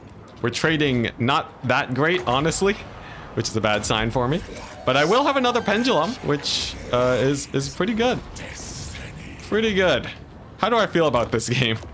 Honestly, I need more Screamers to deal with his cavalry. They are causing me so many issues. They're causing me huge pain here. And I just need to pounce them as hard as I possibly can. Screamers will deal with the sleds, And cavalry's just gonna pull back for a bit and get into a safer position. This guy's gonna desummon. Totally fine, doesn't take a single... No, he got hit. How is that possible? I've never had a desummon fail before. That's a shame. There's a blizzard. We're gonna run away from that for our lives. Nice. And I still need to trade up. Honestly, if I don't start trading up soon, this could be very bad. This guy definitely just wants to desummon though. Let's see if my Furies can route these guys off. We'll missile these guys over here. And then overcast pendulum on these Cossars. Route them off. There we go. All right, so the cavalry's dead. We've desummoned a lot of our guys. My flamers are dead. How's this guy doing? We're gonna desummon him. There we go. The name of the game is desummon. And then we're gonna grab some spawn to send him over here. Now he has some cavalry of his own, but you'll notice that I'm starting to get a bit of an advantage off the backs of my screamers. I'm hoping that they crush it. Because if they're not gonna be able to kill the cavalry, we're pretty screwed here. Although they are doing decently well for themselves. A Zarguard gets summoned, interesting. And honestly, I think we just get another Screamer. Just go for that full-on air dominance, and hopefully that's enough. As for my magic, we're running pretty low at this point. I suspect we're empty. Yeah, we are fully empty now. So it's gonna come down to how well we trade with our infantry now. We are technically trading actually pretty evenly. Plus we got some shields on our units, and it looks like potentially we are actually doing pretty well here. Of course, the Screamers have a lot of cavalry to take out, but it's mostly just a couple dervishes. That's not the most terrifying thing in the world. And if Kairos can do well, I think we'll be fine. Let's go ahead and net those guys. Kairos is really good for netting down cavalry and allowing you to get just exceptional charges on them. And if I can just blue fire and rout off these Cossars, I will thank Kairos so much. There we go. There's our blue fire. And I believe we're winning the middle. Barely so. Barely so. And I need to get some more... I need to get more Chaos Knights here for sure in a second. As without them, things are a little bit scary. The Chaos Knights are glorious because of...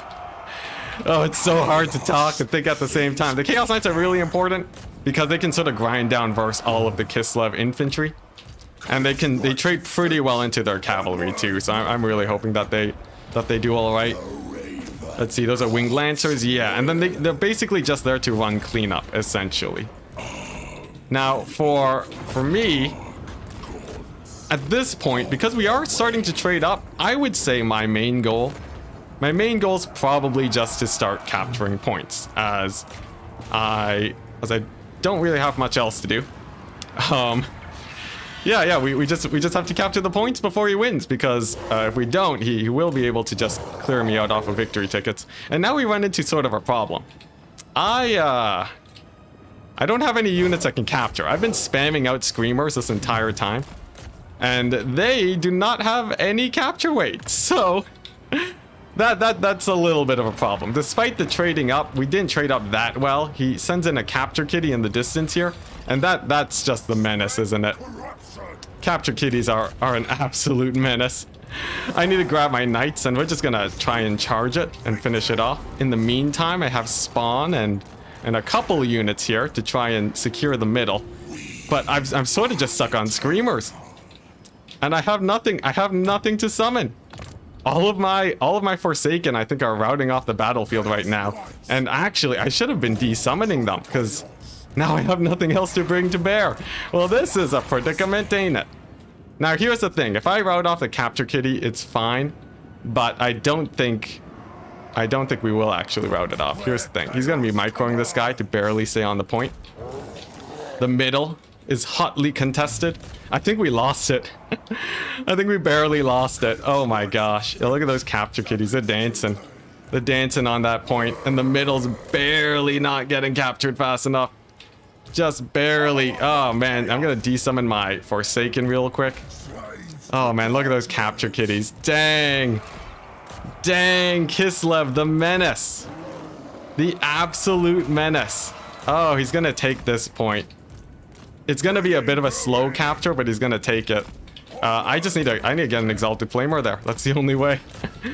Oh man. Oh, that sucks. Oh, he traded barely evenly, but he's gonna win it. No, that's not the end of the best of 3 just yet. We will have another best of 3 after this. But I can't believe it. After all the trading, he manages to win off of capture weight. Brutality. Very close game though, and extremely fun. Let's take a look at Kairos. I think the Pendulums are actually really good against the Kossars, but the Exalted Flamers didn't really feel like they were doing much. Honestly, a max Cavalry Zinch would have probably done better, and then just spam a bunch of Screamers to win the Cavalry fight. Very fun game though, very fun game. GG! Alright, well what's the last map? The last map of the day, in round number 4, is gonna be crossing the Sea of Claws. Here it is. Let's go ahead and get our picks going, and we'll see how it goes. Let's see, where's it at? There we go. Nice. Create a draft. All right. Oof, man, what a game. What a game. By the way, Mark McCoy, I didn't miss your donation during that very heated match. You donated right at the cusp of me needing to micro the most. But thank you very much for the £5. Helps a ton, man. Helps a ton.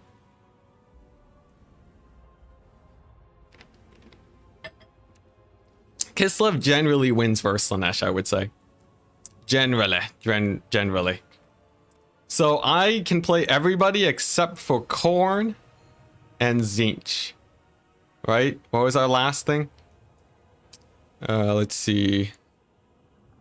It was... Yeah, so I played Khorne and Tzeentch. Okay. So we can't play them, but we have just about everybody else. Hopefully it goes all right. Oh man, I can't believe we lost that, man. That's rough. That's a rough one to lose.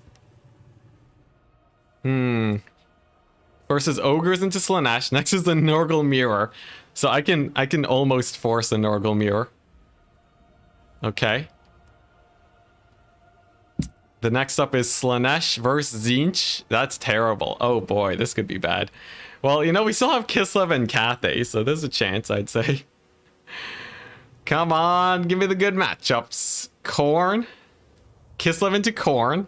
I think that one's doable. I only need a couple of these to be doable, and then we're set. Alright, so here's the faction lineup. I would say generally I'm not feeling super comfortable here, but I'm willing to say that we probably have a decent chance. Yeah, Ogres into Slanesh is bad. And then Slanesh into Tzeentch is also bad. So I think I definitely want to ban Slanesh into Tzeentch. I definitely want to ban Slanesh into Tzeentch and then go from there. Yeah, we got some Cathay, pretty hype. Let's see. Oh, he added in Tzeentch. He can't play Tzeentch again. That's fine though. That's fine. We'll let it slide. Oh no, I played Tzeentch. I can't play Tzeentch. Whoops. Did I pick Tzeentch? Okay, no, we're good. We're good. He doesn't have Kislev. I mix it up. Never mind. We're fine. Yeah, the Nurgle Mirror. I'm down. Nurgle Mirror is pretty hype. Strangely enough, I think Kugat's actually weak in Nurgle, so I hope that we see a Nurgle Mirror just so I can show off those shenanigans. But yeah, I don't want to play Slanesh into his Tzeentch. Kislev into his Khorne. Cathay Mirror. Gods, no. Anything but the Cathay Mirror. Yeah, I think he's gonna end up choosing which mirror that we play. Nurgle Mirror is kind of grubby. Yeah, it's a lot of math equations, but I think I've practiced it a lot. So I do actually sort of know how to win that quite well.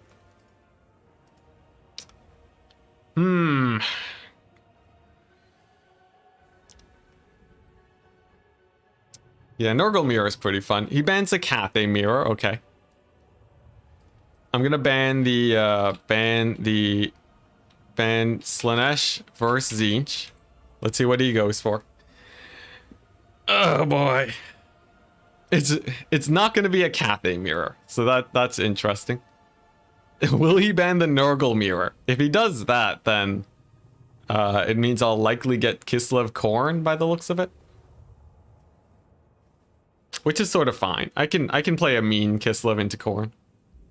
I can do it. I think he's gonna ban Khorne versus Kislev. It's whether or not he thinks that's favored or not. Because I would say Khorne can do pretty good against Kislev. But if he thinks it's unfavored for him, he would likely go for the mirror.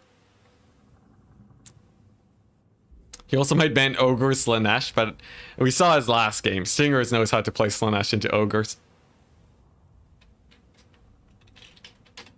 Okay, he bans a Nurgle mirror. Dang. So we are seeing Khorne into Kislev. Very good. I will ban, I'll ban Ogres into versus Slaanesh. So I'm Kislev. You're Khorne. There we go. Should be pretty good. I have a build here. I have a build. We'll be fine, guys. We'll be fine. Yeah, it's going to be a familiar build. He probably knows what I'm bringing too, but I feel pretty confident with this. So we should be good. This is my Kislev into his Khorne, right? Yeah, okay, good. Sweet. Yeah, he banned both mirrors. What a mad lad. Which means he's pretty confident he had a leg up with this, with the 5 blind picks.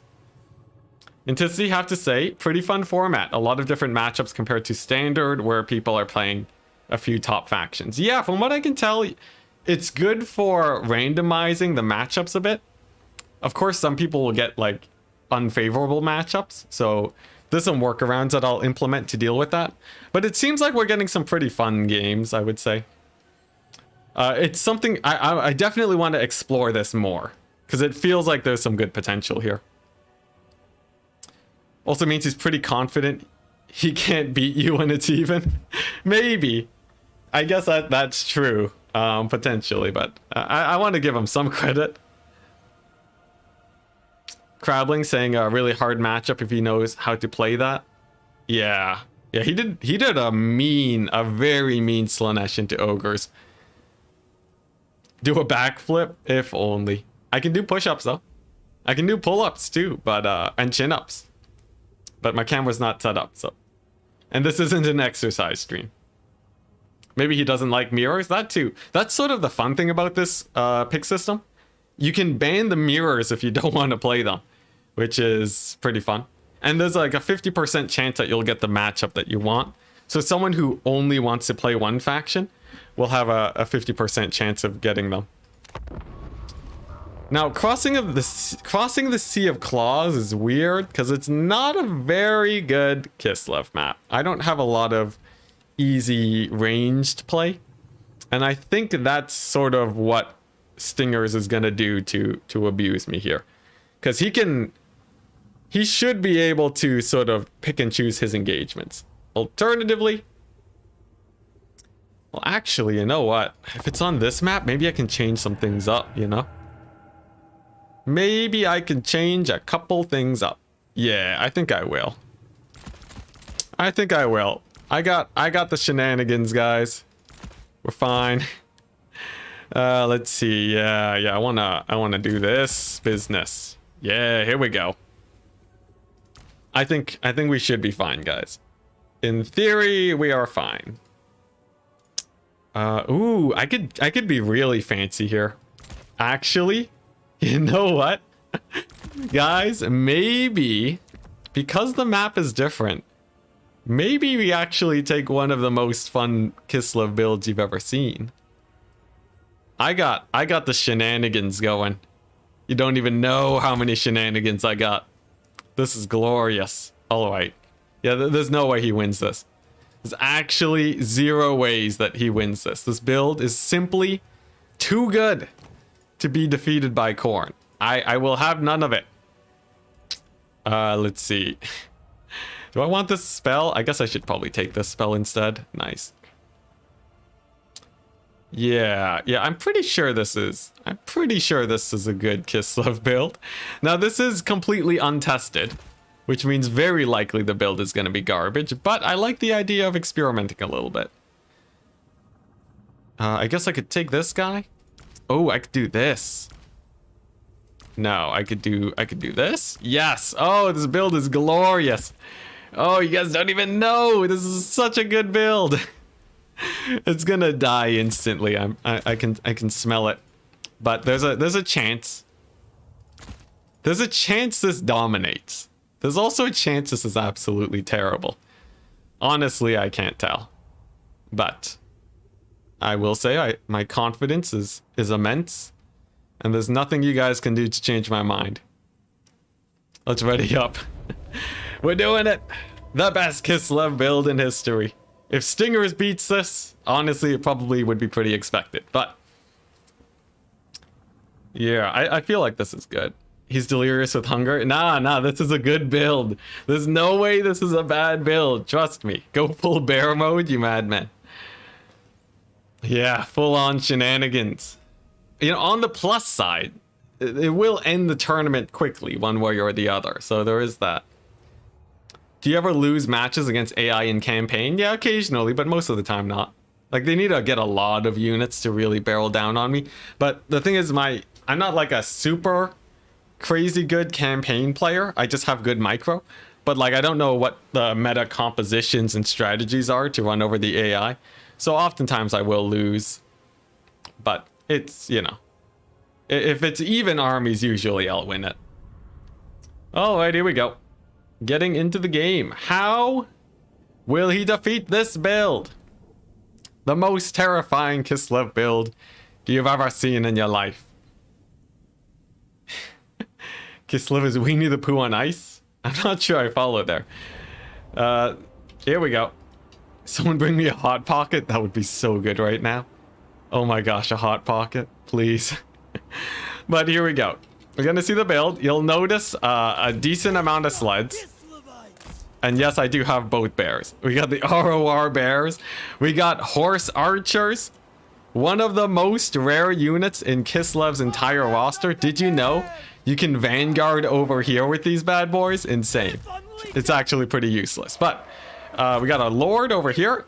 She's going to be supporting, tempesting any mass infantry that try to do the long grind. And then Griffin Legion to secure the mobility advantage. This surely is unbeatable. The hope is that my chariots can clear his infantry fast enough. If not, we sort of just lose it. So a lot of this sort of hinges on how well that goes. If he plays super defensively way back here, I'll just summon snow leopards and capture all the 3 points and just play keep away for the entire game. So I feel like we're actually going to abuse the fact that the map is so big and use that to play a proper kite build. If your archers are horse, maybe they should see a doctor. Amazing. Yeah, some horse archers. Oh boy, chat, you guys. Tragob and Nemen. Happy to have you in here. Thank you very much for becoming a deckhand. Welcome to the crew, good sir. And here we go. Our opponent is ready. He has a decent amount of infantry, but that's not enough to deal with the Kislev chariot blob of death. Now, of course, these horse archers don't really have too many targets. And he has a lot of armor, so I don't really have a lot to shoot at. Except for maybe these halberds at most. I guess we might as well transition over there and give them a bit of a hurting. But yeah, the plan is that if he summons in spawn, my horse archers can sort of ward them off. So I'm really hoping that does all right. And nice, here we go. He's actually not summoning in a lot of armor, which I think is to my advantage. Horse archers are just gonna get right over here where they're nice and annoying. And then the chariots are just gonna start a cycle charging. And I will be saving up for the warbear riders because I think they're cool. Here we go. Horse archers away! Squeeze through the gap! Nice. And what's he gonna summon? Hopefully no warhounds. Looks like the cultists are going to be plowing on in there, but look at that, the chariots doing great. Plowing right through the infantry like it's no problem. Let's pull back with my lord, and then we're just going to kite into this open area here, where we should be able to trade fairly fine. Let's pull my lord away to keep her safe, bring these chariots back to make sure that they're safe. Nice. And then let's see here. Let's give these guys extra range. There we go. Nice. First things first, let's summon the big bears. We want to get them in as fast as possible. Looks like his infantry took a pretty nice beating. In fact, his cultists actually took a pretty huge volley from my guys. And here we go. We got a couple doggos coming on in, but chariots are doing some damage. Nice. I think overall we traded up there. He's going to bring a few more units of infantry to try and cover this far point, but I believe I'll be able to just trade up in this situation, as I do have a lot of guys and a lot of armor piercing, especially in the form of the chariots. Here we go.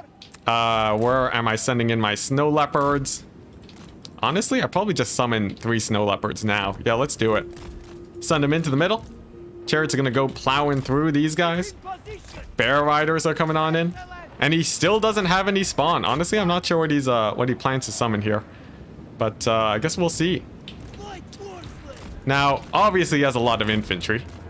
So I do need to be a little bit wary that we take good engagements here.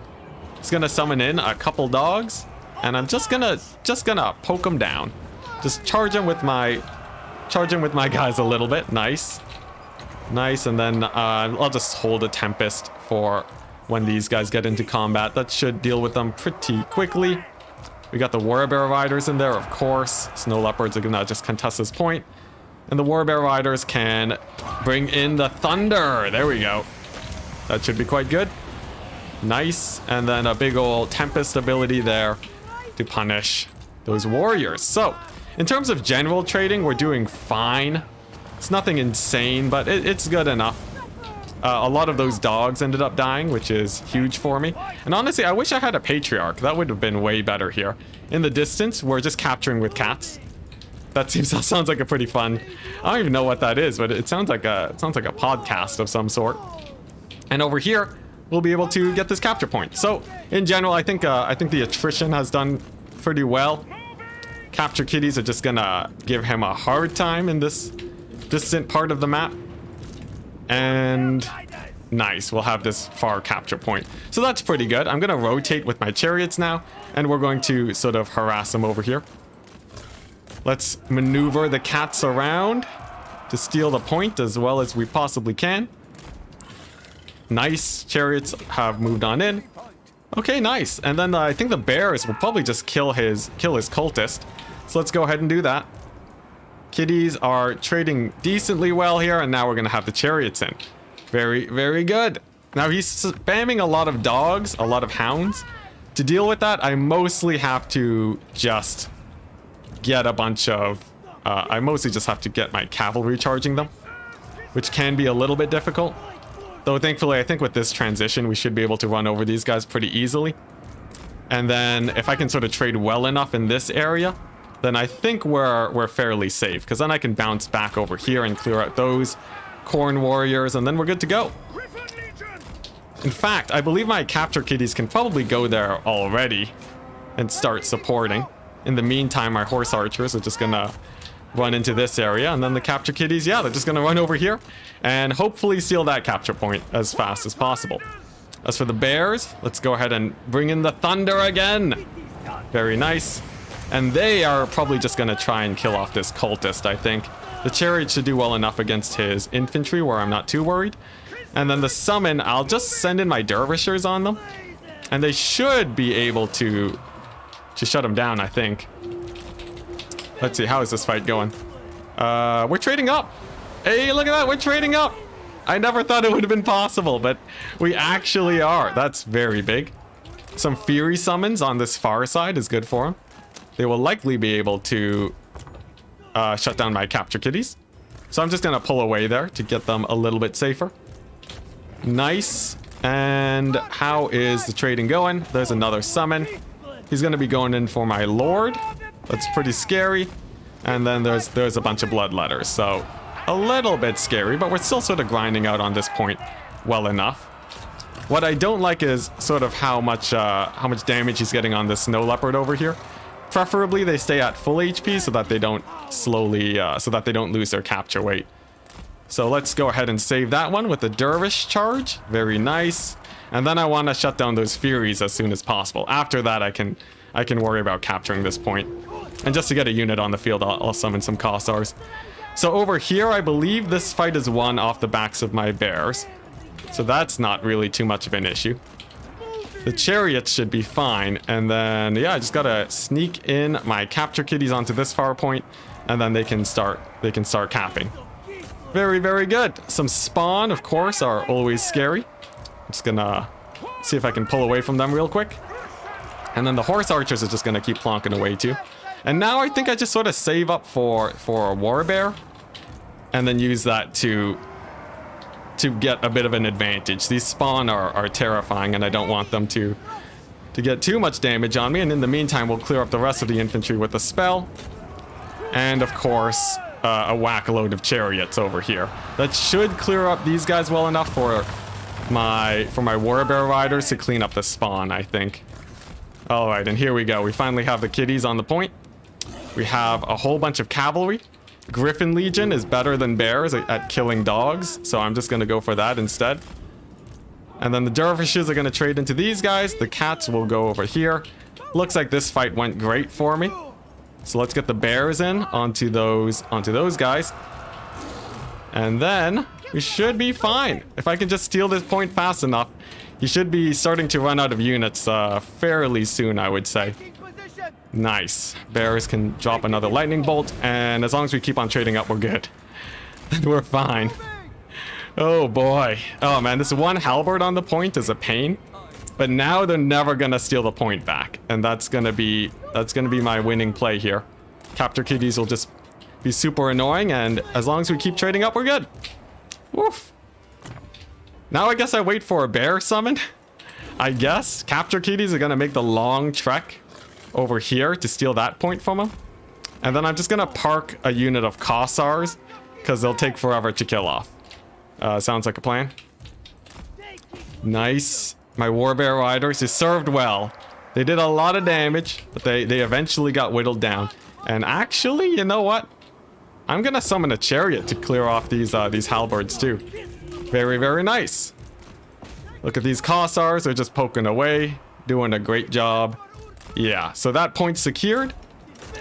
And now I just have to win over here. So, how's the middle going? Actually, a little bit scary. I think he might be able to finally clean things out here. It's not the best battle here, especially with all my dervishes stuck in combat. My lord is having a bit of a rough time too.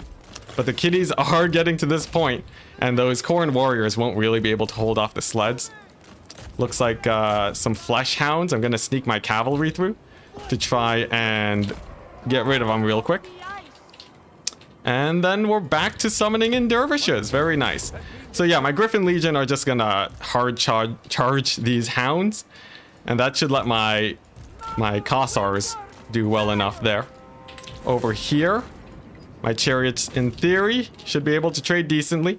He does go for a big dog summon, which is good in some sense, because it means that he will likely have to... he likely doesn't really have too much to support in the other fronts. So if I can just keep winning this middle, I think we're fine.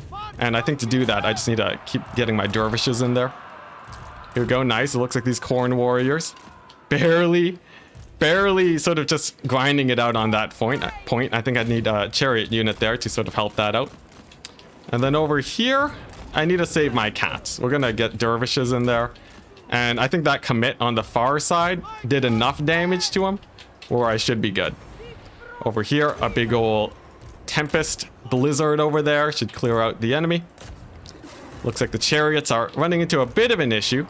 In fact, trading's actually quite even now, but it means that as long as trading is even, my capture weight should be able to win it. At least that's the hope. All right, how's the middle going? Honestly, not too bad. Not too bad. You know what? Let's summon another Griffin Legion. He hasn't been summoning in too much infantry because of the fear of my chariots. So I think Griffin Legion are the right answer here.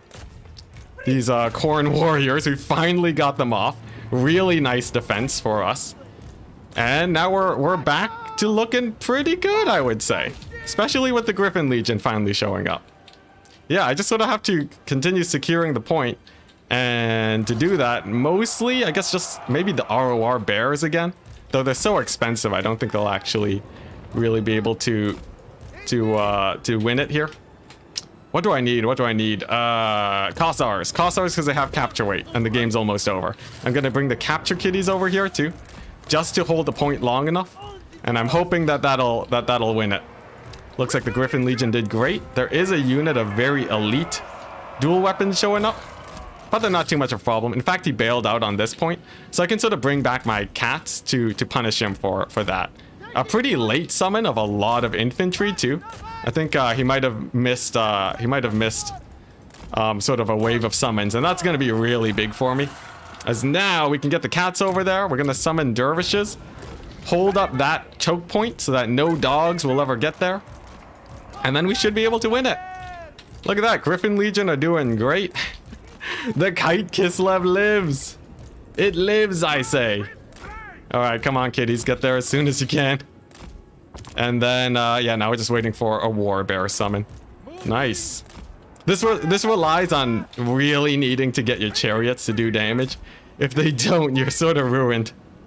Some dogs over here trying to contest this point. We'll defend it with my cavalry. In the middle over here, I guess I use my chariots and send them in. And then I'm gonna counter his Warhound summon with my cavalry.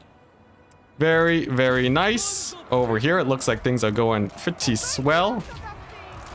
And then I just have to defend these 2 points. And then hopefully I'm pressuring here enough where he's not really gonna be able to do much on the capture side of things. Kislev, a menace of a faction. They have so much capture weight with 3 cats. Look at that. This point gets captured even though he summons in some Furies. Very, very good for me. And just like that, the point is captured. Very, very nice. There we go, just barely. Just barely. That was a little bit of a nerve wrack, but we got there. And we basically just out-mobilitied Khorne. With the power of chariots, we just tore apart his infantry. And then we used a whole whack-a-load of cavalry to kill off his mobility. Very, very good game. Oh my gosh, I couldn't take a look at chat the entire battle there. Ashiraya, thank you very much for becoming a member too. Welcome to the crew. Welcome to the deckhands of the Vampire Coast. Hope that game was enjoyable for you. Because, oh man, that was a lot of micro. Look at that. The RORs actually paid for themselves. I think if I had a Patriarch there, that would have been insane. Because a Patriarch gets so much healing. Kossars did good. Look at my Dervishes. Huge value. Capture Kitties. If you micro them well enough, they'll do wonders. And of course, the Chariots, which just dominated the entire match. Horse Archers did okay. They were sort of there to counter Spawn, but he never took them. So yeah, really fun game. Did I coin the name Capture Kitties? I don't think so. I think it was someone else, probably. I'm pretty sure I heard it from someone else. Yeah, Capture Cats carry so hard for Kislev. Imagine if Cathay could do that. It would be crazy. What's the rules for army buildings these days? Army building these days? It's just unit caps is all. Oh man. Well, there we go. We did it. We won our own tournament. Honestly, feeling pretty fun. I'll probably host another one of these sometime later. Probably not this week, but maybe in like a week from now, I think I will. Man, I guess if any of you guys haven't bought Warhammer 3 yet, I guess I'll do a quick plug for my thing. Creative Assembly actually set me up with a pretty good deal, where if you buy Warhammer 3 using the links below, I get a pretty decent cut of the profits. So if you guys are sort of on the line and thinking about that, check it out. It's like called Xzola. Has all the DLCs there. So something to look out for if you're interested in that. Of course, no obligations, and sort of shilling aside, I think that's basically it. Let's close out the stream. Wonderful day to all of you guys, and I hope to see you sometime soon with another tournament. Peace out.